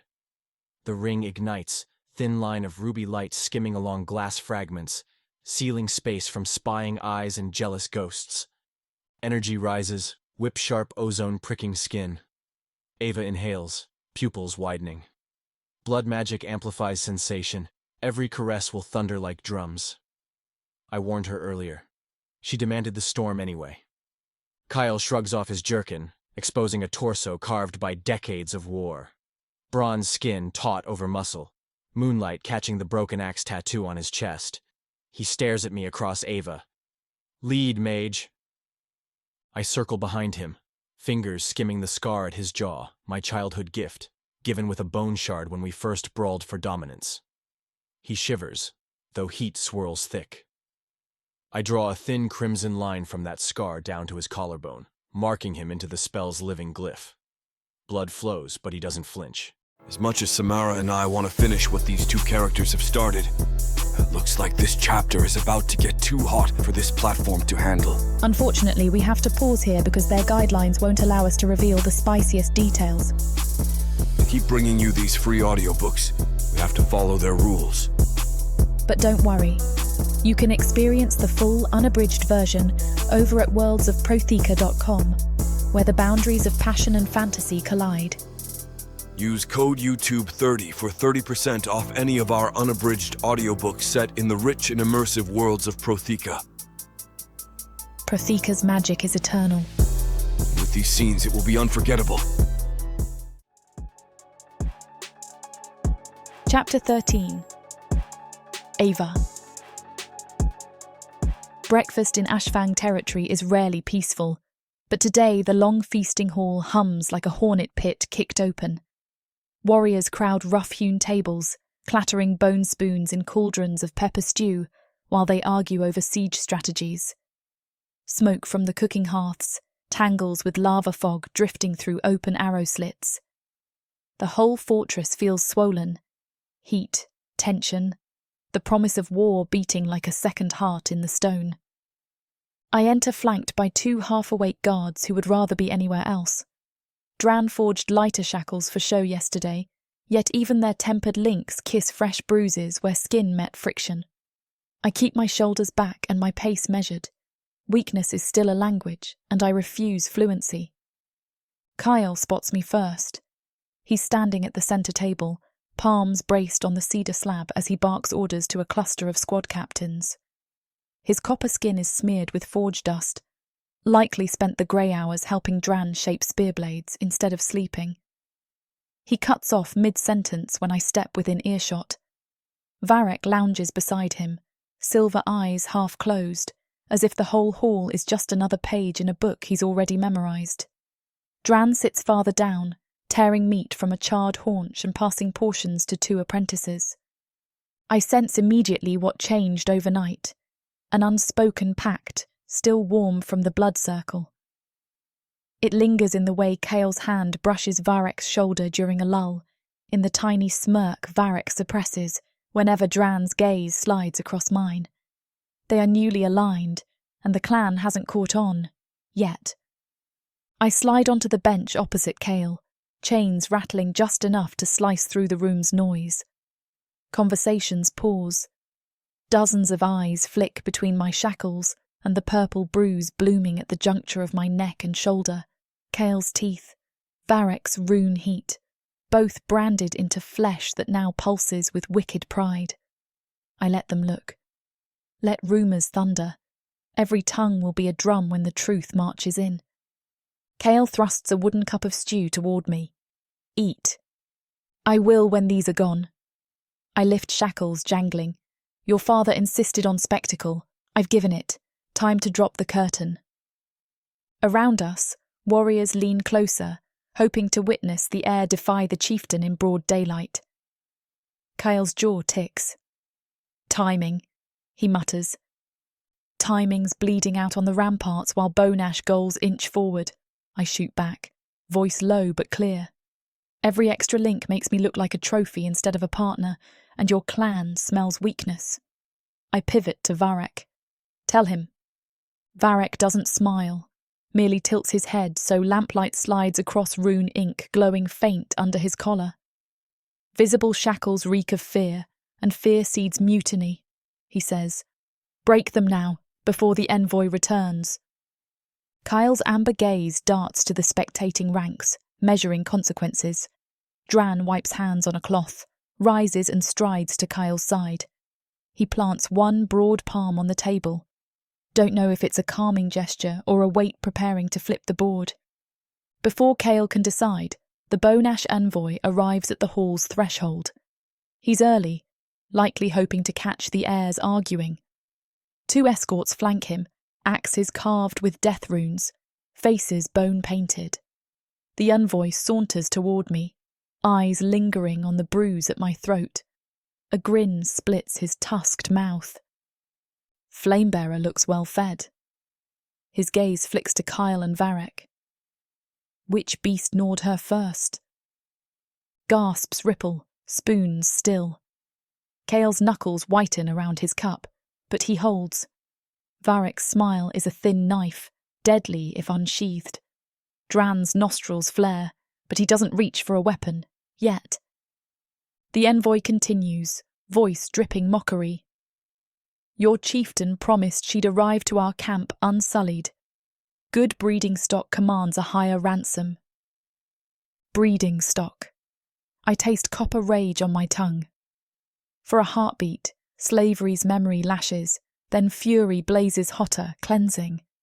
I stand, chain-length limiting lift, but posture tall. Say that again, I tell him. He steps closer, breath reeking of kelpale. Surrender quietly, girl, and I'll teach you how to serve a real tribe. Perhaps I'll start by... Table flips before he finishes. My chains whip downward, catching the cedar slab's underside. I yank upward with every ounce of back muscle I own. Stew pots, clay bowls, and razor-sharp carved cutlery catapult into the air. Hot broth showers over the envoy's head, filling bone-carved horn eyes with pepper oil. He howls, staggering. Warriors leap back as utensils clatter. For half a second, chaos reigns quiet, shock stilling every breath. Then Kale moves, blurring across the gap, axe unslung. He doesn't swing. Instead, he plants the iron butt against the envoy's chest, shoving him against a pillar. Apologize. The envoy spits oily broth. Orc whelps can't. Kale hammers the staff into his gut. The envoy wheezes. Drann vaults the fallen table, intercepts one escort before an axe rises. Bare hands, he seizes the shaft, snaps it over his knee, flings spearhead away. Varek simply lifts a finger. Blood rune flashes. The other escort's weapon scalds red hot, clanging to the floor as flesh blisters. I round the bench, chains clinking. Warriors edge aside, more eager to watch than intervene. The envoy gasps, blinking pepper tears. His ash paint streaks down cheeks like melting snow. I crouch, chain slack looped over my shoulder. You threatened rape, I clarify, voice steady. Correct? He hacks, red-rimmed eyes darting between triplets. No allies step forward. Cowardice drips. Let me restate. I lean closer, bruise throbbing. If the Bone Ash take me, you'll be first on my list. I survived dark elves, slave pits, and volcanic tunnels. I will carve your corkscrew tusks into hairpins while you choke on your own throat. Silence deeper than the caldera follows. Even the stew dripping from the rafters seems to freeze mid-drop. Kael's fierce grin breaks the hush. Varek's chuckle rolls like distant thunder. Drann nods once, as if confirming craftsmanship. Yes, that threat will hold. The envoy regains voice, but it breaks. 48 hours, he rasps. Tick-tock. He gathers dignity shreds, turns, staggers from hall, escort stumbling behind. As doors slam, the hall erupts. Not cheers, not boos, but an overlapping roar of debate. Some slam fists in support, others hiss about lost bargaining leverage. I straighten, breathing hard. Chains heavy, heart light. Kael flips the table upright with one arm. Anyone else mocking my mate? He growls. The crowd hushes. He gestures at my cuffs. Drann? Drann approaches, produces a hidden spike key and twists. Locks click. Shackles drop, clanging. Metal thud echoes. I flex wrists, red wheels, but free. Kale raises my right arm skyward. Flamebearer stands unchained. She chooses where she serves. His glare dares dissent. Some warriors nod, others exchange wary looks. I tug my arm down gently. Enough posturing. We have bigger problems. I face the siblings, drop voice. Your clan fractures only when I stay silent. So listen. The people needed to see that envoy humbled, but they also need a path that doesn't end in our bones bleaching beneath siege engines. We give them truth at dawn gathering. The prophecy reveal. Varek confirms. I nod. Yes, with me speaking beside you. If the clan sees I'm not a puppet, the lie collapses faster. Kael's shoulders quake, laugh or growl, hard to tell. He clasps my neck, thumb brushing bruise he made. You've turned the tide before battle even starts. No. I press a hand to his chest. We turned it last night. This morning I just steered the current. Drann clears throat. Need new table. He eyes the splintered bench edges soaked in pepper stew. I'll carve replacement, I offer, surprising myself. Ember oak from the south ridge, and I'll burn the envoy's leftover broth into glaze for the tabletop, a reminder of what careless tongues cost. Varek's brows lift, impressed. Co-ruler already? The word hits like hammer, pleasing, terrifying. I steady breath. One step at a time. Kael signals to a captain. Spread word. Chieftain convenes dawn council. All elders, all warriors. Varek smirks. Father will love that. Father, Kael says darkly, will answer. Drann sets a warm palm on my back, guiding me from Splinter Field. Warriors part again, this time equal parts respect and caution. Good. Fear can be sharpened into obedience. Respect grows roots. We exit onto a side terrace overlooking lava flows. Sun climbs, painting Slag River's gold. Varek stops, leaning against balustrade. Ava, he begins, voice softer. About the envoy. You triggered conflict that might accelerate siege. I know. Good. His smile flashes sly. Chaos often births revelation faster. Kael rolls his eyes. He means well done. Drann hands me a folded cloth, salve for the wrist cuts. I smear cool paste, hiss at sting. Thank you. He touches the comb at my hair, subtle check. Still there. I nod. 24 hours remain, I state. What gaps in strategy? Kael lists quickly. Ballista stock low, Northern Watch short arrows, morale split among 3rd Division. Varek adds, priest performing dusk anointment, potential riot if chieftain resists dawn council. Drann grunts. Forge bellows failing, need replacement hides. I digest, then assign. Drann fetches hides from leather stores, uses scrap chain rings to reinforce. Kael redistributes 3rd Division under his personal banner. Varek will inscribe truth sigils on the council dais, ensuring any lies spoken burn tongues. He assures me it will only sting, not maim. They accept my directives without question. Power tastes heady but not dizzying, because I'm not alone at the helm. 3 pairs of shoulders share weight. As we part, Kael pulls me into shadowed alcove. His kiss is iron hot, brief yet branding. You spoke, he murmurs. Keep speaking. Then Varek's hand drifts across my lower back as he passes, inked finger tracing a glyph of courage onto cloth. Drann pauses last, forehead touching mine. Silent promise to stand as anvil if storm hammers. My heart stutters, then steadies.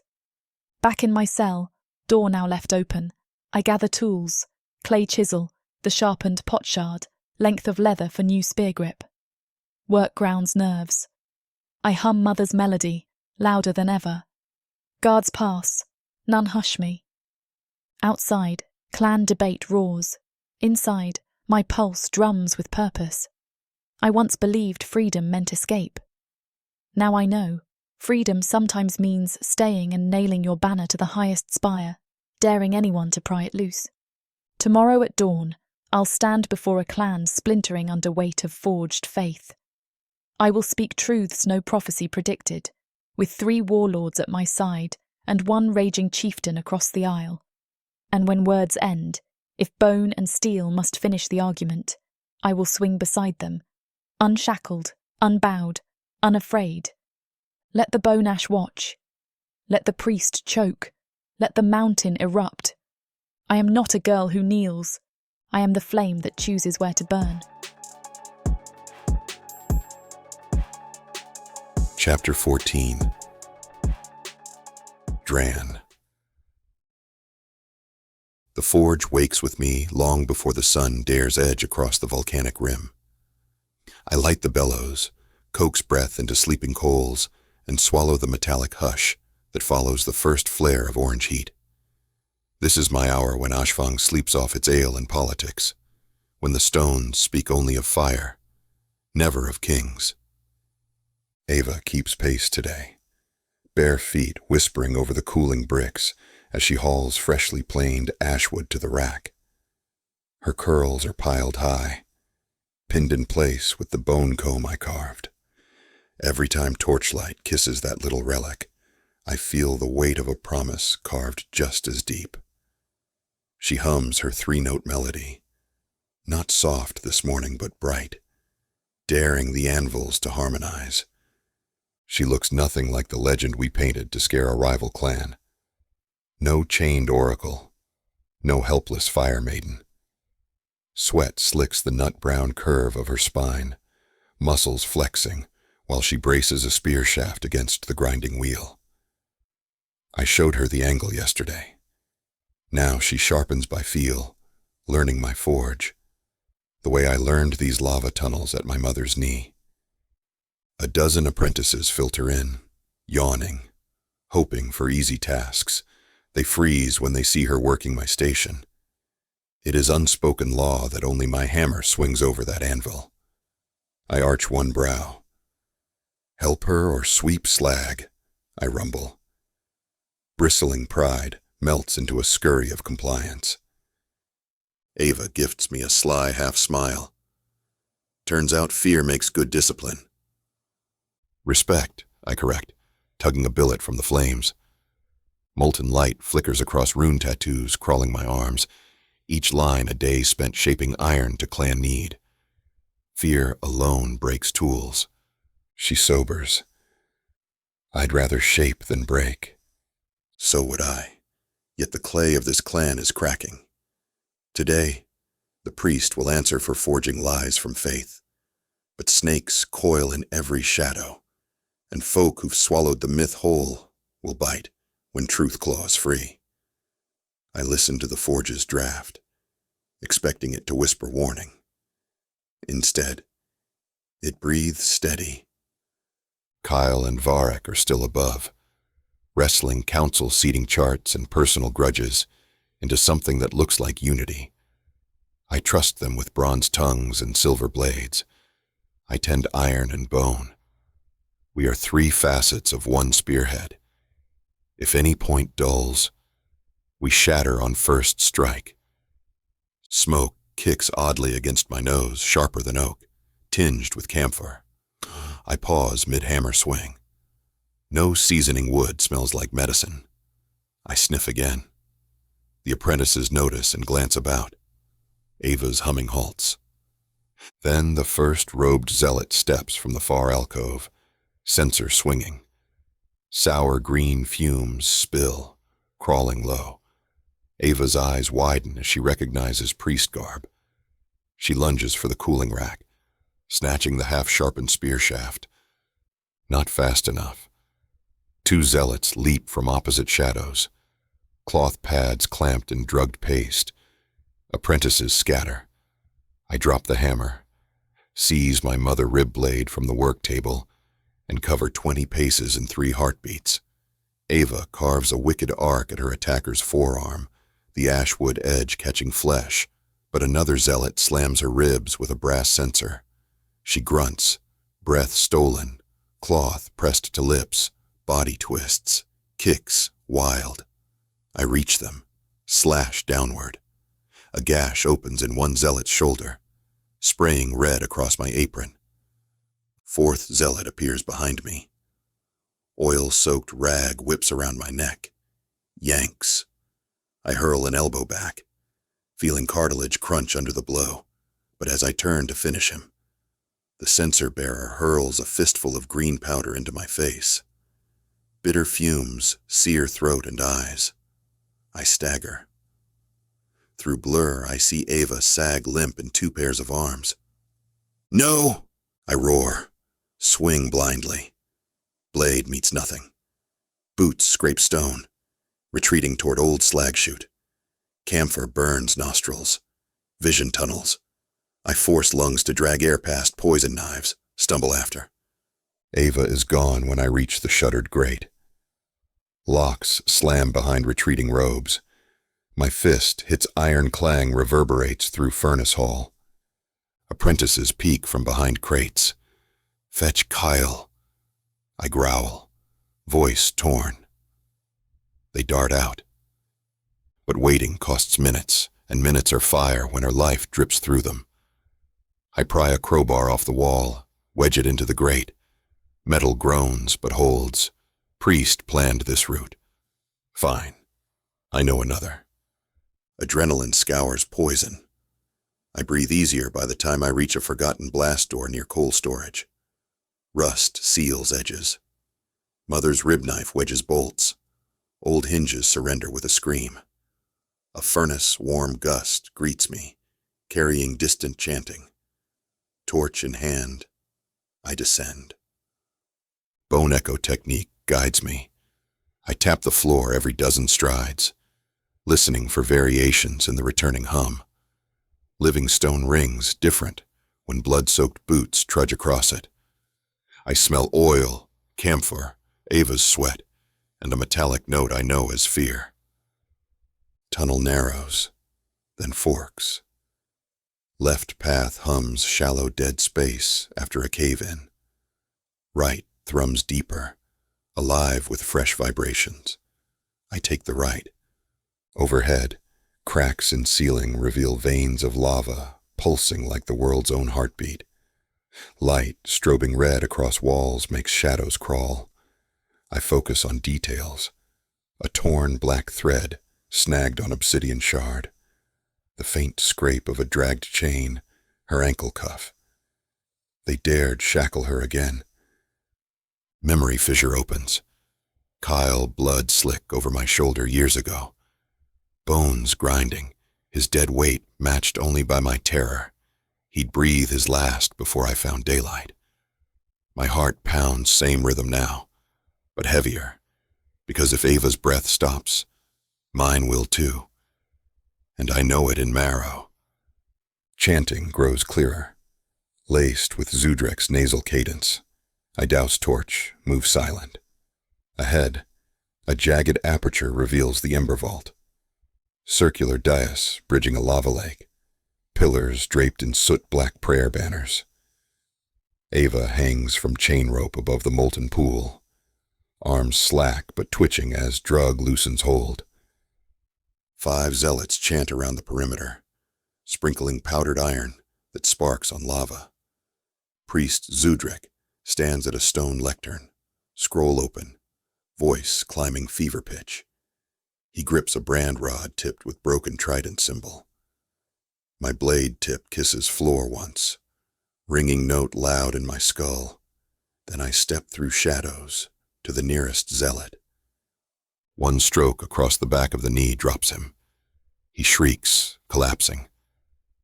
Second zealot wheels, staff raised. I ram shoulder into his sternum, sending him over the edge.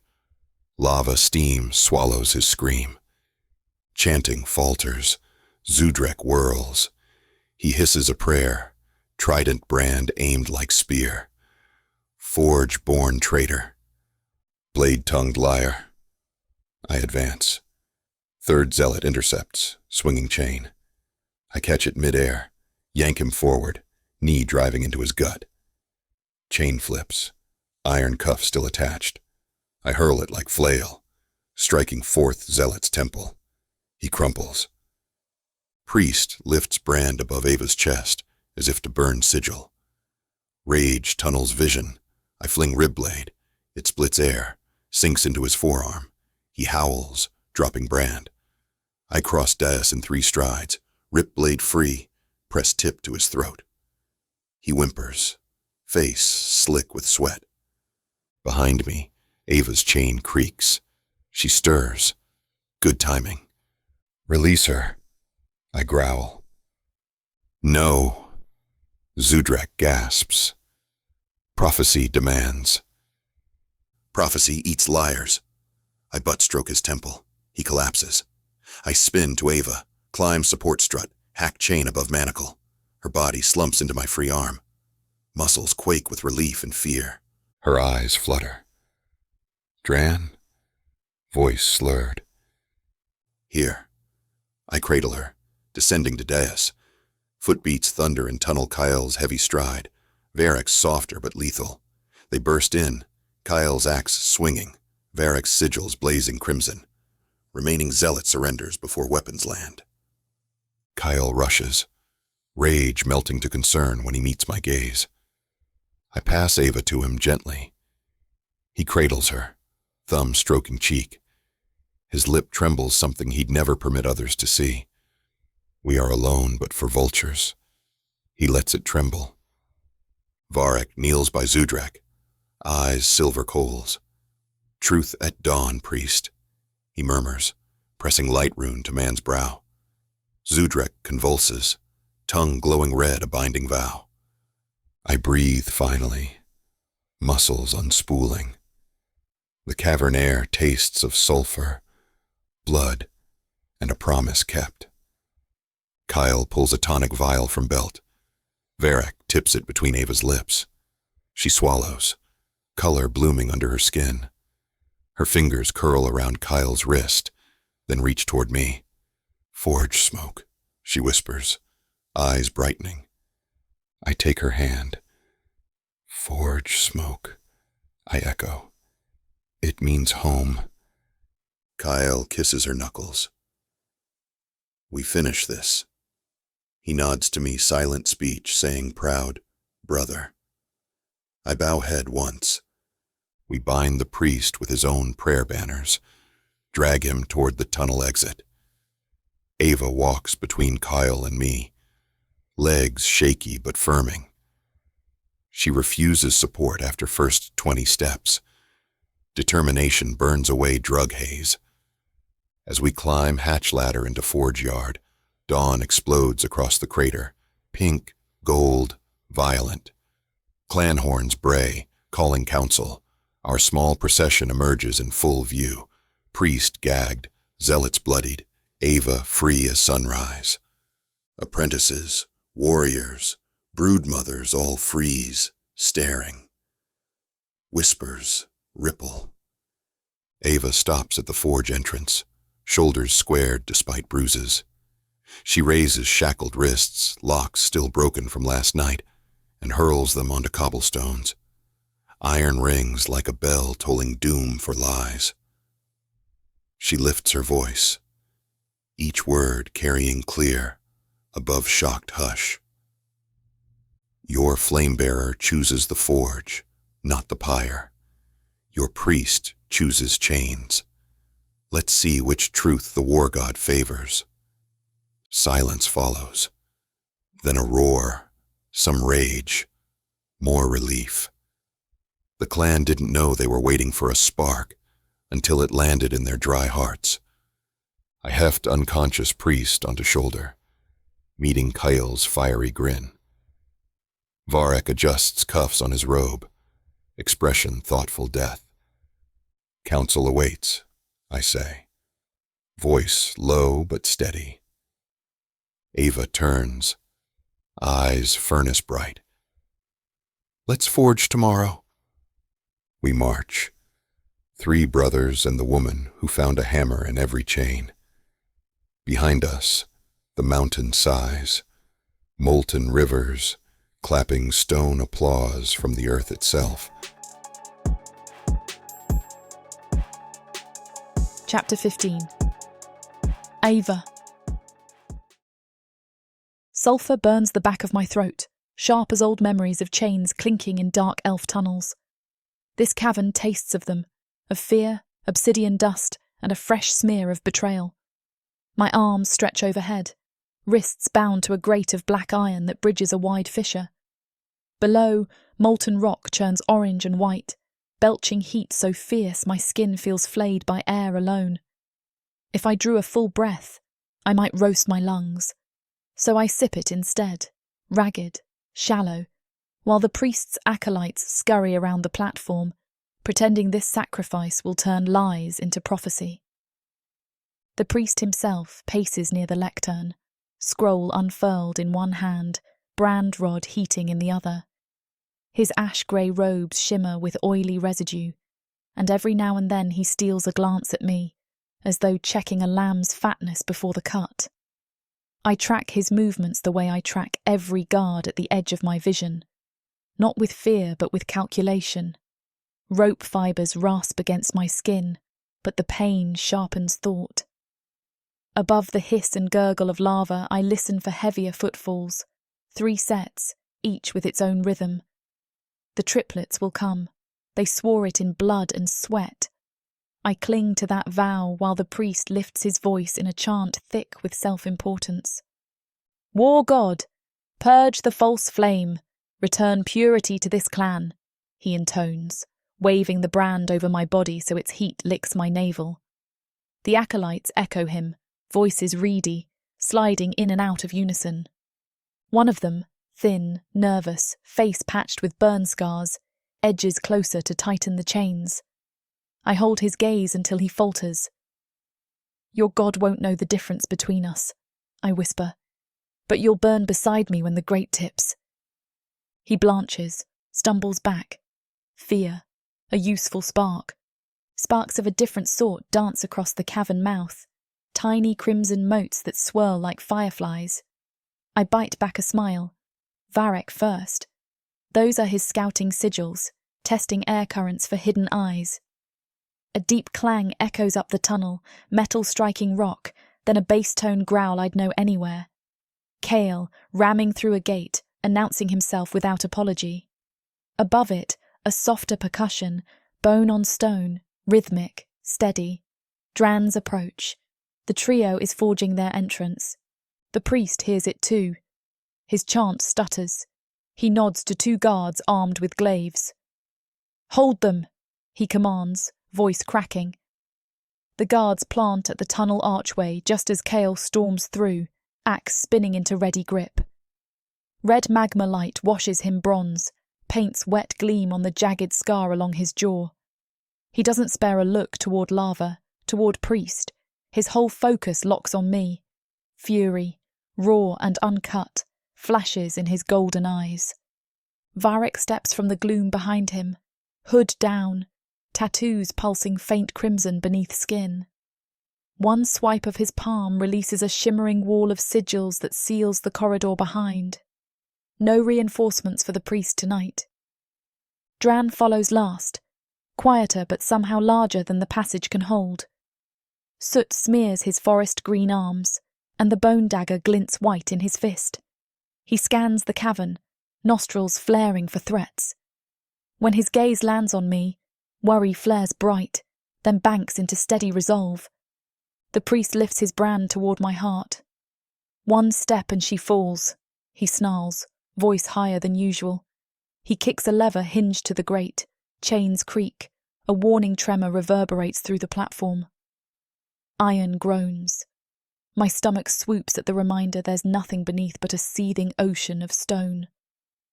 Kael's axe slices the air, stopping inches from the guard's throat.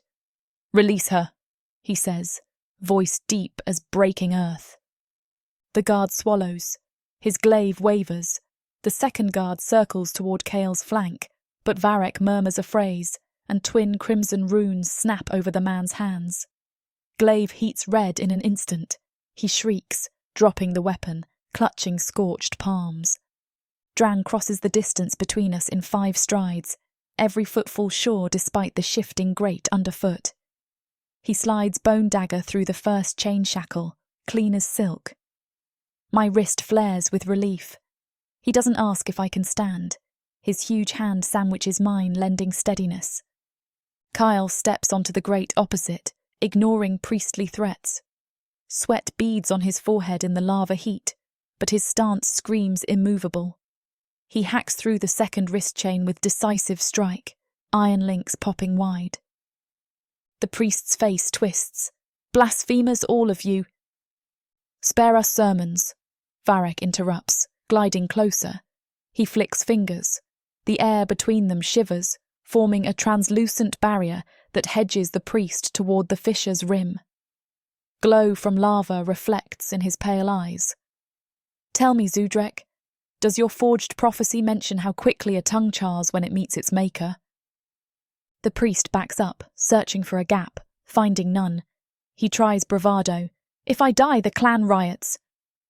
"Not if you run," I cut in, flexing freed shoulders. My legs wobble. Drann steadies me with gentle grip. "Show them your cowardice. They'll spit on your name." Priest hesitates, fear winning over zeal.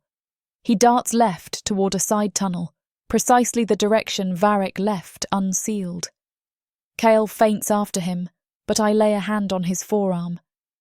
"Let him go," I murmur. "Truth will chase him farther than your axe." Kael's jaw clenches, but he nods. The priest scuttles into darkness, robe hem sparking against hot stones. Drann slips an arm behind my knees, lifting me clear from the grate just as another lever pops, the priest's parting gift. Chains that anchored the platform recoil. Iron groans louder, tossing dead weight forward. Kael leaps, catching the edge as the grate tilts. Lava glare blooms on his sweat-slick back. Drann half carries, half pushes me to solid ground, while Varek traces sigils that seal fissure vents, buying seconds before the grate's centre of gravity fails. Kale hurls himself over the seam. The grate crashes behind, swallowed by orange light and hiss of vapour. His boots hit stone, and he lands in a low crouch, breathing hard.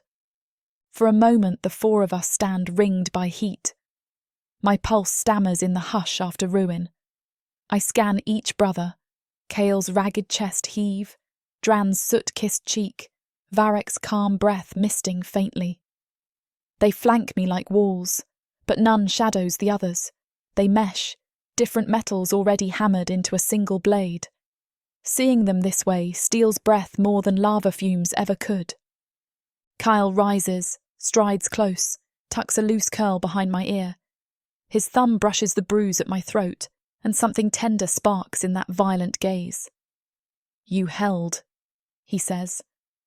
"Only because I knew you'd break the chains," I answer, voice rough from sulphur. Varek steps to my other side, 2 fingers resting light against my pulse. He feels its rhythm, brow easing. Her heart drums strong. Drann's gaze sweeps me head to toe, checking for unseen wounds. I reach up, cup his bearded jaw. "I'm here," I tell him, and his exhale shudders like bellows releasing pressure. Around us, the cavern ceiling creaks. Molten splashes pop against distant rock. Varek's barrier pulses as falling embers strike it. He gives a curt nod. This place is no longer sacred to anyone. Time to go. Drann crouches, offering his back. Pride flares. I want to walk, prove the priest couldn't steal my steps. Yet the distance to tunnel mouth stretches across debris and broken platforms. Lava heat lashes bare feet. I set a hand on Drann's shoulder. "I'll ride only until we reach cooler stone," I warn. A grin ghosts his mouth, rare, bright. "Stubborn," he murmurs. He hoists me effortlessly. His broad back feels carved for war and for carrying the people he won't lose. Kael leads, axe swinging low to scrape sparks from the floor when any fallen guard twitches. Varek follows, runes slipping through shadows, sealing vents, scattering warding dust to collapse passage branches. They move with uncanny harmony. No shouted orders, only brief glances. For the first time I witnessed them as a trinity in motion, each strength reinforcing the others. My heartbeat slows from terror to awe. We breach the tunnel mouth into the main forge corridor. Apprentices, woken by the earlier commotion, line the walls. Their faces morph from fear to ferocious relief when they see me alive atop Drann's shoulders. Whispers trail, Flamebearer saved, prophecy dead, brothers united. A rumour spark dances ahead of us, lighting hearts quicker than any sermon. Outside the forge, dawn spills gold over the caldera. Lava plumes cast shadows like banners snapping. Clan elders already gather in the court for council. The priest's empty podium stands crooked, scrolls fluttering in wind. Drann sets me down on a block of cooled slag. Kael strips off his cloak, drapes it around my shoulders. Rough wool reeking of iron, comfort in scent. Varek kneels, wiping soot smudges from my calves with a square of black silk, turning even cleaning into ritual. "You could have killed him," I say softly. Kael's stare fixes on the horizon where bone ash siege towers silhouette against morning haze. "Better to let the clan see him flee. They need a villain's back more than a corpse." Varek adds, "Truth tastes sweeter when poured by the liar himself." Drann nods once, gaze lingering on the fisher mouth behind us, as if making sure I'm truly free. I curl fists in Kael's cloak, breathe lava-laced air. For months I feared choosing any path would mean shackling myself to another master. But looking at them now, I see options, not chains. Kael's stormfire, Varek's blood-glass calm, Drann's steadfast bedrock. Individually, they are sparks. Together they are the forge that could let me shape destiny. I step forward, legs steady, and thread fingers through each of theirs in turn. Kael's calloused strength, Varek's lingering rune warmth, Drann's grounding heat. 3 grips tighten, question and promise both. I lift our joined hands high for the watching clan. The priest will speak, I call across the court, voice ringing clear. But so will we, and this time the fire won't be fed by lies, it will be fed by choice. Murmurs crest into cheers, some ragged, some fervent. Around us, warriors raise weapons. Mothers clutch infants, eyes wet. Elders lean forward, intrigue awakening. Kael pulls me close, forehead resting against mine. We're not done fighting. I didn't survive lava breath to quit, I retort, lips brushing his. Behind him, Varek's laugh ripples like silk through steel. Then let the first battle be for truth. The rest will be easier if we still breathe. Drann squeezes my shoulder. No words, but his steadiness speaks volumes. The council horn blares thrice. I swallow fear, taste iron. 3 brothers flank me as we march toward the stone dais. Somewhere in distant tunnels, the priest runs from ghosts he created, but dawn's light races faster. By the time it catches him, the clan will already have seen a new legend step into the sun, 4 flames intertwined. I inhale, lungs filling with forge smoke and morning chill. When I exhale, it feels like the mountain breathes with me. Earth is pretty much a desolate wasteland since the orcs came over from Protheka, and being a woman, the best you can hope is to be someone's property. Now after my curvy body catches Korthar's eye, he'll claim me, and I'll serve him, in any way he pleases. You're mine now. Listen to this story and more when you get the complete Orc Warriors of Protheka audiobook and ebook bundle. 40 books, 19 audiobooks, 19 ebooks. You even get 1 free novella and 1 free audiobook. All for a shocking 90% off. Protheka's magic is eternal, and the complete Orc Warriors of Protheka bundle will bring over 100 hours of that magic to you.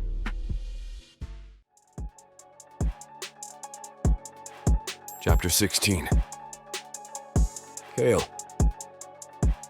The path to my father's high chamber snakes along the inside rim of the caldera, a spiraling corridor of black glass stone scorched smooth by centuries of lava breath. Every step I take throws echoes off the vaulted ceiling, and each echo seems to ask the same question: heir or heretic? I've worn both titles, one a chain, the other a blade, and this morning I intend to set them both down. War drums pound below in the practice fields, a constant thunder that should comfort me. Those rhythms raised me, taught me to measure breath between blows, yet the beat feels off, as though the whole clan has begun marching to a cadence written by a stranger. Maybe that stranger is me now. The warlord who stands with a human woman and refuses a crown carved from his brother's bones. 2 sentries in scaled bronze snap to attention outside the door, carved from a single plate of dragonjaw rock. They avoid my gaze.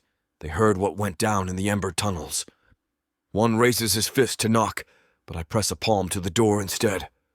The heat of my skin wakes ancient runes etched into the slab, runes my father branded here after he killed the previous chieftain in ritual duel. The stone grates aside, dust pluming from the track, and I step through a cloud that tastes like charred history. The chamber inside is a high circular space, every wall hung with war trophies, shattered helms of fallen elf generals, bone necklaces from rival orc overlords, banners burnt to a single strip of color. At the center squats a basalt throne that looks less like a chair and more like the fossilized carcass of some mythic beast. Father sits atop it, swathed in crimson furs despite the heat, one tusk capped in gold. His eyes, once bright ember, are rimmed yellow from last night's drinking, but bleary or not, they pin me in place. "Kael," he rumbles, voice thick with phlegm. "You came alone. Didn't need an honor guard to hear empty words." I stride forward until lava light pools across my boots, stop at the foot of the throne, and plant the haft of my axe on the stones. The blade still drips condensation from the tunnel steam, and it hisses when it touches the floor, a warning that steel, unlike flesh, does not fear truth. Father's gaze travels from the axe to my bare chest. I scrubbed last night's war paint but left the smear of Ava's blood across my ribs. Let him see where my loyalties stain. Let him wonder which wars I plan to fight. He scrubs a hand down his graying beard. "Priest has disappeared," he says, feigning ease. "Rumor claims you three freed the human girl, sealed the tunnels, and let the holy man escape. Tell me why I shouldn't brand you traitor." My laugh bounces around the dome. "Because you need me more than ever, old man." His eyes narrow, but he waves a lazy hand. "Speak."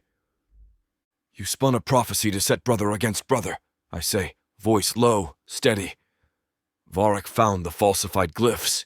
Drann tracked priest scent through smokeless paths. And Ava, your so-called flame-bearer, brought half the clan to its knees with words alone. Your lie died at sunrise. The only question left is whether you die with it." The air thickens. Father leans forward, fingers curling over throne arms deep scored with claw marks from past fits of rage.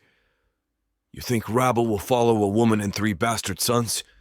Orc blood respects power first, tail second. And power lives here?" He thumps a fist on his chest. "No, power lives outside this room," I counter. "In the pens where slaves forge weapons. In the barracks where warriors argue which brother they'll follow if your banner falls. In the forge yard where our mother's bones hang over Drann's anvil. The clan's heart has moved, and you didn't notice the beat." His tusk glints as he bares teeth. "And you want that heart to beat for you. Admit it."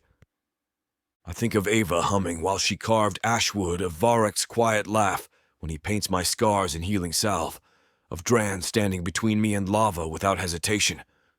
I shake my head. "I want it to beat for all of us." Father snorts. "No clan rules by committee. Then ours will be the first." He stands a deliberate, slow rise that brings his hulking frame into full view. The fur cloak slides from his shoulders, revealing a torso mapped in old campaign scars, and the faded spiral tattoo marking the rite of the blood moon. I used to trace that spiral with reverence, believing it pulsed with legend. Now I see only weathered flesh hiding a hollow core. He descends the throne steps, each bootfall echoing. "You stood at my right side when we burned the dwarven forges of Mar Khaldun.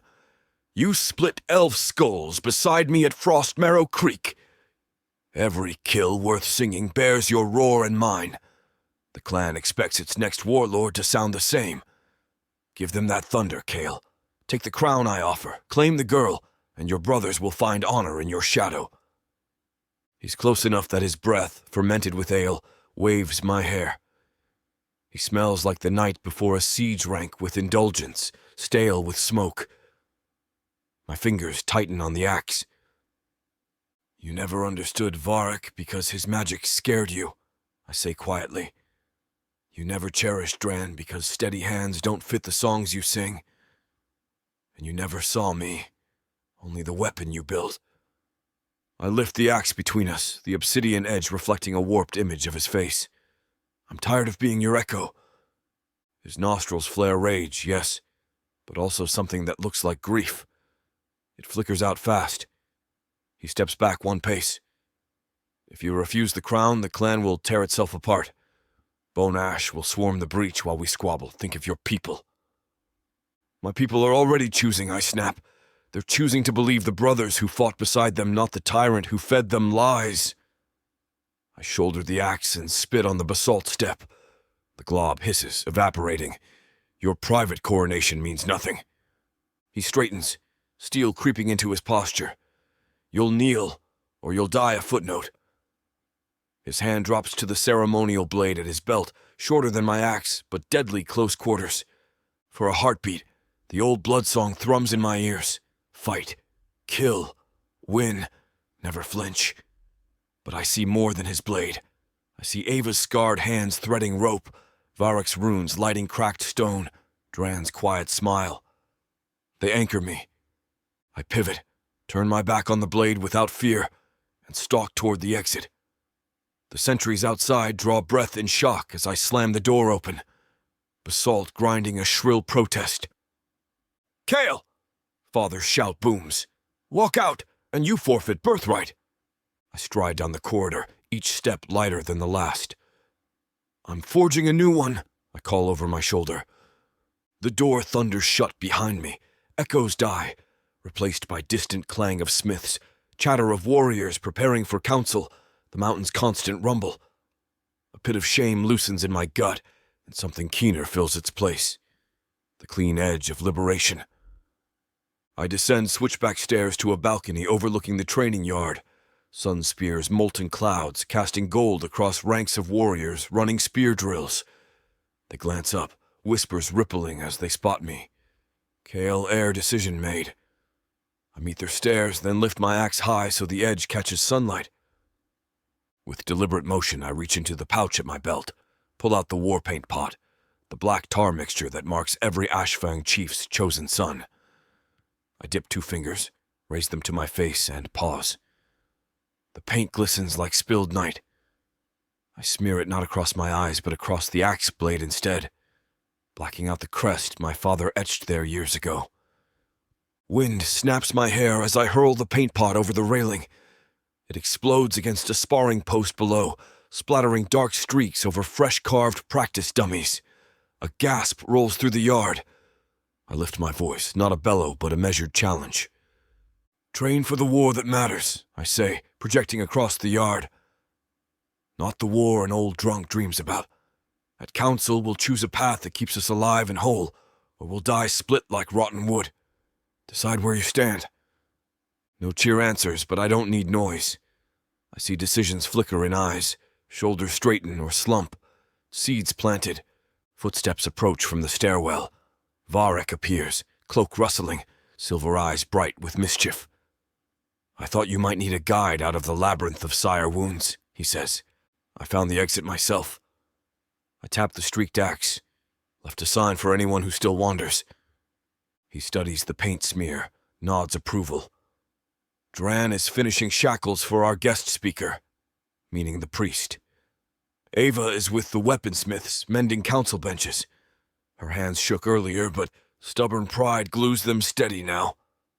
I glance down at my still blackened fingers. We should all wash up before facing the clan. Varek arches a brow, mouth curling. Water cleans most stains. Truth scalds the rest away. We head toward the washhouse. Warriors part, some bowing in respect they would never show yesterday. Varek walks beside me, not behind, matching stride. He speaks after a pause. "Your father will not yield quietly." "Then he'll fall loudly," I answer. We reach the copper-tiled wash chamber fed by natural hot springs. The air steams, scented with cracked juniper.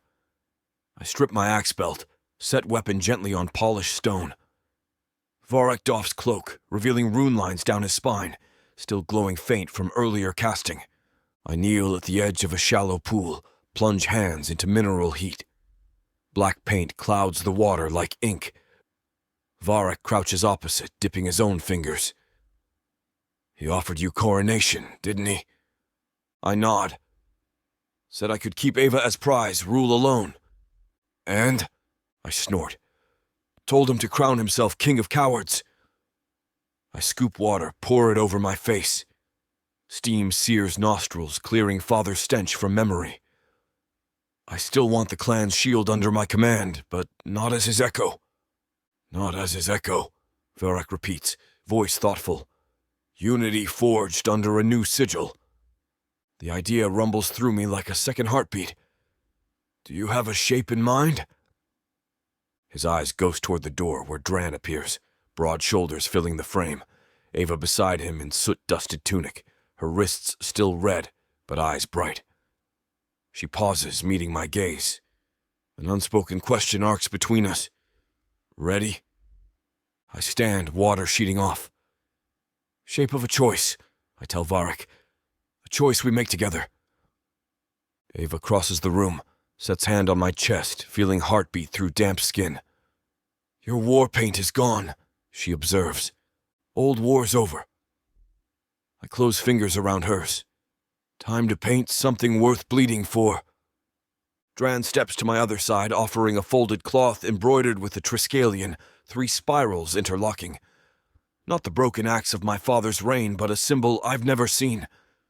Forge apprentice drew it after dawn, he says, voice low. Said it felt right. 3 spirals, 1 for each brother. Center negative space forms a flame. Simple, strong. Feels right to me too, I murmur, tracing the design. Varek grins, teeth sharp. Council starts in 10 breaths. Let's gift them a new banner and see who follows the fire. I sling the cloth over my shoulder, reclaim axe, and offer Ava my arm. She takes it, squeezing once, promise, and warning. Drann's massive hand settles on my other shoulder. Varek shadows at my flank, runes flickering brighter. We step from steam into sunlight. Warriors line the path, some still painted in the old colors, some wiping stripes away with sleeves. As we pass, a few touch fists to hearts, the first salute of a new tide. At the council dais, father already waits, cloak heavy with embroidered lies. He lifts chin, expecting me to kneel. I plant axe in stone at Ava's feet, unfurl the cloth with the Triskelion, and drape it across the stand where scrolls will lie. Murmurs swell, banners ripple as if breathing. Father's glare darkens, but he cannot stop the wind blowing change. Drann sets the shackled priest on the center platform. Varek raises hands, sigils blooming overhead like crimson constellations, truth flare ready to burn every false word. Ava steps to the edge, voice clear as a battle horn. Today we forge leadership in open flame. All lies melt, all chains break. Choose wisely. I plant both feet, meet my father's startled gaze, and smile, not with mockery, but with relief. Crowns are for graves, I tell him, and I plan on living. The council horn bellows, echoing down the caldera. Sun climbs higher, catching the Triskelion cloth and setting the center flame alight.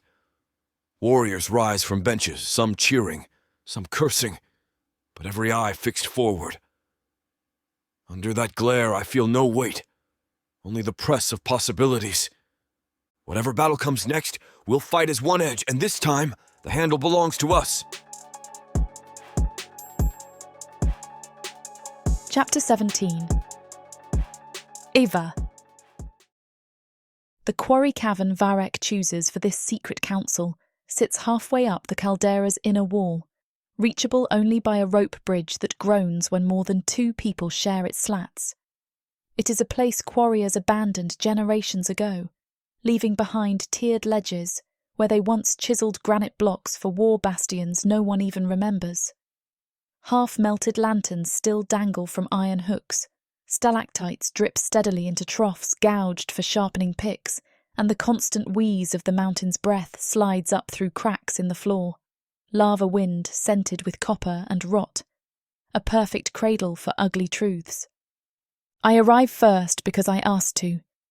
Drann escorts me across the bridge, but lingers outside, arms folded while he scans the sky for Bonash scouts.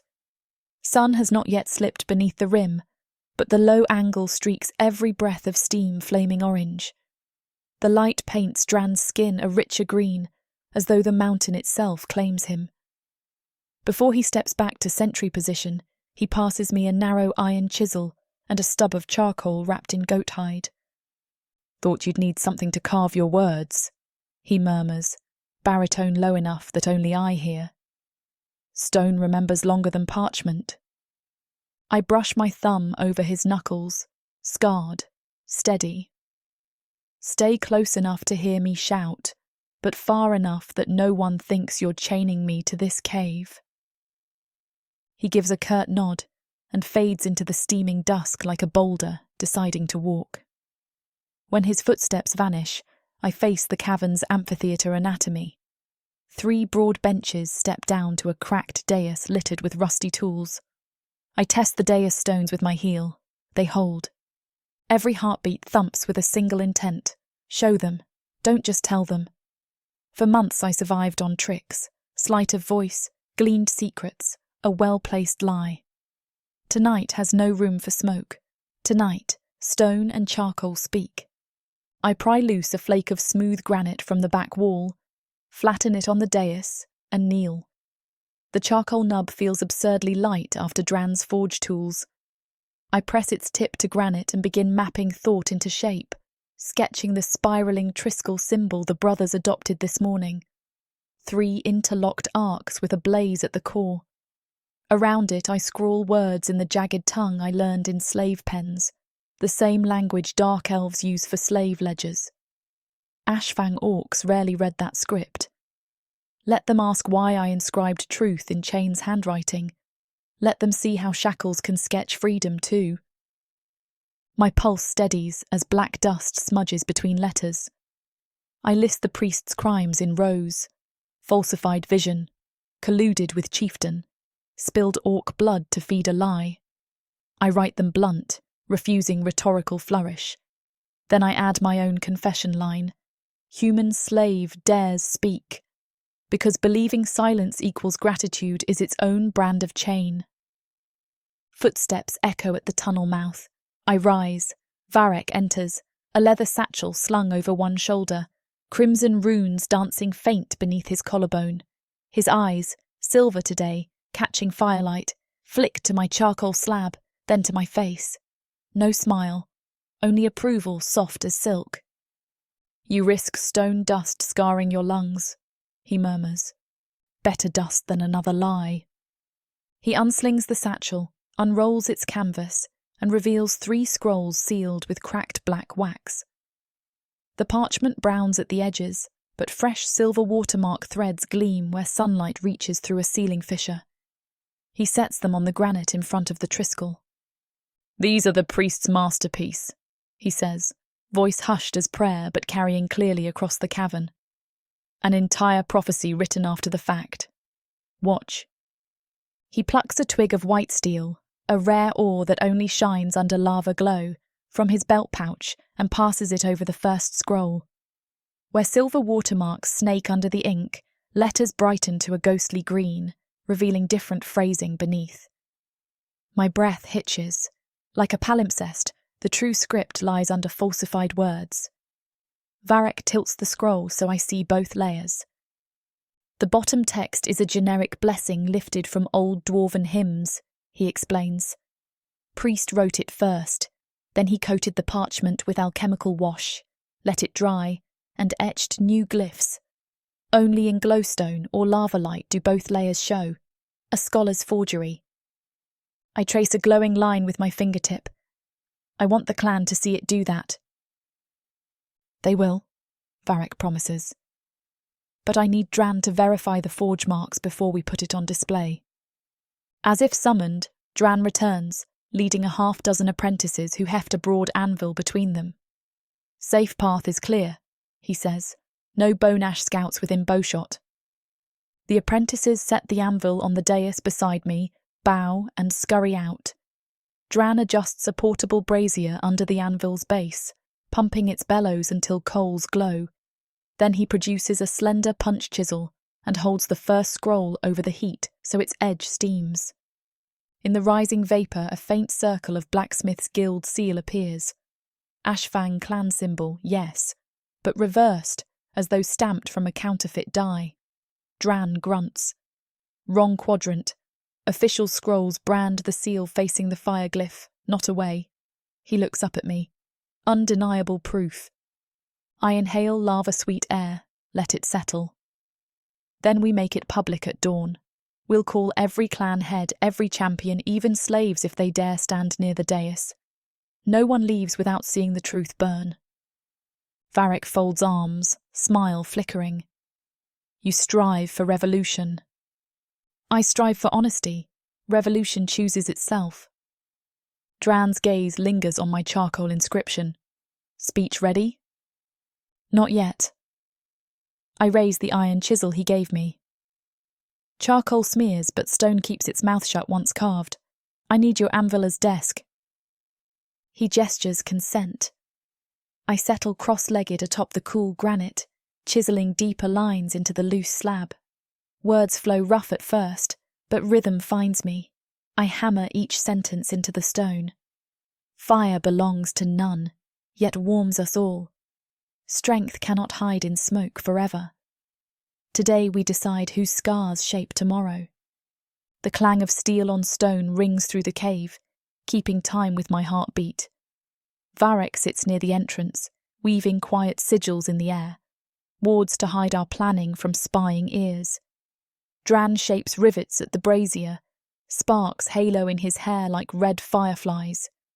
The pattern of our sounds, tap, scratch, hiss, forms a song truer than anything the priest chanted. For the first time I feel what a leader must feel. The warm gravity of others' trust, heavy enough to anchor, but light enough to carry. Hours pass, signalled by the fading of lava glow outside. Kael arrives wearing only trousers and fresh battle scars, his chest smeared with red clay mixed into the spiral tattoo at his sternum.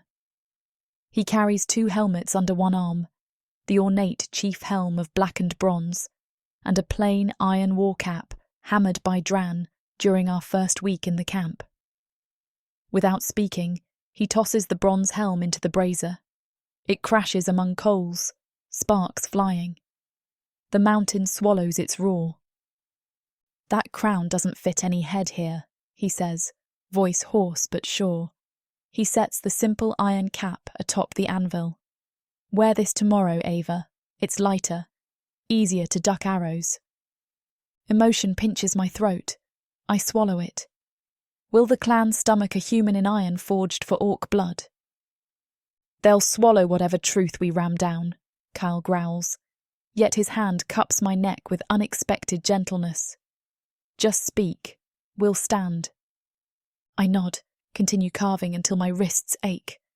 When the last sentence grooves the stone, I brush dust away. Varek rises, reading over my shoulder. Drann sets tongs aside, wipes brow. Kale circles to stand behind us. They examine the slab in silence. Drann breaks it first. Solid as mother stone. Kael grunts approval, but Varek clears his throat. One line missing. I arch a brow. Which? He taps the space below my final statement. After you list their crimes and our hope, give them a choice. People freeze before an abyss, build them a bridge. He's right. I kneel again, carve the last words slowly. Stand with the forge or watch the mountain swallow you. A bridge, yes, but one with edges. Moonlight sidesteps through ceiling cracks, brushing the letters. Cold silver meets charcoal and stone. For a breath I see dark elf pens, cracked knuckles, the general's whip. I see my mother mouthing the 3-note lullaby that now hums low in my chest. I see chains falling tinder to Drann's hammer, Kael's axe carving new suns, Varek's runes binding wounds instead of fates. Fire no longer frightens. It warms. Kael crouches, fingers brushing the chisel's dented tip. Dawn tide will want more than words. It will get them, Varek says, opening his satchel again. He lifts a glass vial swirling with crimson and gold. Phosphor blood ink mixed with ground glowstone. When this breaks on the priest's scrolls, every forged glyph will blaze for half a league. No one can call illusion. Drann rumbles satisfaction. And I finished new chains, hollow links soft as tin. Priest can snap them himself once he confesses. Show the crowd how flimsy his grip truly was. My heart bangs. Good. Then we sleep. Fire's waiting.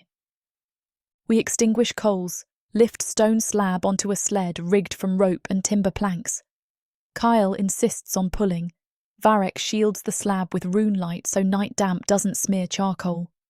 Drann walks behind, steadying. I carry the scrolls, cradled like a foundling, because truth should weigh the liar most. The rope bridge groans under our procession, but holds. When we reach the far ledge, clan fires glitter across valley slopes, tiny embers in a sea of ash and volcanic glass. Sleepy sentries nod. None dare question the four of us hauling a stone tablet at midnight. Outside my hut, Kale sets the sled down, rolling shoulders. "Rest," he orders, voice brooking no argument, yet warm at edges. He leans, brushes lips against my temple. "You're mine," he whispers for ears alone. Claim stripped of collar tone, laced with awe instead of ownership. The words no longer rankle. They feel like armour fitted for my shape. Varek slides arms around me from behind, humming a counterpoint to my mother's melody. "I'll watch your dreams tonight," he says, pressing his mouth to the curve where neck meets shoulder. "Keep shadows polite." Drann steps up, places a single kiss, soft, solemn, on my wrist, over the faint scar a dark elf brand once marred. "Tell me to stop," he breathes. I don't. He lingers just a heartbeat, then releases my hand, turns to tuck canvas tarpaulin over the slab like bedding down a beast. I slip into the hut, still ringing with a trinity of touches. The cot smells of forged wool and juniper. I collapse, not bothering to strip the day's soot. Sleep drags me quick, but not before I rehearse tomorrow's speech in my mind, words burned into stone etching themselves behind my eyelids. Stand with the forge, my forge now, our forge, or watch the mountains swallow you. Dreams tangle with memory, lava rivers becoming slave whips, scrolls hissing like snakes, triplets' hands weaving a shield above my head. I jolt awake before dawn, heart sprinting. Tendrils of pre-dawn blue steal through the hut slit. Outside, muffled voices carry. Kael giving final drill orders. Apprentices stringing banners with the Triscale emblem Varek traced in fire ink. Broodmothers settling babes so they can watch the moot. I scrub my face and forearms in a basin, cold water shocking blood into clarity. I braid my curls into a crown, thread red ember silk ribbon gifted by a smith who lost a hand in a tunnel collapse I helped expose. Armour is ceremonial, a sleeveless hauberk of bone-white scale Drann hammered from volcanic glass, over black linen trousers. No cloak, no pretence of royalty. I buckle Kyle's plain iron cap under my chin, light, snug, inexcusably honest. When I step outside, Varek stands guard, leaning on a staff topped with the new banner. 3 spirals twist around a central flame, painted in shimmering crimson that catches even faint starlight. He sweeps a gaze over me, smiles like dawn's first spark. Ready to hammer hearts. "They're softer than anvil steel," I reply, voice steadier than my pulse. He offers an arm. We walk toward the moot ground where torches blaze every few paces. Thousands of orcs ripple around the circular pit, warriors in leathers, artisans in soot-smudged tunics, children perched on shoulders. The hush that folds as we approach feels heavier than any roar. Drann waits beside the stone slab, now propped on trestles facing the throng. Kael stands opposite, war axe planted, arms bare, spiral tattoo glowing with fresh red clay. Between them kneels the priest, shackled in Drann's hollow chains, lips quivering. I climb the dais. Lava light flickers across stone words, lending them breath. Kael lifts his axe in salute. Drann sets massive hand on slab to steady it. Varek unstoppers the vial of blood ink. My lungs fill. "Clan Ashfang," I call, voice carrying to the furthest circle. The hush tightens. The mountain listened last night. Today it speaks, not through a priest or chieftain. Through proof I motion to Varek. He strides forward, uncorks the vial, and tips a single droplet onto the first scroll.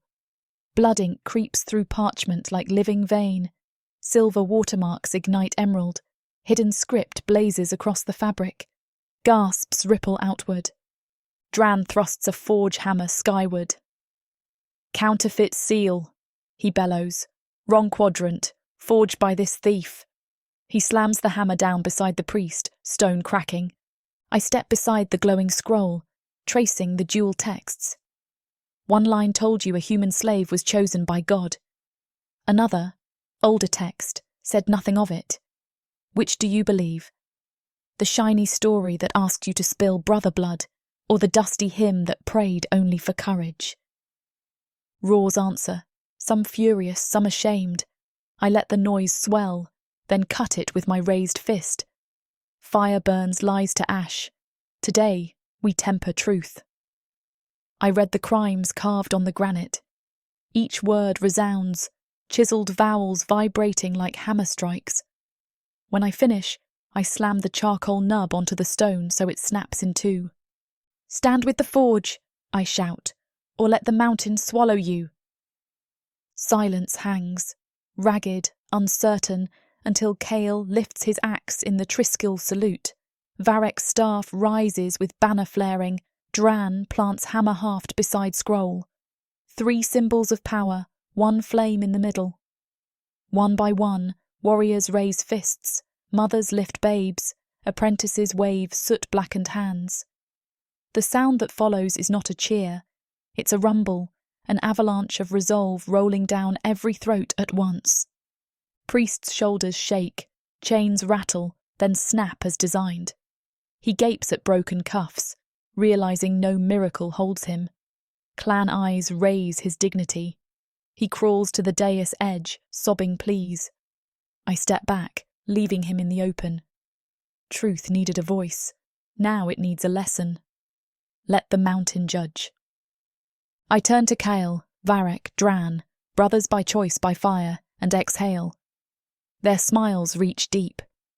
In this roar I hear worth measured not by birth or prophecy, but by flame that won't forgive a lie. The moot continues. Elders debate penalties, warriors volunteer for new battle lines against bone ash, but the tide of decision has shifted. I feel it in the way orcs glance at the granite words with respect instead of scorn, in the way children trace the Triskill in ash, in the way Kael rests his axe across his shoulders, tension gone from his spine. Night will bring new challenges, siege towers, chieftains' retaliation, grief for what we just destroyed, but dawn will bring a forge that belongs to all of us. I step down from the dais, movement slow, deliberate, because leaders don't flee their echoes. Kael drapes an arm around my shoulders. Varek's fingers brush the inside of my wrist. Drann's hand finds the small of my back, 3 points of heat balancing columns of frost in my veins. Together we walk through the gathering, listening to the mountain's new heartbeat hammer under our feet.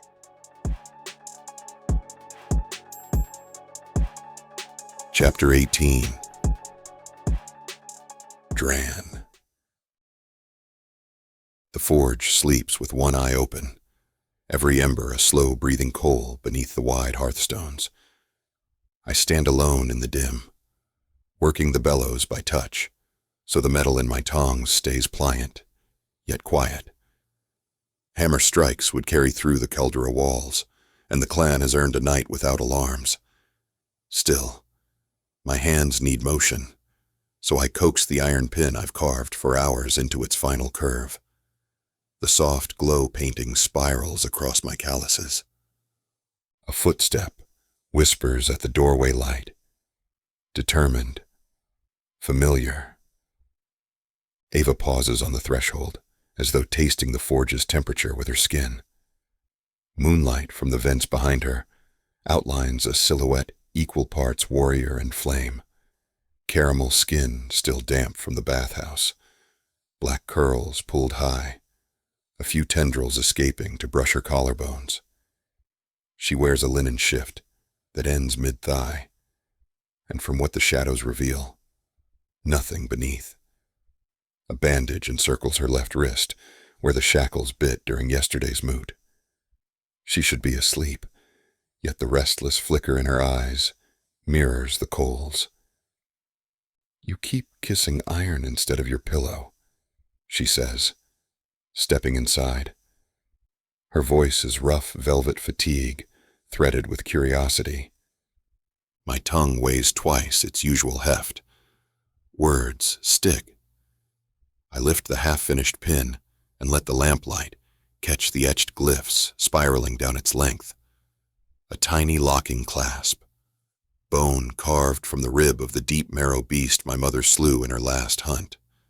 Snaps into place when pressed. I crafted it to hold Ava's hair, but forging a gift feels easier than offering it. She approaches the workbench, palms braced on the scarred oak, letting the heat wash across her shins. "I should scold you for staying up," she murmurs.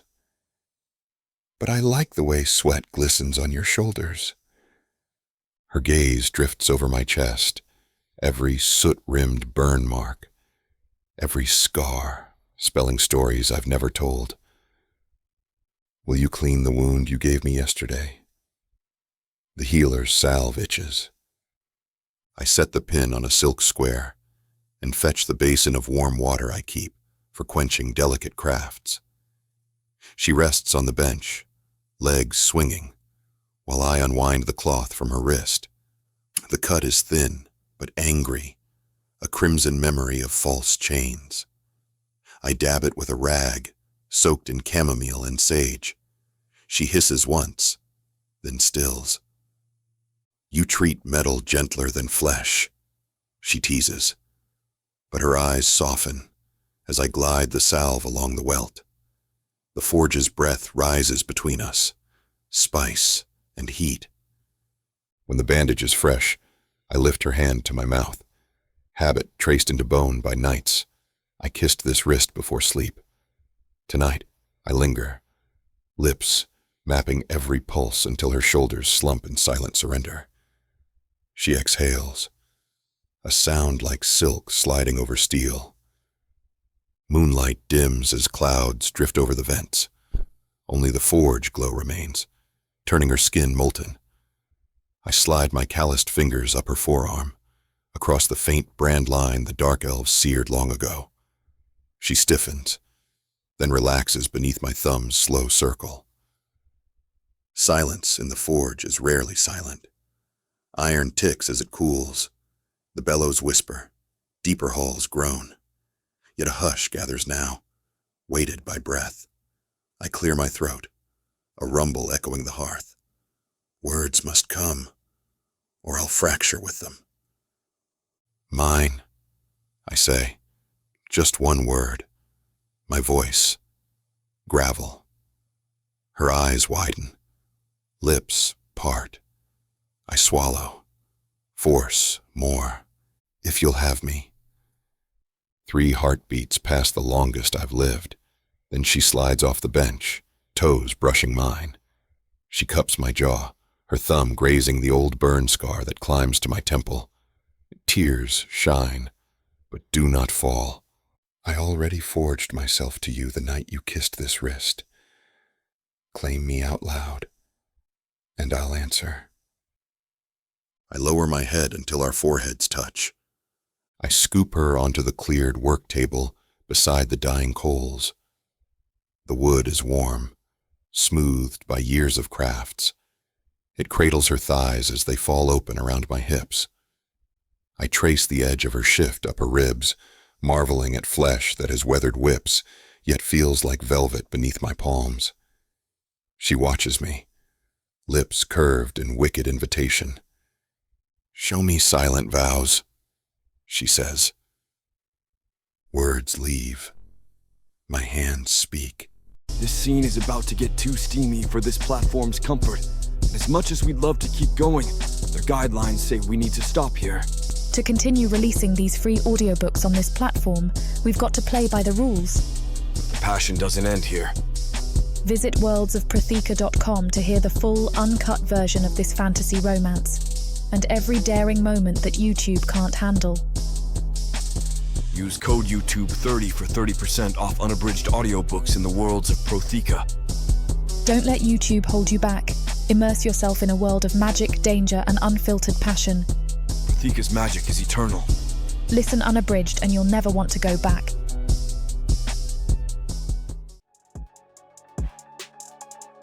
Chapter 19. Ava. The Caldera's breath rolls over the stone balcony outside our quarters, a low, sultry exhale that rattles iron wind chimes strung between basalt columns. Dawn has not fully split night, yet the entire clan moves below in restless tides. Warriors tightening leather, artisans polishing clan crests, elders braiding crimson ribbons through their hair to signal neutrality while judgment looms. From up here, the torches lining the procession path look like fireflies drank too much courage and decided to stand still. I tighten the bone pin Drann forged last night, feeling the hidden clasp click against scalp. Its gentle weight reminds me who locked it in place, who whispered, "Yours right before sleep dragged me under." Above my heartbeat, I sense 3 distinct rhythms moving through the quarters around me. Kael's prowling stride as he spars with ghosts of self-doubt, Varek's steady cadence reciting last-minute passages of law, Drann's measured clank, adjusting the hinges of truth's new cage for the priest. I breathe deeply, centering. My charcoal speech from 2 nights ago rests in a leather satchel slung across my back, but I no longer need it. Stone carries the words for me at the amphitheatre. Today my throat only needs courage thick enough to keep them from trembling. Bootsteps echo, a tread both heavy and careful. I pivot as Kael appears in the archway, war axe strapped to his spine, spiral tattoo freshly re-inked in umber over his heart. The paint's earthy scent mingles with sweat and pine resin. His gaze sweeps down my form. Sleeveless gambeson stitched with glass scale, black trousers, bare feet for sure footing on lava-warm rock. "Armour too light," he growls. "Truth weighs enough," I counter, stepping close enough to lay palm upon the spiral over his sternum. Heat pulses through the clay. Besides, I have 3 walking shields. "Shields bite today," he mutters, but a ghost of smile tugs his mouth. He lifts my hand, presses lips to the back, a gesture as public as it is intimate. "Speak fire, we'll keep wind off you." Varek glides in, robes of slate silk swirling. He carries the priest's forged scrolls in a lacquered box, glowstone shards floating inside a glyph-lit sphere above his palm.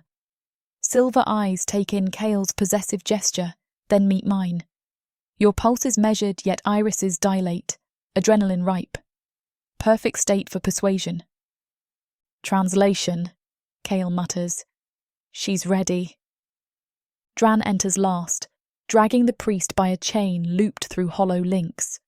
The chieftain shuffles behind them, wrists bound, eyes puffy from a sleepless night spent confronting ghosts of ambition. The priest's once regal crimson robes hang shredded. Volcanic ash smears the bare skin of his scalp where Varek burned away ritual braids after capture. He mutters fragmented scripture until Drann jerks chain and silence ruptures the chant. Drann's gaze flicks to me, question in its depths. I nod. Begin. We descend the winding ramp carved into caldera wall, escort weaving through crowds that part like iron filings around a magnet's pull. Murmurs swirl, some hostile, some curious, many awed by the chieftain's restraints. Children peer from behind parents' legs. When they lock onto my bone pin, they whisper, "Flame bearer," yet not one adult shushes them. For the first time, the title feels earned, not brandished. The amphitheatre yawns ahead, shaped by ancient eruptions into semicircular ledges that hover over bubbling magma far below. 4 salt steel bridges stretch to a central dais, barely wide enough for a wrestling pit. Clan standards ring the outer rim, but our new Triskeli banner flutters alone above the dais, crimson flame shimmering even without the sun. Kael strides onto the north bridge first, calling out, "Clan champions to witness!" His voice booms, rolling back in thunderous echoes. Weapons clatter as 10 seasoned warriors step forward, lining the rim. Varek follows across the east bridge, lifting the rune sphere. Emerald firelight swims beneath his hood, casting eerie patterns on the rock. Drann drags priest and chieftain onto the south bridge, every foot of chain ringing like fatal bells. I take the west, toes feeling faint vibration of magma's roar through metal planks. At the dais centre rests the granite slab we hauled days earlier. It waits tilted toward the audience, words carved deep. On a pedestal beside it sits a copper brazier whose flames dance violet, Varek's blood ink solution fueling the glow. The sphere over his hand vaporizes, raining crimson motes into the brazier. Tongues flare high, revealing scrolls, hidden undertexts, to even the backmost ledge. Gasps rise. Some orcs shove forward for clearer view. Others clutch amulets, shaken by sorcery they once believed exclusive to priests. Varek's voice cuts through the tumult, calm yet resonant. For every lie, 2 truths burn beneath. Watch ink betray its master. He hands me the box. I extract the top scroll, hold it aloft. Runes shift green under violet flame, revealing the original hymn about courage. I let the crowd absorb the contradiction, then plant the scroll on a wrought iron stand for all to stare at as long as they please. 3 nights ago, I begin, projecting from diaphragm as Kale taught. I was still the chieftain's hostage, a human slave used to fracture this clan. The priest said a god named me Flamebearer. He declared I would choose one heir, and the others would kneel or die. He lied. A ripple of disbelief surges, then breaks upon Kael's thunder. She speaks sword-edge truth, he roars, slamming axe haft against stone so sparks leap. Champions on the rim echo his strike with spear butts. I raise both hands for hush. Here is what the priest truly wrote before his vision. I quote lines from the dwarven hymn Varek translated. Let courage temper fear, let hammer temper steel. No prophecy, no mention of humans or heirs, only a prayer any clan might sing. Someone in the crowd shouts, "Prove it's his hand." I nod to Drann. He yanks the priest forward. Varek sprinkles emberwort powder over the scroll. The forged glyphs blaze red while the original script glows gold. Drann presses the priest's palm to the exposed watermark. A reversed seal appears on skin, matching the counterfeit emblem revealed earlier. The crowd groans, a single beast wounded by deceit. The priest shrieks, scrambling, but hollow links snag. He collapses to knees. I step closer, voice cool. Tell them why, I demand. Tell your brothers why you forged fate. His eyes, once proud amber, swim watery. Power fractures easiest when sharpened on fear, he spits, but his tone holds no conviction. Old chieftain refused counsel unless sons ward. I gave him reason to tighten reins. Reins broke, Kale snaps, planting foot between priest's shoulders and shoving him face first to stone. Cheers erupt. The chieftain staggers, forced to watch. His once bright gaze dulls under weight of public failure. Varek glides to him, voice a velvet blade. Confess your part, father. Cleave rot from heart you claim to shield. The old orc's shoulders slump. He mutters, I only wished legacy. Crowd murmurs again, some pity, most scorn. I seize moment, climbing atop the granite slab so everyone sees the bone pin, the iron cap, the scars. Legacy cannot be stolen, forged or forced. Legacy is earned each dawn in sweat and truth. I turn, pointing to the carved sentence at slab's base. Stand with the forge, or watch the mountain swallow you. Today, the mountain swallowed lies. What remains is ours to shape. Silence.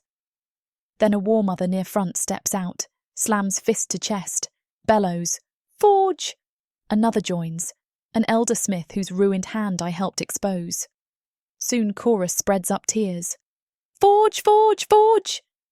The amphitheatre vibrates with it, dust drifting from vaulted ceiling. Kael raises axe. Clan judgment, he calls.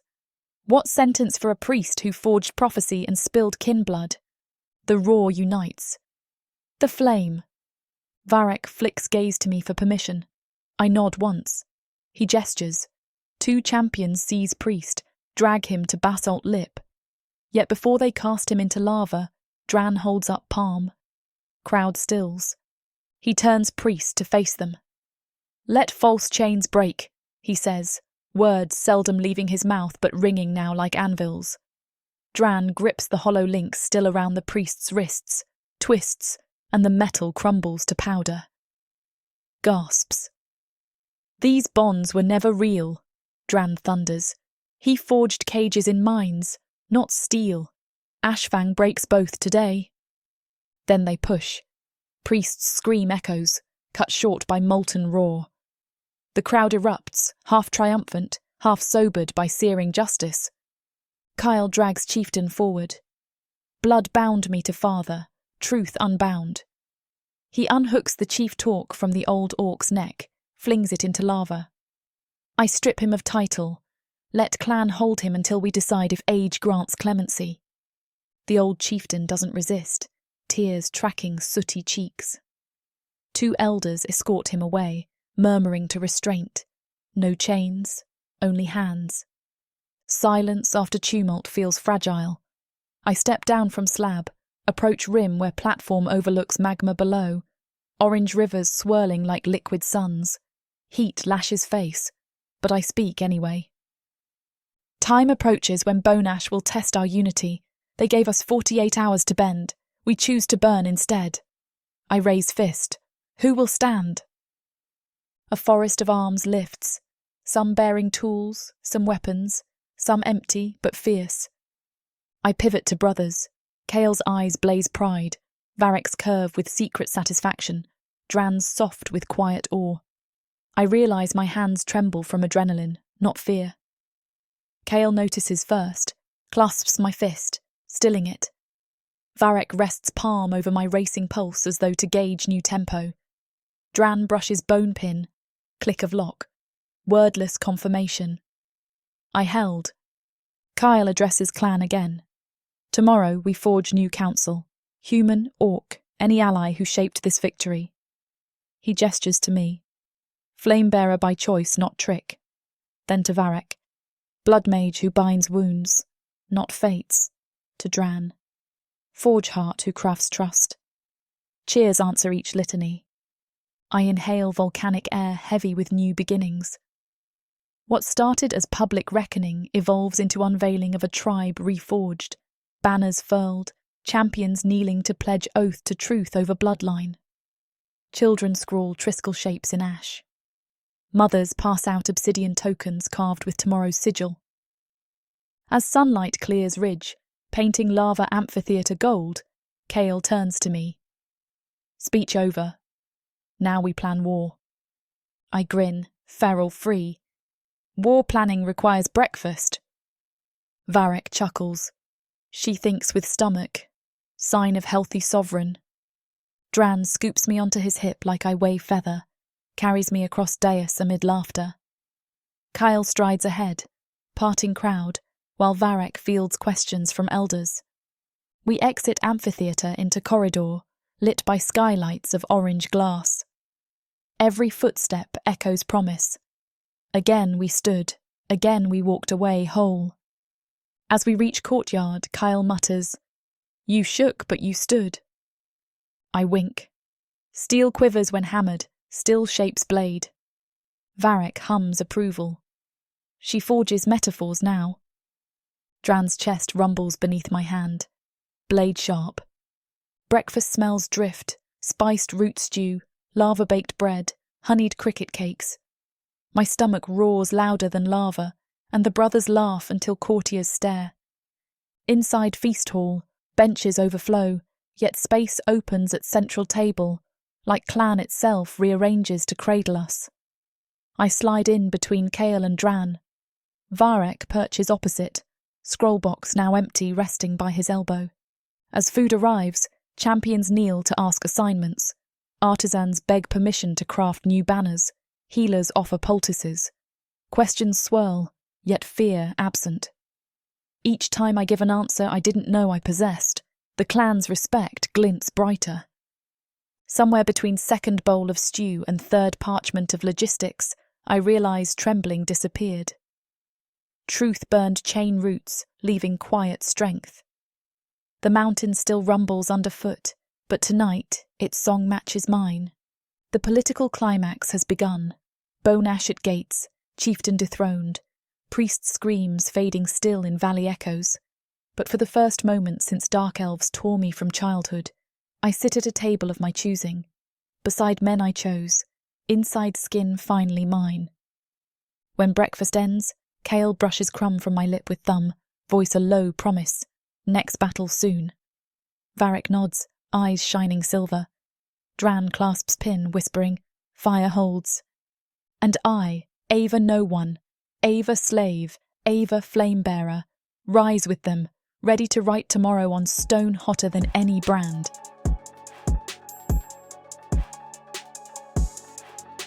Chapter 20. Varek. Skies the color of cooling iron crouch low over Ashfang Ridge, muting dawn to a rust-red bruise. I stand on the highest parapet of the western battlements, pulse thrumming steady beneath my ribs as I sort chaos into patterns. Wind brings me the scent of copper and wet stone.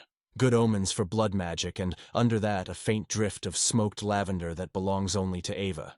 She is somewhere on these ramparts, too close to the threshold I am about to ignite, and already my focus shivers.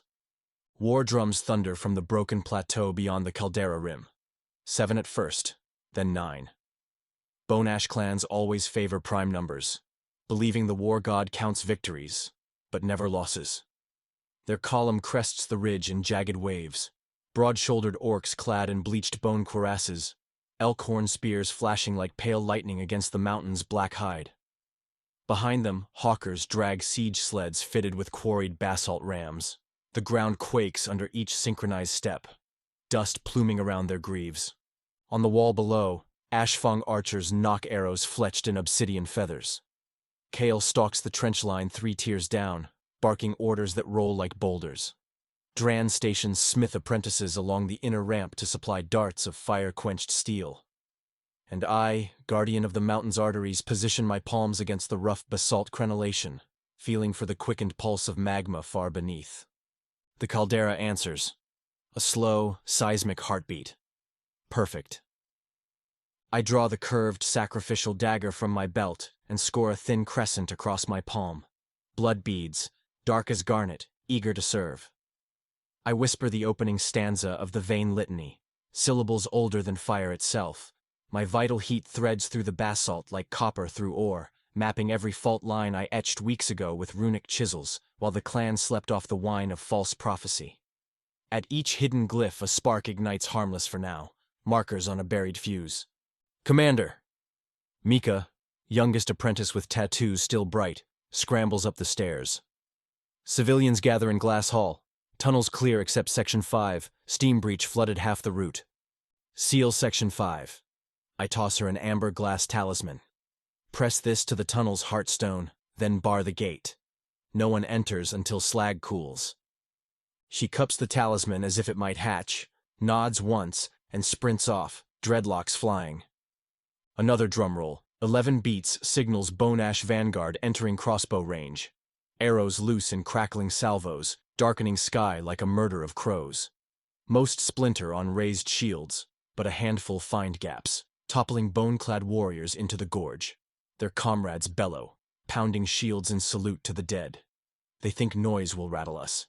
Let them waste breath. I lift blood-slick palm to lips, kiss the cut, tasting iron and ash. Then, with 2 fingers, I draw an invisible sigil in the air. Downstroke for obedience, spiral for vengeance, arrow for return. Magma answers my call, surging toward the sabotage tunnels. Volcanic growl rumbles deep enough to vibrate teeth. Crack fissures open 50 paces outside our wall, the place Bone Ash scouts deemed safest ground during last week's survey.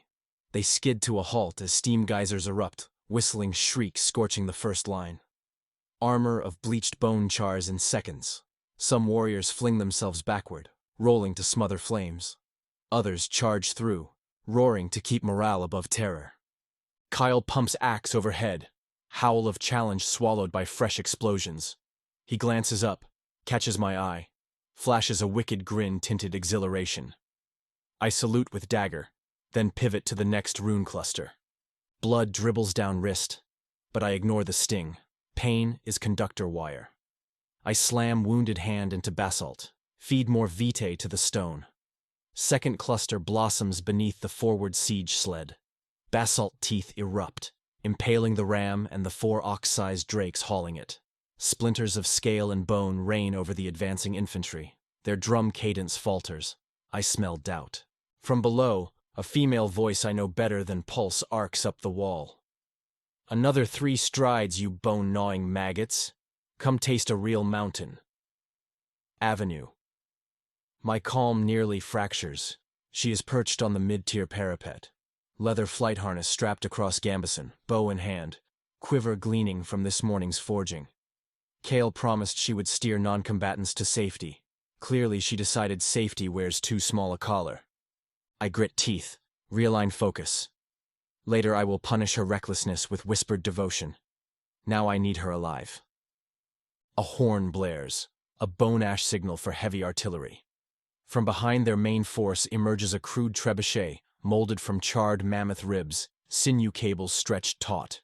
Crew loads a barrel packed with pitch and spiked quartz. If that reaches the wall, my rune grid will ignite too early. I whisper a faster chant, slicing another cut across opposite palm for surplus current.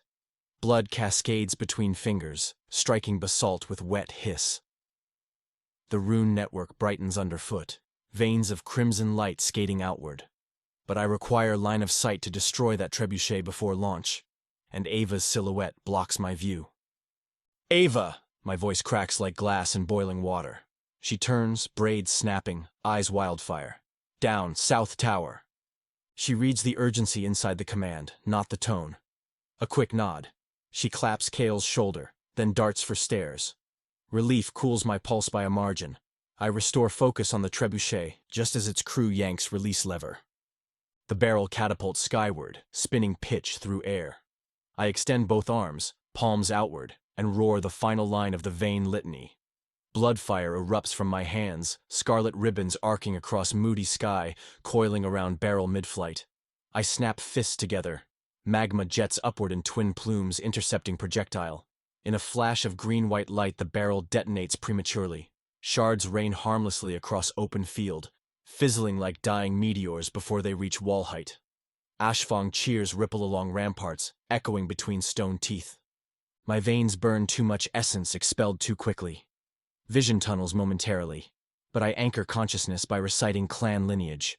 Mother Rook, Grandfather Tovrek, bloodline of storms. Clarity slides back into place. Kael seizes advantage, signals countercharge.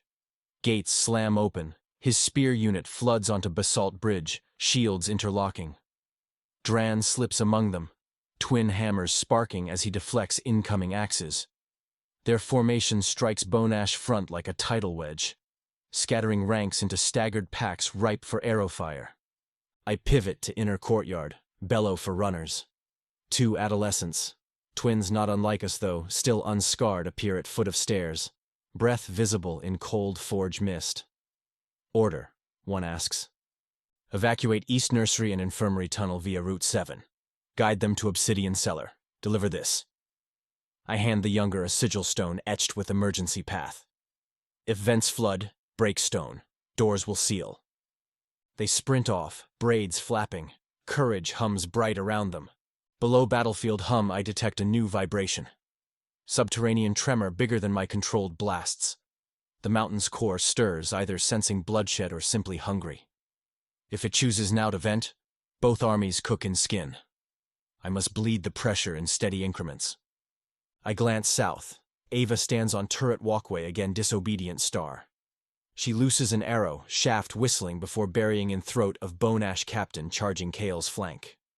The precision steals my breath even as dread pinches. A siege hammer crashes against our southern curtain. Bone ash found a weak seam. Flames from their shattered pitch barrel ignite spilt resin there, licking vertical stones. If wall collapses, Ava's turret may tumble. I sprint across parapet, lungs searing.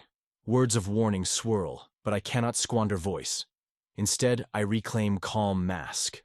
Halfway downstairs, a bone ash grappling hook clanks onto Merlin. An armored brute hauls up rope. I snatch hook chain, fling it aside. The brute roars. He clambers over parapet, bone axe raised, teeth stained ochre. I meet him with dagger still wet, carve sigil into air. Blood arc flares, slicing tendon behind knee. He collapses. I plant boot on spine, whisper final mercy with knife through cervical seam. Spine severs. Breath halts. My legs carry me onward. Flames chew wall base. Stone groans above molten kiss. Ava leaps across gap to adjacent outcrop, bow slung, drawing short sword. 2 bone ash marauders scramble after her along collapsing parapet. Time slows. I raise left palm, gather final thread of vitae. Draw rune for eruption, but target must be exact, or Ava burns too. She sees my stance, mouth shapes. Do it. Trust leaps the distance between us like static. I plant right palm against wall, send pulse downward. Magma juts through foundation under marauders, column of molten glass. Their bodies sear midair, drop charred to ash. Ava crouches at far ledge, clothes smoking but skin unharmed.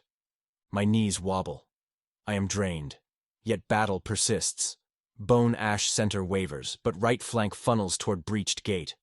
Kale's spear line bleeds, Drann's hammer strokes slow. From city interior horns blare, civilian tunnels sealed, all non-combatants secure. Good. I can release the grand fuse now. I stagger to central parapet turret, unsling blood-glass amphor I prepared at dawn. Inside swirls my essence diluted in obsidian resin. I hurl it over wall. It shatters on pumice plain, coating earth with shimmering film the width of 5 war wagons. I speak last incantation the one mother forbade, except dire need. Blood-glass reacts, liquefying into luminescent river that snakes between bone ash ranks, then plunges into fissures below. Magma roars up the path, geysers along serpentine trail, corralling bone ash vanguard into isolated pockets. Their discipline fractures, they splinter like iced timber. Ashfang warriors surge, mopping stragglers. Kael's axe glistens with victory, Drann's hammers drum bone helmets like cracked bells. I sag against parapet, sweat colder than snowmelt. Vision doubles. Footsteps approach light. Sure. Avenue. She kneels, cups my jaw with grime-smudged hands, eyes blazing. Stay with me. Her tone brooks no argument. I manage a thin smile. I am here, Flameheart. Just exchanging pieces of myself with the mountain. She snorts. Tell the mountain to leave change next time. Behind her, dusk-red sky brightens. Bone ash retreat horns signal surrender. Victory tastes like iron and smoke. Kale scales inner ladder, landing beside us. Blood splatters his cheek. Triumph lights his golden eyes. Enemy flees to gorge. We hold. Drann climbs slower, dragging wounded shield-bearer to infirmary entry where healers haul him inside. He checks me, brow furrowed. I nod weak assurance. Ava lays my head against her thigh, strokes hair damp with sweat. You cracked, she whispers. First time I've welcomed it, I reply, eyelids heavy. Fear tastes sharper than victory, keeps pulse honest. Kael offers water flask. I drink, metallic tang soothing. Drann tears linen strip, binds my palm. Blood slows, clotting beneath herbal powder. Trumpets flare, Ashfang salute to living and fallen. Warriors hoist banners, chant new Triskel creed. Children appear on walls carrying slingstones bigger than their fists, grinning as though they slew giants. Elder women pass bread and honey, praising shield lines. In the hush that rides triumph's aftershock, Ava bends low, pressing lips to my ear. You directed a symphony of molten earth, mage, and you worried I would get scorched. I chuckle, chest aching. Would scorch the world to spare one strand of your hair.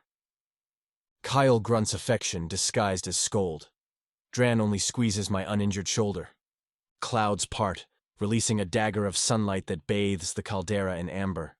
Steam whirls off magma rivers, rising like ancestral spirits freed from deceit at last.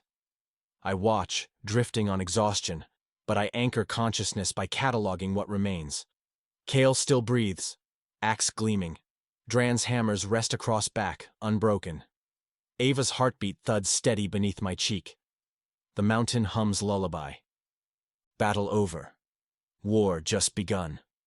Yet for this moment, on this battered wall, the clan stands, alive, united, tempered in truth, hotter than any forge.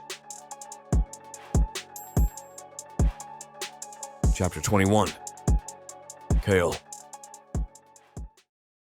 I leap the smoking breach in the southern curtain and land on loose shale, boots skidding until my axe haft balances me again.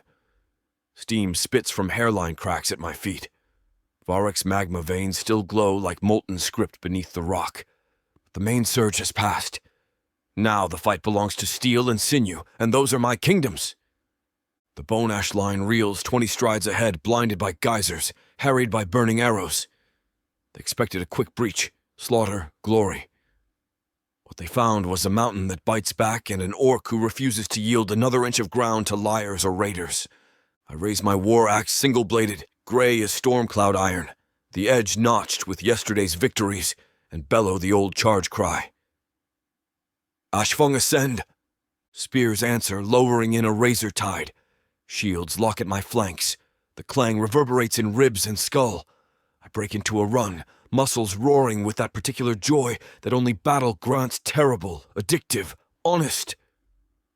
The spear wall keeps pace. Together we slam the enemy front so hard bone cuirasses crack like kiln pots. The impact jars my shoulders, but I swivel, hacking left, cleaving the helmet from a bone ash champion's head. Blood spatters my cheek, warm, salt-rich. Another thrusts a boar-tusk dagger at my ribs. I pivot, hook the axe beard around his forearm, twist until sinew pops, then drive the backspike into his sternum. His roar dies in a wet gurgle. 2 down. How many left? Enough to keep us dancing until nightfall. A flash of sable hair threads the melee. Ava vaulting rubble, bow discarded, sword in hand. Leather harness clings to gold-brown skin slicked with sweat and soot. She spins beneath a bone ash glaive, slashes the wielder's hamstring, and while he falls, she steps on his bent knee and rams her blade through the soft seam at his jaw. Beauty and brutality, stitched seamless. The sight sends a hot spear of pride straight through my chest. Ava! I snarl a warning as another warrior charges her blind side. She twists before the shout leaves my mouth, parries with a screech of tempered steel, then buries her elbow in the warrior's throat. He crumples, gasping, just in time for my axe to take his head. The severed helm bounces once, rolls into a magma fissure and sizzles like spit on griddle. She flashes a quick grin, feral, unafraid. We fight back to back, arcs of steel overlapping without thought, the rhythm as natural as shared breath. Each time her shoulder brushes mine, a spark leaps skin to skin. Not lust this moment, but something fiercer. Fellowship earned in fire. Left flank thinning. Drann's low roar drifts from the parapet, remains above. He hurls a hammer through the throat of a drake rider, attempting to flank our spear line, then drops behind the next surge to ferry fresh weapons forward. My youngest brother moves like a landslide, unstoppable, quiet until he lands on you. Bone ash desperation spikes. They press hard, knowing retreat means the magma trail behind them or the ravine's teeth. Their drums pound a maddened tempo. War priests chant for borrowed courage. And then, slicing through that sound like a poisoned arrow, comes a voice I prayed never to hear again. Little spark, I have come to fetch you. The accent is midnight silk, vowels elongated, consonants gilded dark elf lilt, Voig dialect. Every ashfung within earshot freezes a heartbeat, old nightmare surfacing. Varek rides a midnight dire lupine across the shattered bridge, cloak of ebon scales fluttering like raven wings. His hair is moon-silver, bound high so it streams behind him. His eyes glow witch-green beneath a helm wrought from the skull of some demon cat. He carries no shield, only a scythe-long glaive, its blade etched with glimmering runes that drip starlight. I taste bile. Years of raiding skirmishes taught me one truth. Dark elf generals never arrive until the kill is certain. If Varek is here, He believes the kill is Ava. He reins the lupine to a halt, 10 strides away, and inclines his head at me, mock courteous. Warlord Kale, I presume. A pleasure, but you are between myself and my property. Ava's breath stutters behind me at the word property. I feel her fury rise like forge heat.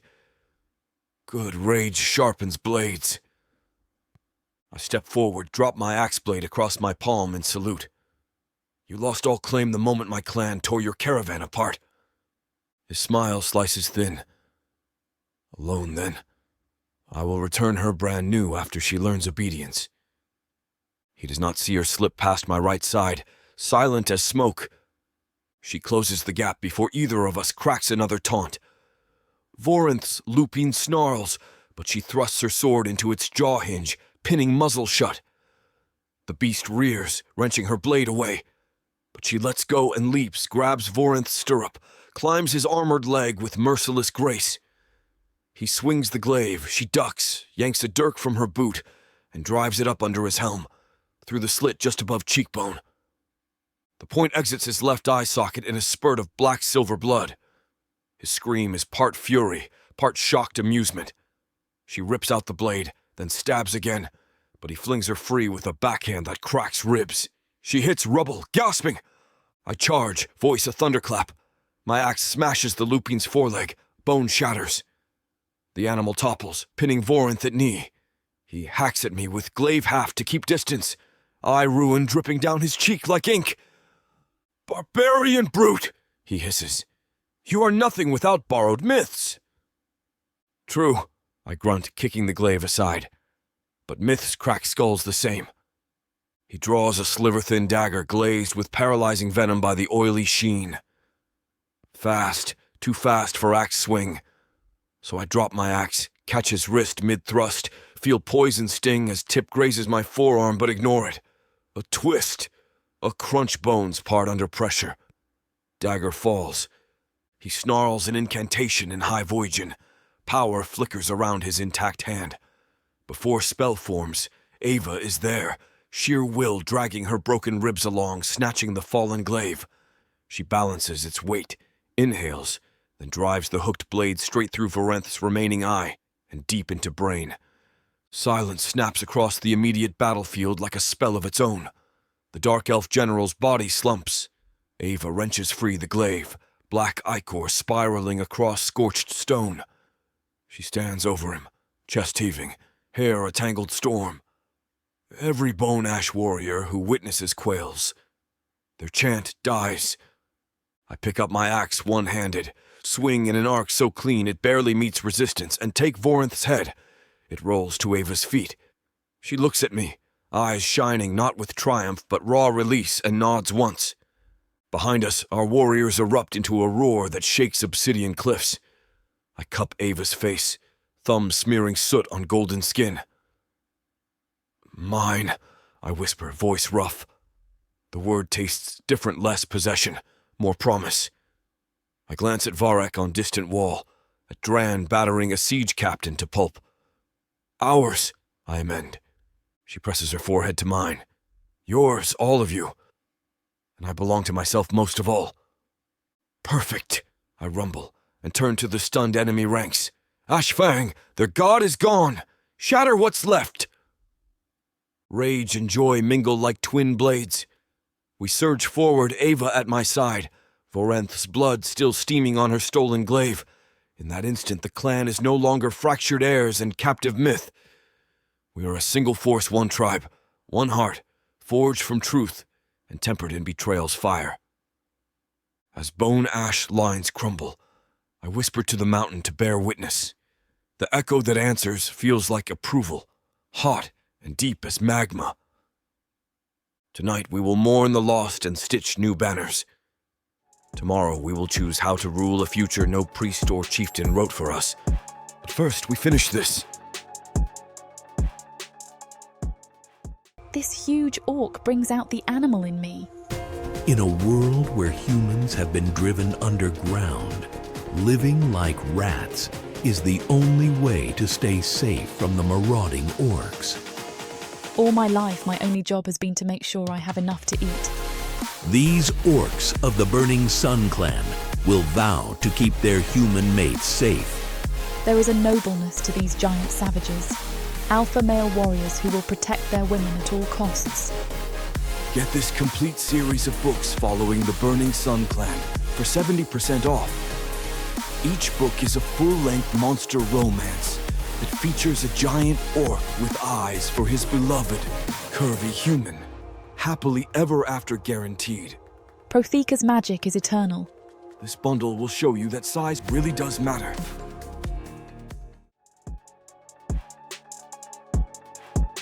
Chapter 22. Ava. The funeral pyres rise in a crescent along the caldera's rim, each stack of timber and armour arranged with almost artistic respect.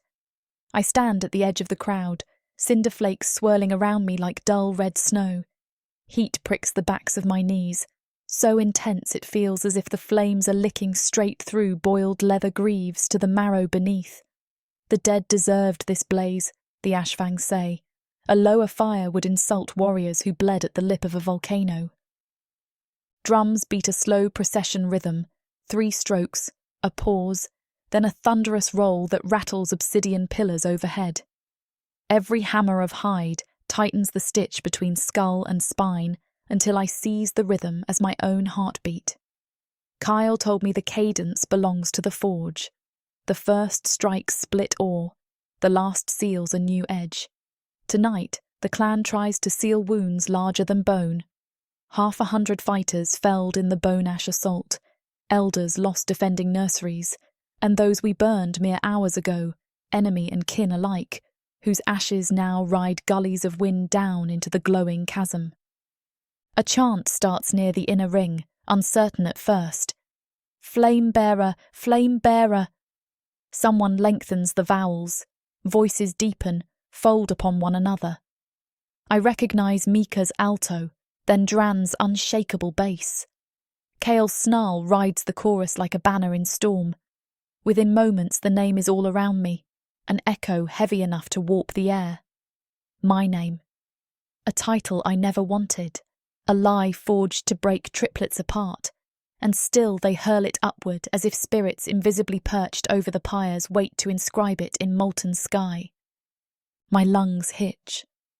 Not from pride, though a strange, dangerous warmth blooms in my chest, but from fear I might love this too much.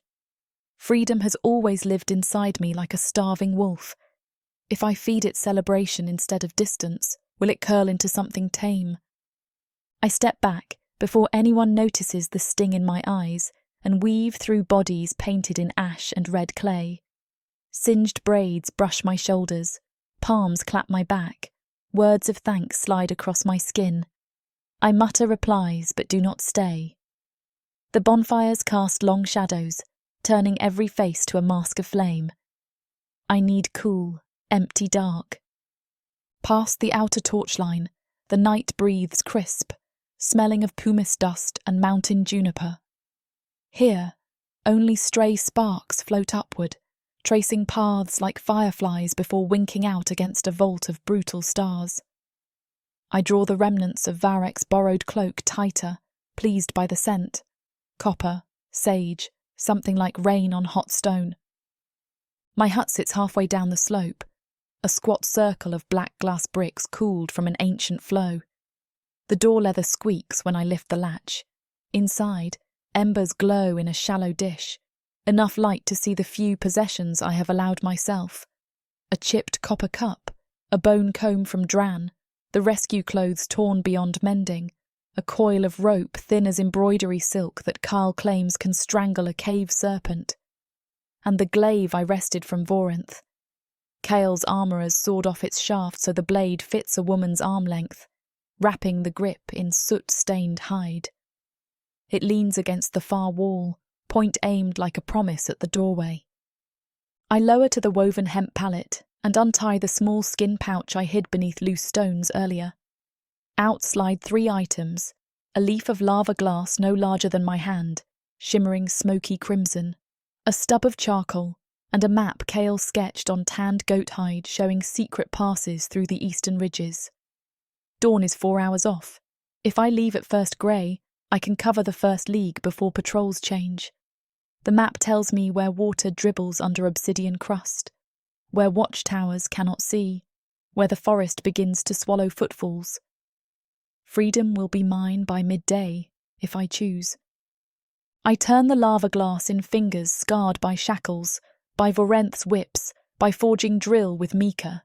The shard's surface ripples with captured flame. It formed the moment fresh magma met a snow patch centuries ago, Drann explained, and the collision froze liquid fire to stone in the heartbeat between worlds, too fast to cool smoothly, too slow to explode. Something about that feels holy, perfect to hold last words. But last words to whom? I clench the shard until edges bite palm. To the clan? To the 3 orcs whose blood now mingles with mine, whose vows were hammered against bodies and anvil both. My throat swells like I swallowed smoke wrong. I push the feeling aside and dip charcoal. Kael, Varek, Drann. I whisper the names aloud, letting them anchor me. Then I write, each letter a careful twist so the glass will catch their torchlight at dawn. You freed me. Remember that when you wake and find me gone. No, too cruel. I wipe the fresh coal smear across my sleeve, streaking brown leather black. Try again. I was yours when chains held me. I must learn who I am with no chains at all. If destiny is honest, the path will arc back here, but I must bend it first. Better, not perfect. Nothing about this night will be perfect. A footstep at the threshold scrapes gravel. I jolt, reach instinctively for the shortened glaive. The visitor lifts hands. Amber firelight slipping through doorway shows a silhouette broad as lintel, dreadlocked, silent. Drann. My muscles loosen but heartbeat staccatos. He rarely comes without knocking.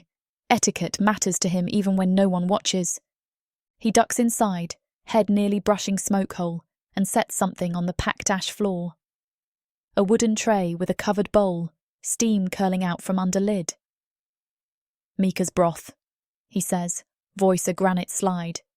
She says healers drink too. The hut feels smaller with him here, his forge heat combating lingering chill. I motion him closer. Thank her for me. Then, because honesty tastes cleaner right now than fear, I add, and thank you for breathing still. His mouth tilts, small but real. He kneels opposite. Calloused fingers tap the shard. Writing? Practical magic, I deflect. But his gaze, steady as moonpool, compels truth. A message, for morning. He studies the glass, tilts it, reading half words. When he looks up, furnace glow sparks in forest green eyes. Running. I swallow. Walking. There's a difference. Distance, not meaning. 3 words, weighted like anvils. He lifts thick arm guards, revealing the bone pin he forged into my hair days ago. Did forge promise break? No. The answer flies out before I can temper it. Your promise is safe. I just need to breathe where no one expects anything from me. Even love. Silence stretches, but it doesn't hurt. Drann has always let quiet do the heavy hauling. Eventually he nods. Breathe. Return. Another nod, as though sealing contract. He slides the bowl across rough boards. Drink. Journey wants strength. A sigh I didn't recognize living inside me escapes. I lift the lid. Broth fumes, pepper, marrow, juniper, wrap around tired lungs.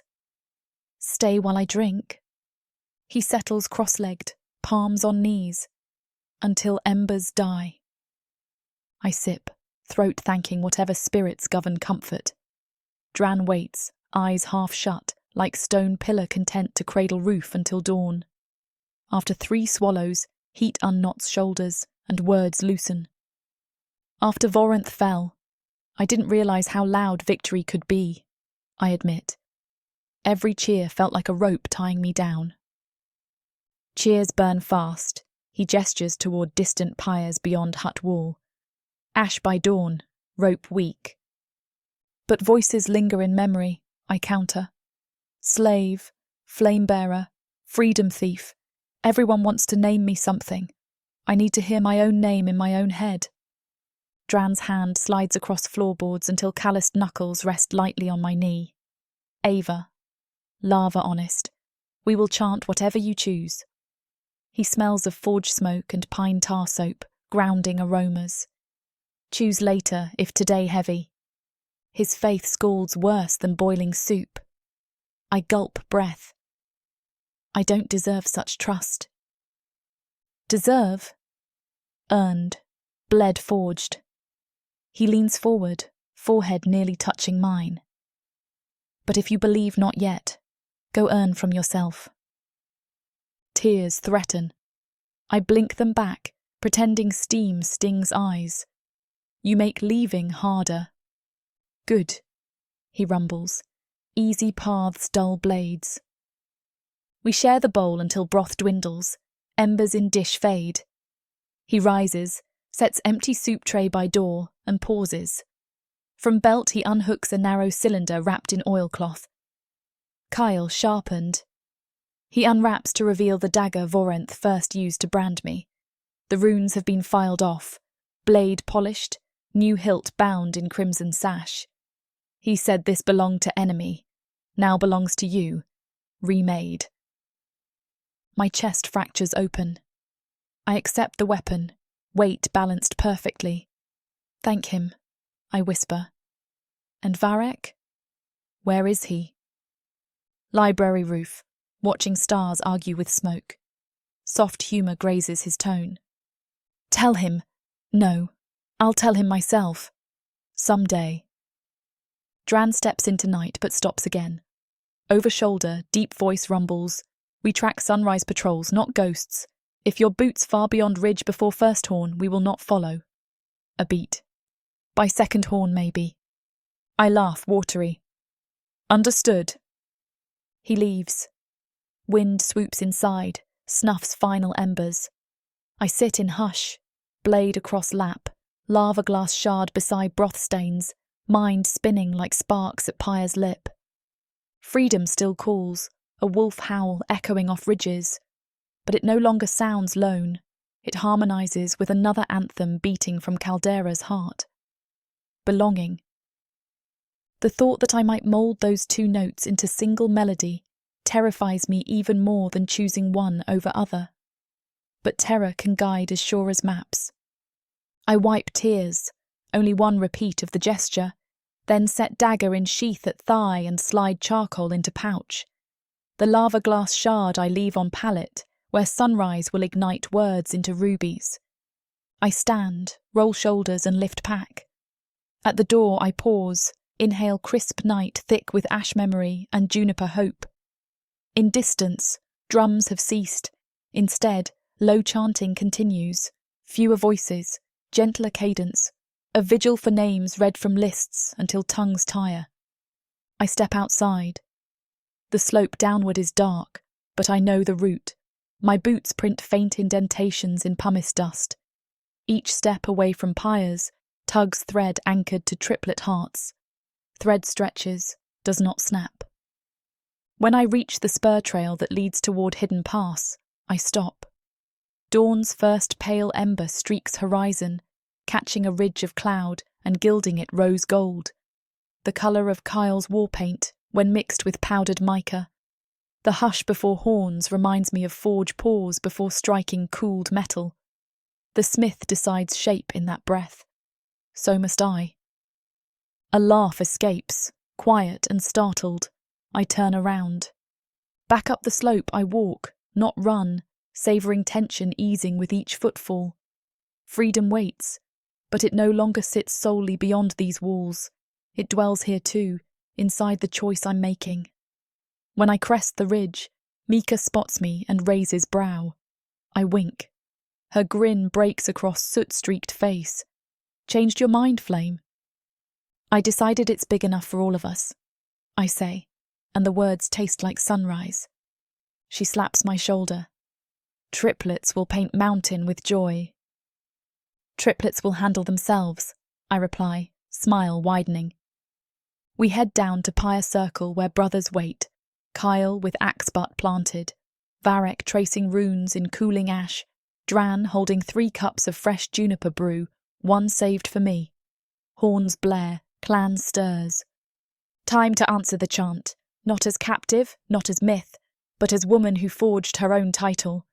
I breathe once, a full, fierce inhale, then walk into rising light to claim it. Chapter 23. Drann. The forge wakes before I do, rumbling like a beast that dreams of birth and ruin. I lie on my back beneath the hulking ribs of the roof truss and listen to the bellows breathe. Each exhale strokes warm fingers across cooling stone, coaxing memory from soot. The mountain outside still sleeps in midnight, but in here, fire has its own dawn. Kael swears he can taste steel in morning air. Varek swears he can taste copper. For me, dawn forever tastes of bone dust clean, chalk dry, ancient as the ancestors whose weapons paved the tunnel roads. It steadies me now as I rise, stretch cramped shoulders, and move toward the anvil that waits like a silent judge. Torchlight glazes obsidian flakes across the work table. Last night's scrap, 3 coils of raw iron, braided loosely. Ends unfinished looks crude to any eye that forgets becoming always starts ugly. I slide my thumb across the strands. Cold. Uncommitted. When the metal softens, it will listen, and I will speak in hammer strokes. Footsteps crunch behind me. Kael. He never tries to mask his tread. Warriors believe warning is mercy. He sets a raw chunk of black glass on the table, the shard wide as a warlord's palm and jagged as a scream. Edge enough for 1,000 throats, he mutters. His voice is still hoarse from battle shouts, yet lighter than I've heard since boyhood. Break it, shape it, kiss it, I don't care. It belongs to her now. He means Ava. Saying her name would taste too vulnerable on his tongue before sunrise.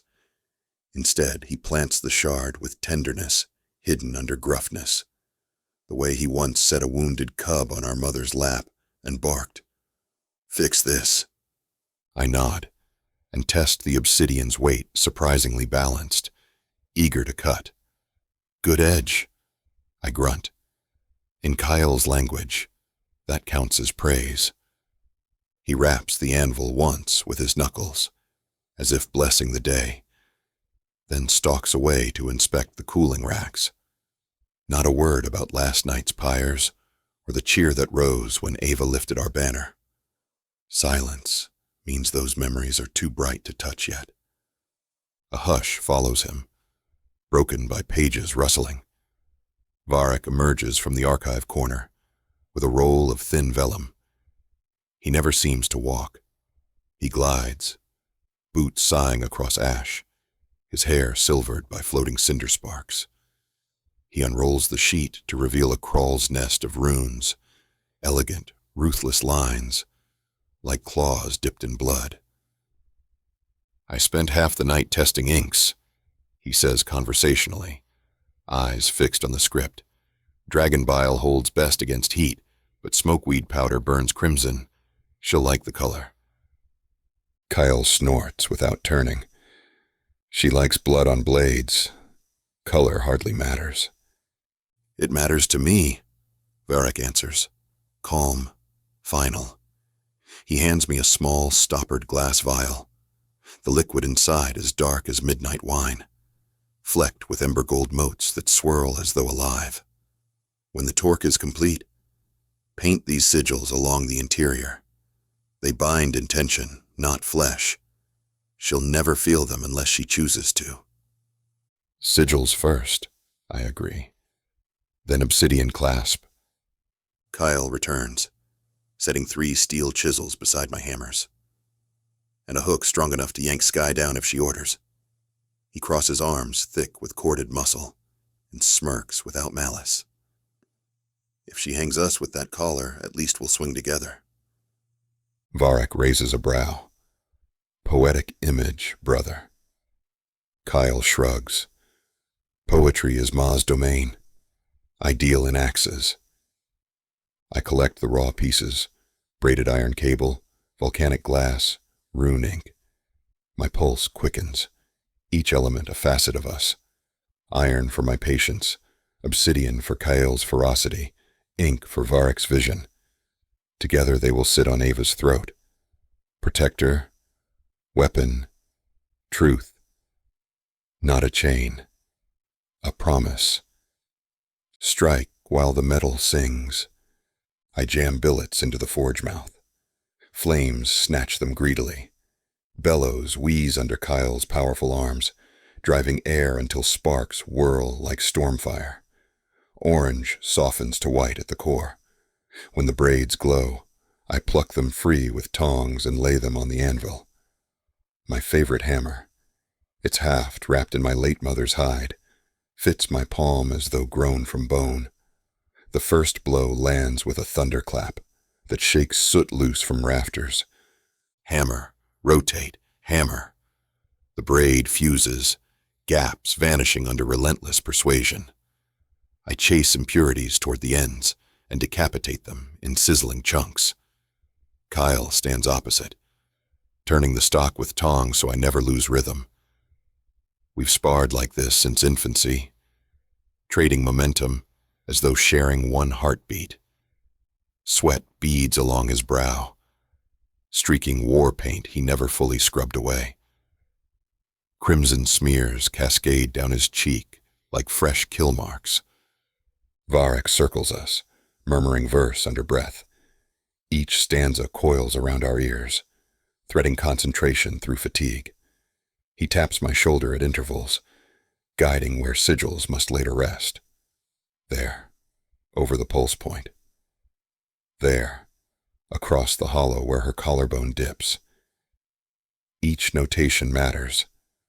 Wrong placement could turn blessing into shackle. Metal cools too fast.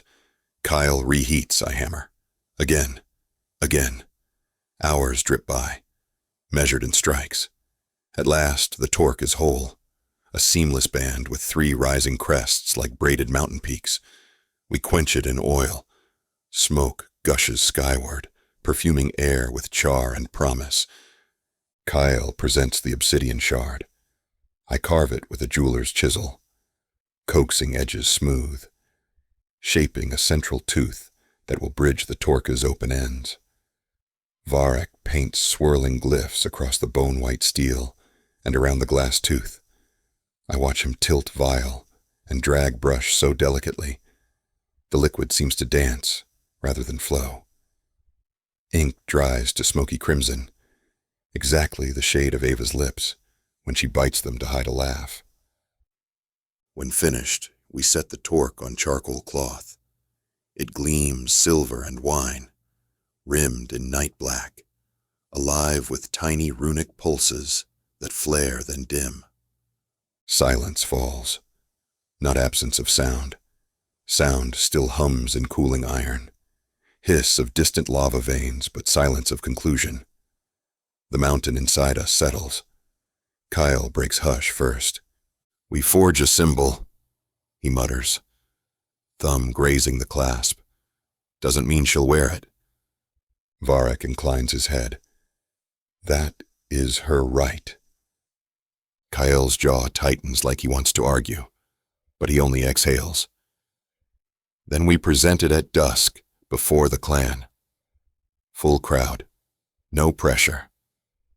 I chuckle low. Let's try sunrise. She loves firelight meeting morning light. Says it reminds her hope can burn and heal at once. They stare, surprised by length of my sentence. I usually ration words like precious ore. Today feels different. Maybe forging hope from fear has loosened my tongue. Kael nudges me with an elbow the size of a battering ram. Sunrise it is. Varek rolls shoulders. I'll fetch her. He pauses, silver eyes narrowing. Number, she'll come when ready. We wait. Waiting teaches patience or madness. We spread furs near forge doorway, letting cool dawn breeze slip across scorched skin. Kael sharpens axe blades, despite no battle imminent. Habit is comfort. Varek traces invisible glyphs across his thigh, lips shaping silent prayers. I polish the torque with charcoal cloth until my reflection stares back. Green skin burnished in amber glow. Dreadlocked hair pulled tight. A small tremor of worry flickering behind stoic mask. Footsteps echo in corridor. Ava appears, framed by the archway, like a solar eclipse. Darkness edged in radiant flare. She wears soft doeskin pants and a crimson wrap that bears scarred shoulders. Her hair tumbles in curls that defy control, save for a carved bone pin, my last gift, nestled above her ear. Smoke scent kisses her skin. Ash flecks cluster along collarbone shadows. She scans us. I heard hammering. Voice low, guarded, eyes too sharp to miss tension. Kael sheaths whetstone. Making something. Varek offers a half smile. 3 somethings, welded into one. Her gaze settles on torque resting in my hands. She steps closer, fingers ghosting over iron ridges without touching. You forged a collar? Not a collar, I answer, holding her stare. A home. She flinches, swallow working. Homes can be cages. Kael rises, towering behind me. Leave if you want. Keep our hearts as souvenirs. We won't chase. His voice cracks on won't. Varek drifts to her side, hands open but not reaching. Gift, not leash. If you wear it, we belong to you. If you reject it, we still belong to you. I clear throat. So many words claw to escape fear, desire, awe. But I choose truth hammered simple. We were forged brothers by birth and by blood. You reforged us into men. She closes eyes, lashes trembling. I never meant to change you. Change chose us, Kael rumbles. You taught us why. Silence stretches. Forge coals pop, sparks ascending like nervous fireflies. Ava exhales through parted lips. Show me. I lift torse. She brushes fingertips along runes. Crimson sigils glow, mirroring heat beneath her skin. She traces obsidian tooth, sharp yet polished. It's beautiful. Will you wear it? Varek asks softly. Her eyes glisten. If I do, there's no going back. Kael moves behind her, not touching, voice gentled. Back is ash, forward is flame. She turns, presenting throat. A tremor skims her spine, but she holds steady, fearless. I guide torque open, metal flexes willingly. As it encircles her neck, the runes ignite, pulsating crimson waves that skim clavicle then fade. Obsidian clasp snaps home with a note, like flint sparking tinder. She shivers, not from pain but weight of meaning. Her palm covers torque, as though feeling our heartbeats inside. It's light. Stronger than war steel, Kael says. And lighter than lies, Varek adds. She laughs, shaky, wondrous. You 3 and your banners of poetry.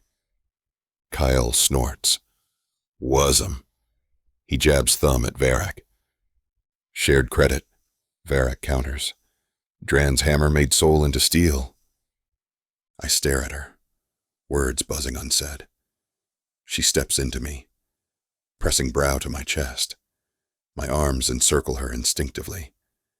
She smells of sweat, forge smoke, and wind over cooling lava. Scent I could follow blindfolded through hell.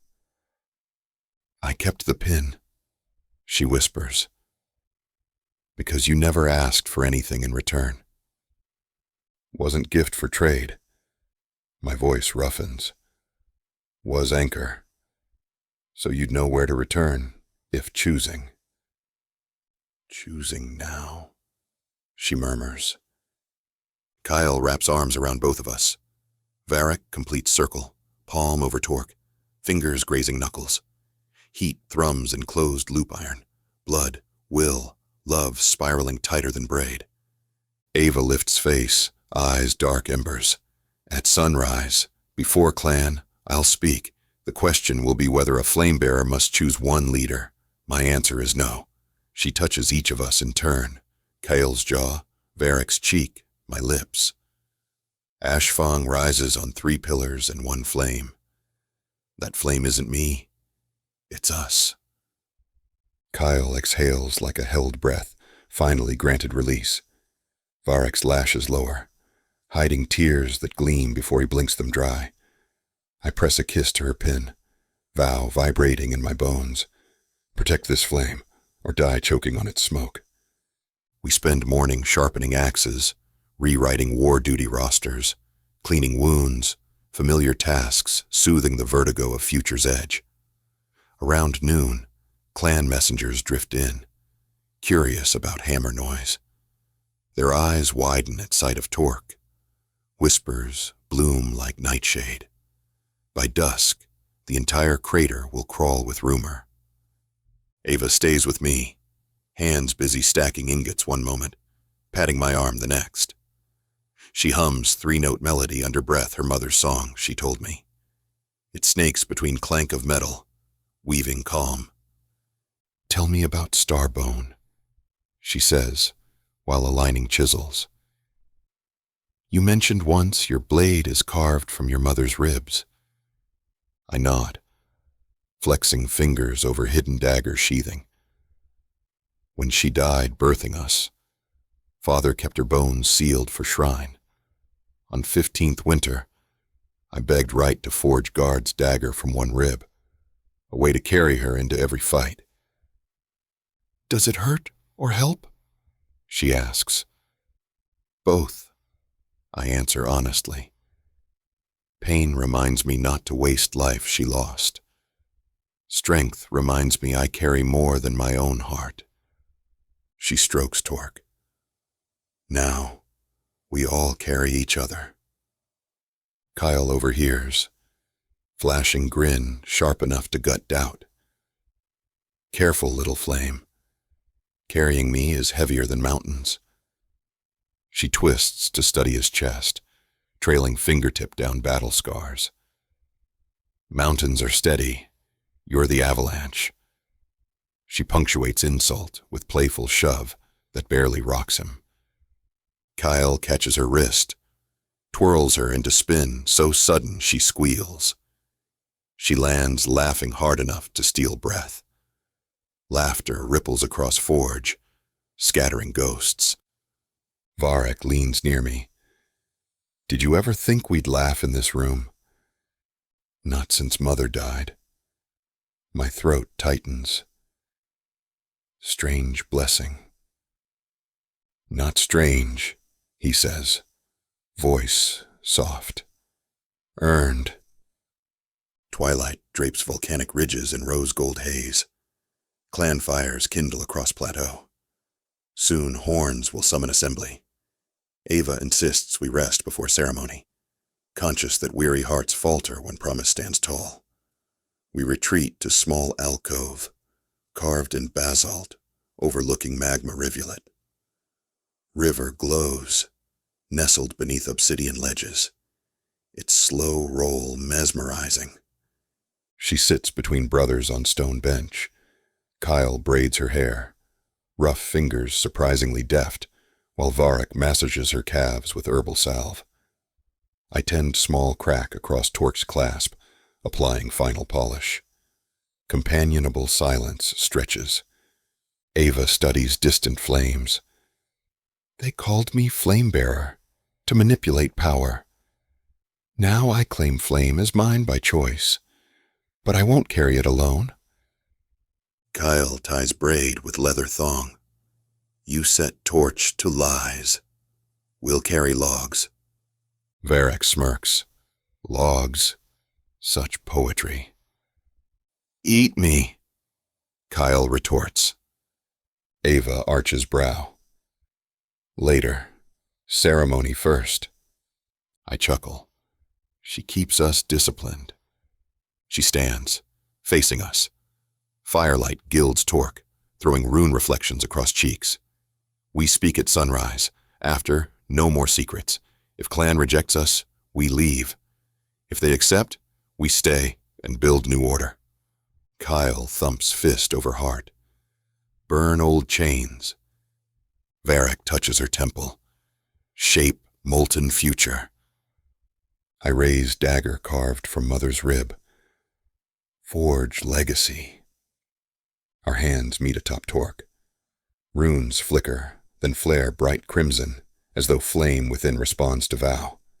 Wind tunnels through alcove, carrying scent of basalt and dawn yet unborn. Ava inhales sharply. It begins. Night deepens, but none of us seek sleep. Instead, we share stories never voiced. Kael recounts first kill. Guilt disguised as glory. Varek confesses fear that blood magic may taint everything he loves. I reveal limp that aches in rain, a weakness father scorned. Ava listens, weaving fingers through ours. When she speaks of slave pits and dark elf whips, rage surges in our chests, but she smiles. Don't mourn that girl. She taps Torque. She died the moment you placed this. Kael growls approval. Varek bows head. I cup her cheek, vow again. Outside, clan horns blare. 3 descending notes signaling dawn assembly. Time. We rise in unison. As we step onto basalt ledge above crowd, first sunray crests crater rim, kissing obsidian with molten gold. Ava strides forward, shoulders back, Torque ablaze. 3 brothers follow, hammer rhythm echoing in hearts. Below, warriors hush, children hush, even magma hushes. She swallows, and then begins. Voice steady, alive. My name is Ava. I was forged in chains, tempered by fire, freed by truth. The flame you feared was prophecy, is only choice. She flashes Torque. I choose them Kael, Varek, Drann, 3 sons, 1 heart. If you cannot follow a clan led by fire and iron together, speak now, and we will leave in peace. Silence. A bird cries overhead. Then Mika, Drann's apprentice, pounds fist to chest. Ashfang follows strength. Others echo. Soon roar builds, flocking into single chant that rolls through valley. Flame and 3. Flame and 3. Kael's shoulders sag with relief. Varek's lips curve in soft victory. I kneel, offering dagger hilt first. Ava accepts, lifts blade skyward. Sun explodes across metal, and new dawn is born. I think of mother, ribs reforged, love reborn, and whisper, thanks to forge that never sleeps. Because today we rise wrought not by prophecy, but by promise, and promise sings hotter than any lava vein the mountain ever birthed. Chapter 24. Ava. Ashfang Amphitheatre, once a hollowed throat of magma, now cooled to a sweeping bowl of black glass, glitters in dawn's slanted light. The eastern vents still breathe, sending pale ribbons of steam across the arena floor. But today no warriors spar on the obsidian. Today the clan gathers for judgment and for choice. I stand alone on the central dais, heart drumming like an anvil, even though my feet feel rooted deep in the volcanic stone. The hush rolling through the curved terraces reminds me of the moment before a blade meets flesh, sharp, expectant, no turning back. Above me, tier on tier of orcs press forward, scarred elders with tusks capped in silver bone, smiths dusted in soot, hunters draped in pelts, children balanced on thick shoulders, eyes wide. At the rim perch, the lava watch archers, their silhouettes stark against a sky streaked rose and ember. They have come to see the slave girl who arrived in chains, the supposed flame-bearer, speak without a gag in her mouth or a rope at her throat. Across the glass floor, the triplets wait near the great forge gate. Kael's shoulders are banded in fresh leather, the jagged scar along his jaw darker in the morning cold. Varek lounges with deceptive ease, cloak hood down so his moonlit eyes catch every flicker of movement. Drann's arms fold over a massive chest, a 3-strand torque of braided copper and bone cradled in his calloused palms. None of them look at each other. All of them look at me. I draw a breath seasoned with brimstone, ash, and something new, possibility. Then I lift my voice, letting it carry up the stone rows the way the elders taught children to sing battle chants, from belly to teeth to open air. Clan of Ashfang, I begin, and a tremor rides the first word, not fear, but awe. I swallow it. You forged your legend on steel and lava.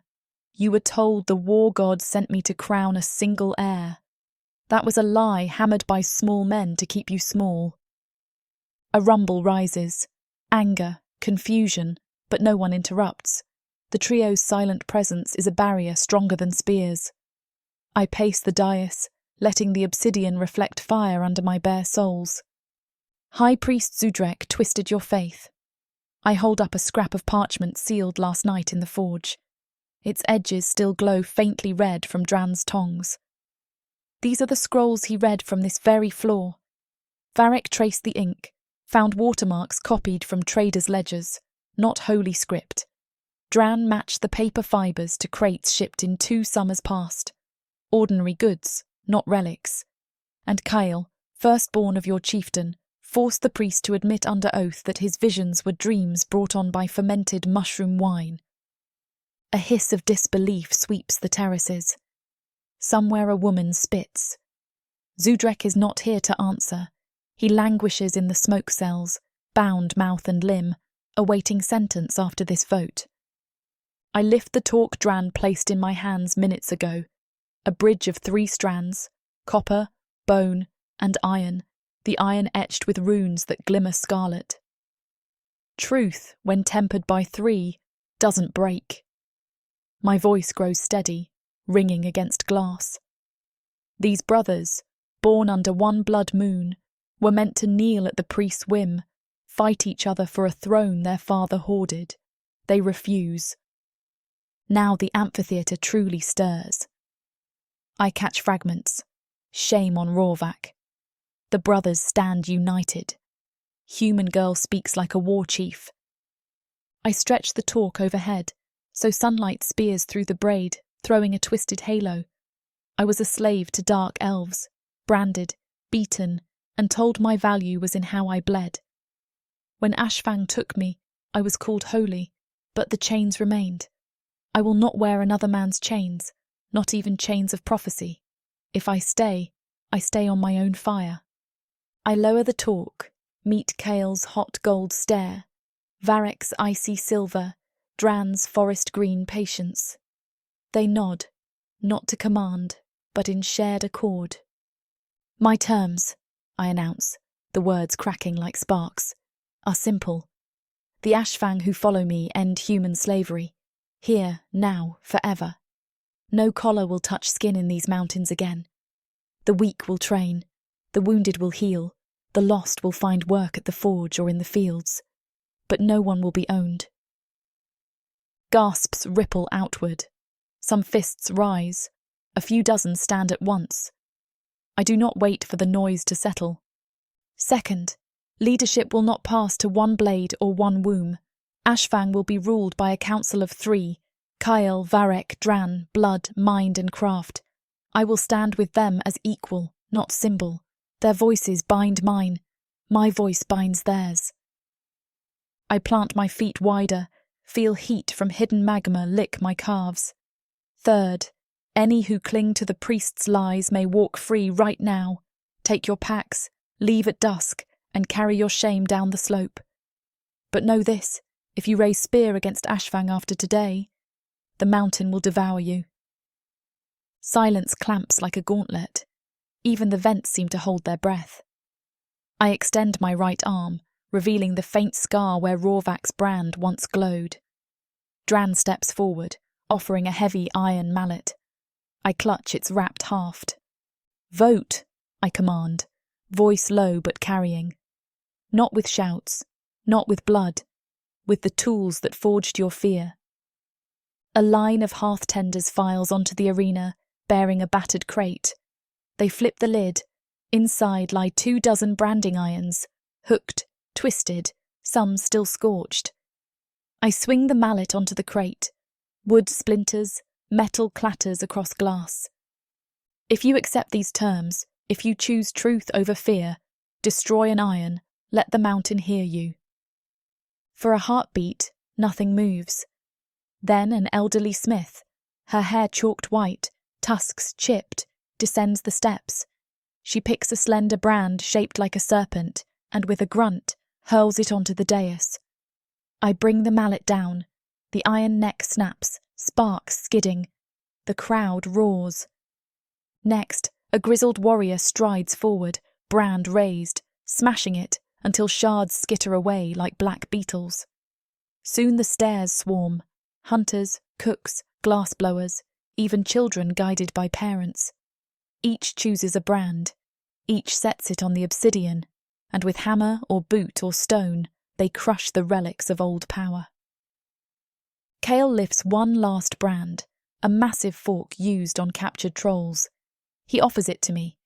Together we slam it against a basalt slab. Metal fractures in explosive clang, echoing through the amphitheatre like thunder. When the shards settle, only dust rises. Unanimous. I straighten, chest heaving, throat raw. A chant swells. Ava, Ava, Ava. But it shifts as Kael raises his fist. Drann crosses both arms. Varek presses crimson-inked fingers to his heart. The chant becomes Ashfang, Ashfang, an avalanche of syllables that shakes the stone. I step to the dais edge, let the new clan name sink into my bones. My gaze finds the orphan girl Mika once mentored, weeping into her mother's skirt, hope shining like dawn-lit quartz. I see former slaves, humans, goblins, dwarves, clustered near the forge gate, chains gone, eyes luminous. I feel the mountain's pulse sync with mine. Then it is decided, I proclaim, voice trembling not from fear, but from the sheer weight of chosen fate. Old scars feed new fire. We march forward together. Drann walks to me, slides the torque over my head. The braided metal rests at the hollow of my throat, warm already, heavy yet right. Kael lifts my hand, turns my palm outward so the crowd sees my shortened slave brand, burnished flat. Varek's cool fingers brush my spine as he whispers a single word meant only for me. Whole. Cheers roll like lava, slow and unstoppable. Somewhere drums beat, not for war, but for revel. I grip Kael's wrist, hook 2 fingers into Drann's belt loop, and glance at Varek, who inclines his head in subtle pledge. For the first time since I was hauled here in irons, I feel the future expand wider than the caldera, untamed as the night sky beyond the ridge. I choose my own fire, I repeat, softer, sealing the vow to myself, to them, to the clan that forged me anew. And the mountain, ancient and lit with morning flare, seems to answer with a low, satisfied rumble deep beneath our feet. Chapter 25. Varek. A single coal on the brazier snaps, and the whole shrine falls quiet. Ashfang folk line the basalt steps in sober rows, scar paint washed away since I was a child. Above them the sky is pale enough to drink. Dawn's first exhale cools my shoulders, yet lava murmurs below the floor grates, reminding us whose mountain this has always been. I stand at the altar hewn into the cliff face, flanked by my brothers. Kale's breathing sounds like a forge bellows fighting restraint. Drann's pulse is the gentler thud of a smith's hammer lifting before the strike. Between us, Ava waits with her wrists loose at her sides, chin lifted, scarlet cloak brushing her heels. The torchlight gilds the copper in her hair so it looks newly poured. Every warrior, every child, every elder focuses on her, but no one dares speak. She asked for silence, so the gods can choose to interrupt if they wish. Silence answers.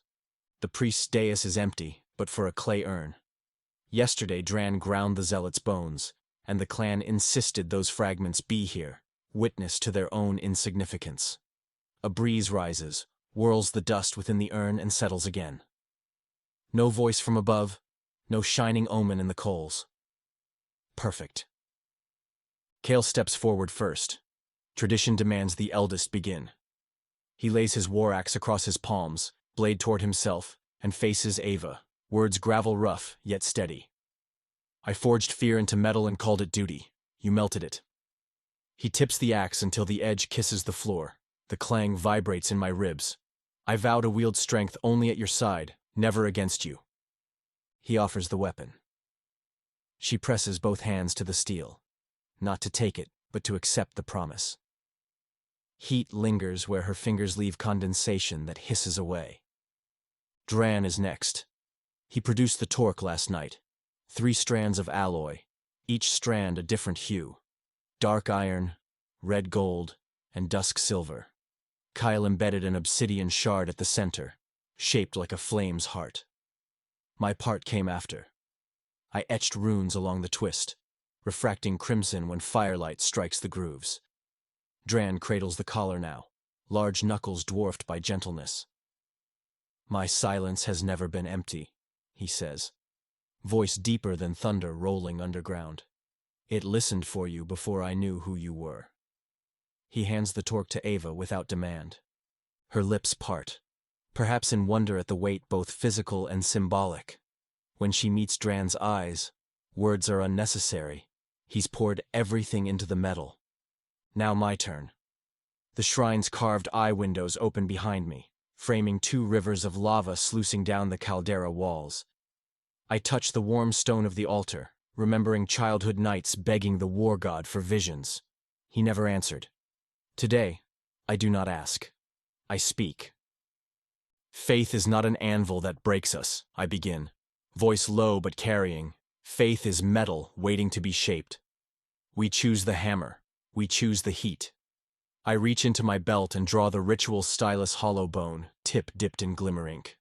I vow to record our story true without omission, so gods and mortals alike may judge us by deeds, not myth. A hush follows. Someone in the second tier sobs, whether joy or release I cannot tell. Ava lifts the torque, and for a breath I fear its weight might tremor in her grip.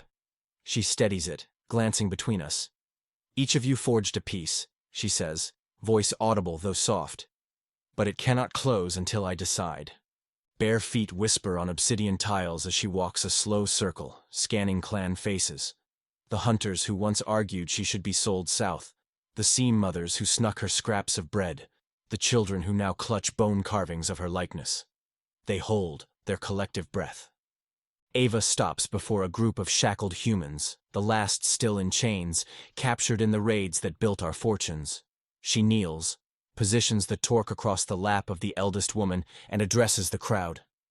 My freedom is meaningless if theirs is denied, she says, hand never leaving the collar. I accept these vows when every captive stands unbound, when every raid ends, and when Ashfang swears to trade, not steal. Murmurs ripple outward, but none protest. They cannot now. The mountain itself would spit them out. Kael strides to the prisoners, knifes his dagger through the first lock. Drann joins, snapping fetters as if they were straw. I produce the ring of keys taken from the chieftain's cell and pass them down the line until every cuff clicks free. Chains scatter like shedskins. Ava returns to the hearth circle where she began. She lifts the torque overhead, iron in the left hand, gold in the right, silver crossing between, and bends the open ring around her throat. It lands with a muted chime, nestled perfectly against her collarbones. Light seems to flare inside the obsidian shard, ember orange pulsing once, twice, then resting. A collective breath escapes the assembly. Someone starts a chant, flame bearer, but Ava raises a single palm. The chant dies, replaced by anticipation so loud, I imagine the mountain leans closer. No, she corrects. A title burnishes ego. I am Ava of many scars, and I choose my own fire. She reaches for Kael's wrist, then Drann's, then mine, arranging our hands over the obsidian. And we choose together. A roar erupts so immense the cliff birds scatter from their nests. Hammers bang against shields, mothers cry, younglings race circles between stomping boots. Under the euphoria lies something steadier, agreement that costs far more than noise. The prisoners, former prisoners, approach the brazier and toss their shackles into the coals until molten rivulets drip through the grate. Blacksmiths move forward to douse the cores, intending to recast the metal into plowshares. Kael turns, finds the clay urn, and gestures. 2 novices bring it to the vents at the platform's edge. Lava's breath rises hot as a brand. He upends the urn, letting gray dust spiral into the fire stream. Ash meets ash. The mountain claims its due. I feel the grain of obsidian beneath my fingers where our hands still interlace. For years I searched scrolls, scrying bowls, and omens for affirmation. Yet the shiver that courses through me now isn't divine unless divinity is the certainty that choice has weight and we just cast it. Ava squeezes, nails indenting my skin, grounding me. Her eyes, bright as forged copper, lock on mine. Storykeeper, she murmurs so only I can hear. Write that we ended with hope, not smoke. I will write, I answer, that we began. The words ripple through my chest, smith hammer striking new iron. Beginning. That is what this is. More than victory. More than ceremony. A horizon we must still walk. Mistakes we will undoubtedly make. Forgiveness we must earn anew each sunrise. But we will walk it breathing the same air, shaping the same molten heart. A bell tolls, the ancient one carved from the skull of a volcano whale, rung only when leadership shifts. The clan elders raise their staffs in recognition. Authority passes not through bloodline, but through consent. Kale looks across the crowd, chin glistening with sweat, acceptance finally softening the iron planes of his face. His gaze settles on me, warmth I once doubted filling his eyes. Drann catches our silent exchange and offers the smallest smile, rare as a solar eclipse. Shouts of tribute escalate into drums, flutes, stomping. The entire plateau shakes with jubilant thunder. It would be easy to believe the gods have acknowledged the moment at last. Instead, I embrace the deeper truth. Mortals forged it. Ava leans close, voice velvet over crackling fires. My torque is yours too. 3 metals, 4 hearts. She touches the obsidian at her throat, then presses her fingertip to my sternum. Heat leaps skin to skin. But if any day I forget the terms we set today, trade not steal, rule, never chain, remind me by removing it. I'd rather remind you by polishing it, I reply, and she laughs, a low, rich sound that triggers answering grins in the nearest onlookers, though they cannot hear the words. Torches line the spiral path we'll take down to the feast below. Already aromas drift upward. Blister reed glazed in honey, sulfur-baked roots, smoke-salted goat. Yet I hold the moment a breath longer. I step toward the altar edge and raise my stylus, dipping it into the brazier's glowing resin. Molten ink drips gold as dawn. On the stone pedestal, I scrawl the first line of our new chronicle. When the mountain grew quiet, mortals answered with fire of their own making. Behind me, Kale extends an arm to Ava. Drann offers his to me, an unspoken thank you for the words I will carve tonight and the silences I will keep. We descend together into the roar of celebration, 4 shadows braided by rising sun. Somewhere beyond the ridge, other clans will test our resolve, storms will hammer our walls, and the gods may yet flare with jealousy. But we have chosen the hammer, and the hammer is in our hands. Chapter 26. Ava. The forge crystal above the chamber door hums with molten light, pulsing slow as a giant's heartbeat. Orange and violet wash the carved basalt walls, splashing colour over the 3 men who wait for me inside. They do not speak when I enter. They simply look, and the looking steals the air from my lungs. Kael stands closest, broad shoulders blocking the glow so only his silhouette greets me, the jagged line of his jaw, the war axe tattoos spiralling down one arm, the faint tremble in fingers that have carved death, but tonight promise only worship. Varek lingers near the long table where bowls of fragrant oil steam. His white hair, streaked with sparks of copper since last night's battle, spills down a bare chest etched in runes he wrote with my charcoal. Drann waits against the far wall, leonine stillness cloaked in the scent of hot iron and pine pitch, dark eyes following every move I make, as though each step might unravel him. No chains, no priest, no screams echoing through tunnels, only the forge crystal's glow and the hush before we burn. I close the door. It thuds like a heart sealing inside ribs. My pulse answers with a hard, eager thunder. Last night you swore I could run if I wished, I say, voice rough from smoke and speeches and tears that dried on ember sand. Tonight I remain, my choice. Kael's shoulders loosen as if an unseen weight slides off.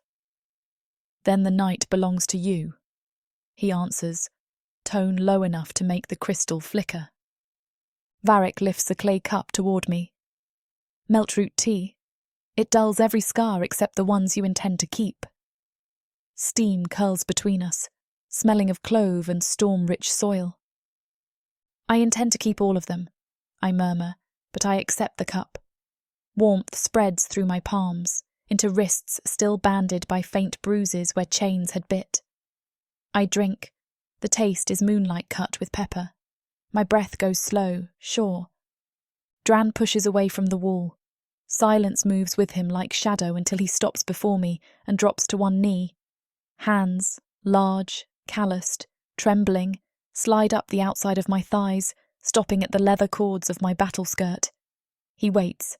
His head bows so dark hair veils his face. I could command a king with one word, yet the power fluttering in my chest now is softer, vaster. Rise, I whisper, threading fingers into his hair. His eyes lift, ember dark. One hand shifts to cup the back of my calf. He presses a kiss high inside my knee, heat blooming under skin. When he stands, Kale and Varek close in, and I am ringed by bodies that have shielded me in war, but now promise a different siege entirely. Kale prizes the empty cup from my fingers, sets it aside. He inhales the corner of my neck, breath rasping at a pulse that stutters for him. Tell us, he says, teeth grazing skin. Slow? Rough? Do you want to lead, Flamebearer, or be carried? Both, I answer, truth simple as oxygen. Carry me where I lead. A growl rolls through Kael's chest, pleasure, not threat. It vibrates against my sternum like the hum of the forge. Varek steps behind, fingers ghosting down the laces of my cuirass. Then we begin by giving you choices, he murmurs, his breath warm and sure as a storm tide. Each knot he loosens unspools more than leather. It unwinds the spine of vigilance I've worn like armour since childhood. By the time the final lace slips free, my shoulders feel weightless, carried on updraft. The cuirass falls. Forge crystal light pours over my bare skin like molten river glass, painting my scars in silver flame. Kael traces a thumb along the one that cuts below my ribs. His jaw tightens, his touch reverent. Perfect, he murmurs, voice cracking over the word like steel under pressure. Drann draws a low bench from the wall and kneels, broad hands gentle as he removes my sandals. His fingers linger at my ankles, mouth brushing over skin like he's praying there. Heat coils low in my belly. I see the way his chest heaves, controlled, barely. The way Kael's knuckles are white around the edge of the table. The way Varek's eyes smoulder like an obsidian blade catching firelight. I step into their gaze, into my power. Rotations, I remind them, voice like velvet stretched over iron. No one man claims the night. Kael's smirk tilts. Then rotate we will. He lifts my hand to his chest. His heart thunders under skin gone fever hot. You start here, he breathes. Guide me where you'd like. I do. I stand on tiptoes, lips grazing his, salt and smoke. His hands span my hips. Behind me, Varek's fingers trace the notches of my spine, a feather-light touch that makes my breath catch. He kisses the side of my neck, tongue dragging heat behind teeth. Sorry for the interruption. I know you were gearing up for a steamy scene, but it's way too hot for this platform. If we want to keep sharing our stories for free, we have to abide by this platform's guidelines. To get the full unabridged audiobook, go to worldsofprotheka.com. Browse through unabridged audiobooks, countless ebooks and bundles offered at a discount. If the thought of me whispering all the dirty details into your ear isn't enticing enough, use discount code YouTube30 to get 30% off of all digital products. Story after story, audiobook after audiobook, the worlds of Protheka are waiting for you. Protheka's magic is eternal. But unabridged, it's unforgettable.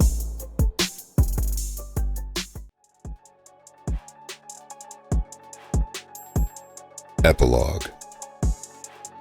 Drann. Evening settles as a living amber glaze across Ashfang Crater, the old volcano smoldering like a hearth beneath the cooling crust. 6 months ago, the ridge screamed with war cries and bone flutes, but tonight, a festival thrums instead. Born from volcanic glass, iron-rooted will, and the impossible softness I now cradle in my chest. I weave through the celebration, nodding to warriors who once measured me by blood spilled, rather than futures forged.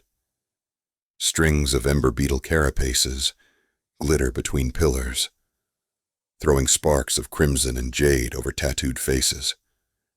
Children, human and orcish, both dart around lava-hewn tables, chasing each other with palm frond torches that spit harmless rainbows. Our smiths call it peacefire powder. Kael insists it looks like drunken foxfire. Either way, the laughter it sets loose feels worth every scar on my skin. My brothers glide nearby. Kael prowls along the terrace edge, watchful even in revelry. Obsidian axes traded for a clay pitcher, he drains with the same ferocity he once aimed at rival throats. Varek moves like a walking prayer, every gesture folding into the drum cadence, bracelets chiming faintly as he exchanges blessings with our newly sworn allies.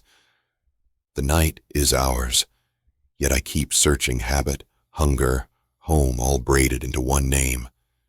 Ava. She stands on the highest dais of cooled basalt, haloed by blaze crystal lanterns. A collarbone once hidden behind torn slave linen now gleams beneath filaments of hammered copper, shaped into flamelets, the same design adorning the 3-strand torque resting at her throat. I forged that torque from meteor ore. Kael fused his war shard into its heart. Varek folded runes along the inner rim, so only her skin knows the full promise. When she lifts her chin, strands of midnight hair sweep back in the wind, coming off the cauldron vents, revealing the bone pin I gifted after the 3rd trial still snug, still ours. A hush falls as she raises a hand. No bell clangs. No priest roars. just a silence dense enough to carry her voice in 2 languages. Oshkara, she greets in guttural Orcish, then adds the human tongue. My friends, my clans, my fire-born family. I feel the words vibrate in the steel of my ribs. 6 moons ago, she could barely growl ashfang oaths. Now, she slips between tongues like a blade teased across silk. My jaw tightens in reverence, not jealousy. We taught her, yes, but she chose the learning, shaped it, and wields it to knit old enemies together tonight. This is the forge Varek foresaw, the battlefield Kael bled to clear, and the hearth I swore to defend long before I dared speak a single sentence to her. The envoy from River Soot tribe steps forward, ceremonial chains echoing as he bows. Limestone paint coats his tusks, a sign of respect among river clans, but his eyes show the worry of any chieftain offering his people's future into another's hands. Ava doesn't flinch. She accepts the scroll he presents, breaks the wax seal with her dagger's pommel, and reads the treaty beneath flickering light. Murmurs ripple around me like spirits rustling pine needles, but her voice never loses rhythm. Key clauses roll out, open borders for trade, joint patrols against bone ash raiders, a promise that no human, elf, or dwarf will be taken by force across either territory line. When she finishes, she sets the scroll aside and addresses the envoy in pure River Soot dialect. Several elders gasp. Kael lets out a bark of proud surprise. I watch the envoy's tension melt, and in that moment, I witness the tectonic plates of our world shift a fraction toward something better. Drums resume slow, steady, like heartbeats amplified in wood. It is time for signatures. Iva beckons me and my brothers forward. My strides feel heavier than during any hunt. Varek's hand brushes my shoulder, steadying. Kael shoulders through a knot of warriors and joins at her left.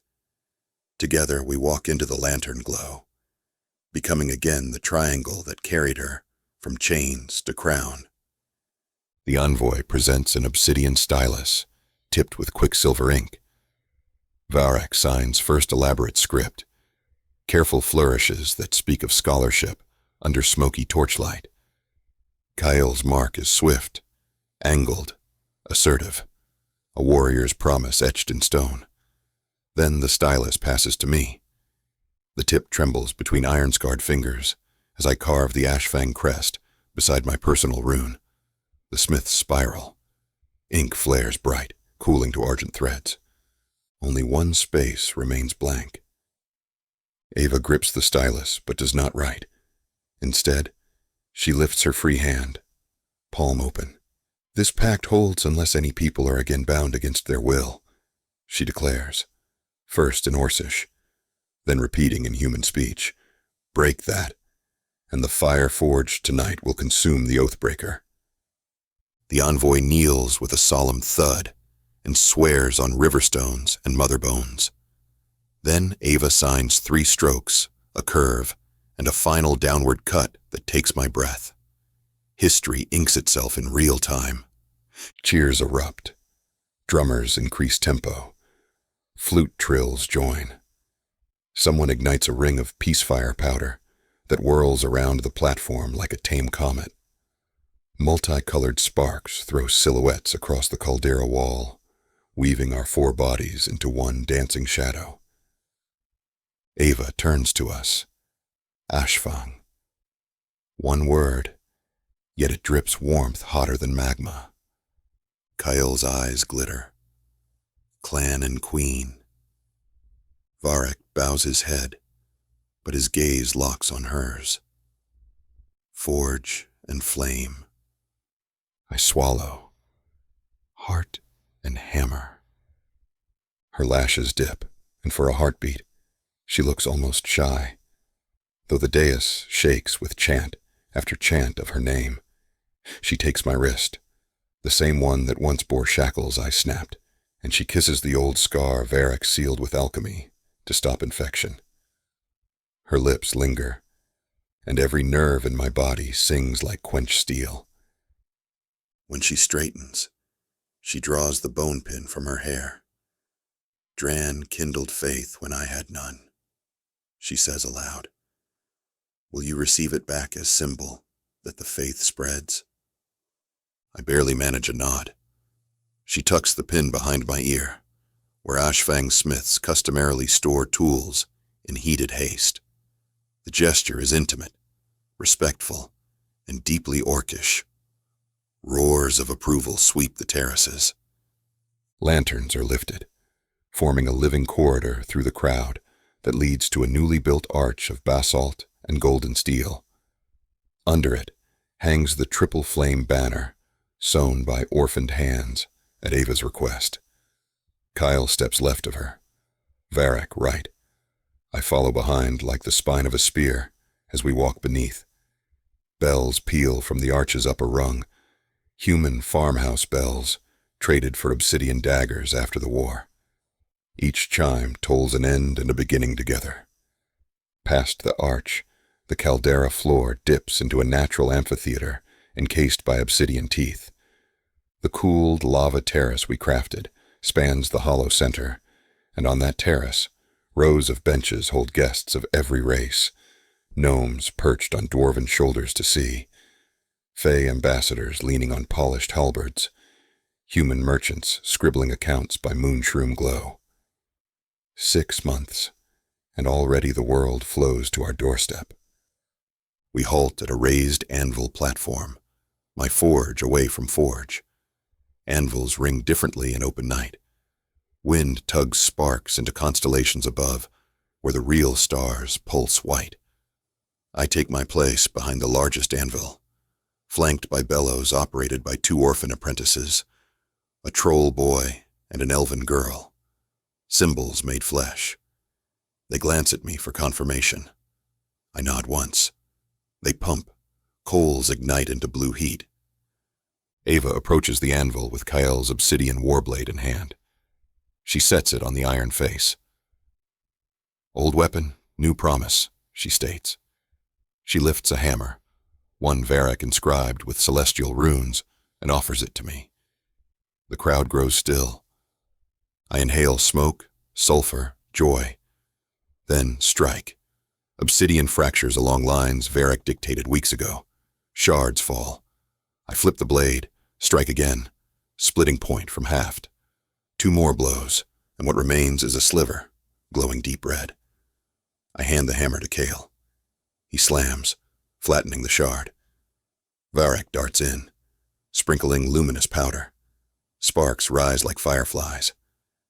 Ava sets her palm near the heat, eyes closed, whispering a cadence I recognize. The 3-note melody she once hummed to gauge courage. I quench the glowing metal in water, scented with marigold her idea, honoring the dead, yet nourishing the living.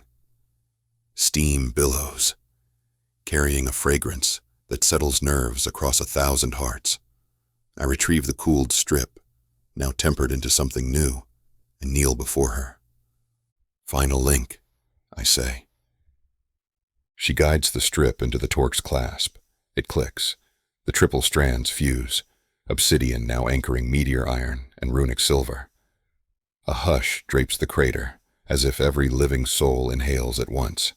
Ava speaks, barely above whisper, yet carried by perfect stillness. I once belonged to no one, then feared belonging at all, she says. But forging means melding different ores until they are stronger together.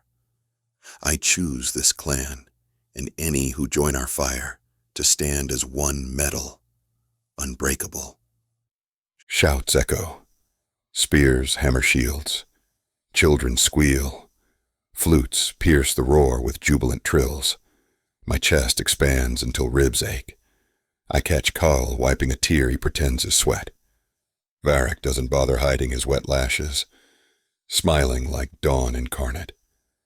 The envoy of River Soot steps forward again, holds aloft a vessel of floating lilies, sign of lifelong pact. He pours them into the forge trough. Petals hiss yet survive on the surface, drifting above reflection of flame. Symbol accepted. The festival erupts anew, drums frantic, dancers forming concentric circles. The four of us descend to mingle. Warriors clap me on the back until my shoulders bruise. Mothers thrust toddlers for Ava to bless. Scholars corner Varek with treaty ideas. Kael wrestles half-drunk champions to prove celebrations can be both joyous and bruised. Midnight nears when the peacefire curtain is reset, 20 barrels of powder arrayed along the ridge. Children scurry away. Elders chant warnings. A flame arrow streaks skyward, arcs, and plunges into the first barrel. A roar like 10,000 anvils. Colors, turquoise, fuchsia, gold burst over the crater, raining prismatic ashes that dissolve before touching skin. Under that meteor shower, I find Ava on the terrace edge, alone at last. She leans over the balustrade, copper dress rippling in updraft, eyes reflecting nebula flashes. I step beside her, taking her hand. She laces fingers to mine without looking, as though our hands were forged that way. "Do you regret not walking away at dawn?" I murmur, voice rough from hours of silent watching. She huffs a laugh. Every dawn I stay teaches me a new meaning of freedom. I nudge her shoulder with mine. And nights, she answers, warm breath brushing my neck. Teach me how soft steel can be when kept at honest heat. I turn her wrist, brushing lips over the bite scar I left there months ago, my first reluctant claim. Now I kiss not ownership, but partnership, devotion soldered by choice. Her pulse skips quick beneath skin. "You still carry fear," I note, tasting truth on her salt. "Fear will always walk with me," she admits, "but it no longer drags chains. It holds a torch, lights whatever path I choose next. A shooting star blazes overhead, mirrored by another wide geyser of peacefire. Kael appears, smudged with celebratory dust, and pulls us into his arms. Varek joins, weaving his gangly height until we form a knot of limbs and differing heartbeats, yet one cadence. I breathe into the center of us, voice steady. 6 months ago, we swore to forge truth. Tonight, we see it stand unshattered. Kael grins, fangs glinting. Tomorrow, we improve the edge. Varek rests his brow to Ava's. And the day after, we share the flame. She closes her eyes, savoring our promises as though they are wind and warmth. Then she whispers the words that tilt the universe. I burn, and we rise. The crater answers with a final thunderclap of color, ember sparks cascading over us until our hair flickers jewel-bright. Around the terrace, orc and human, fey and dwarf, chant a single name, hers, yet when I glance at the new banner rippling overhead, I see 4 shadows, melded into one symbol. Not queen above subjects, but flame among coals, each of us glowing brighter for being near. I tighten my hold around her waist, feel my brothers mirror the gesture. Peace beats beneath my sternum like a slow anvil strike. Certain, resonant, eternal, the festival whirls on. Yet for this minute our world narrows to heartbeats, breath, and the scent of marigold steam still clinging to her copper-braided hair. Tomorrow, treaties. Next season, perhaps another war. But tonight, the fire is ours, and it is enough to know we forged it together.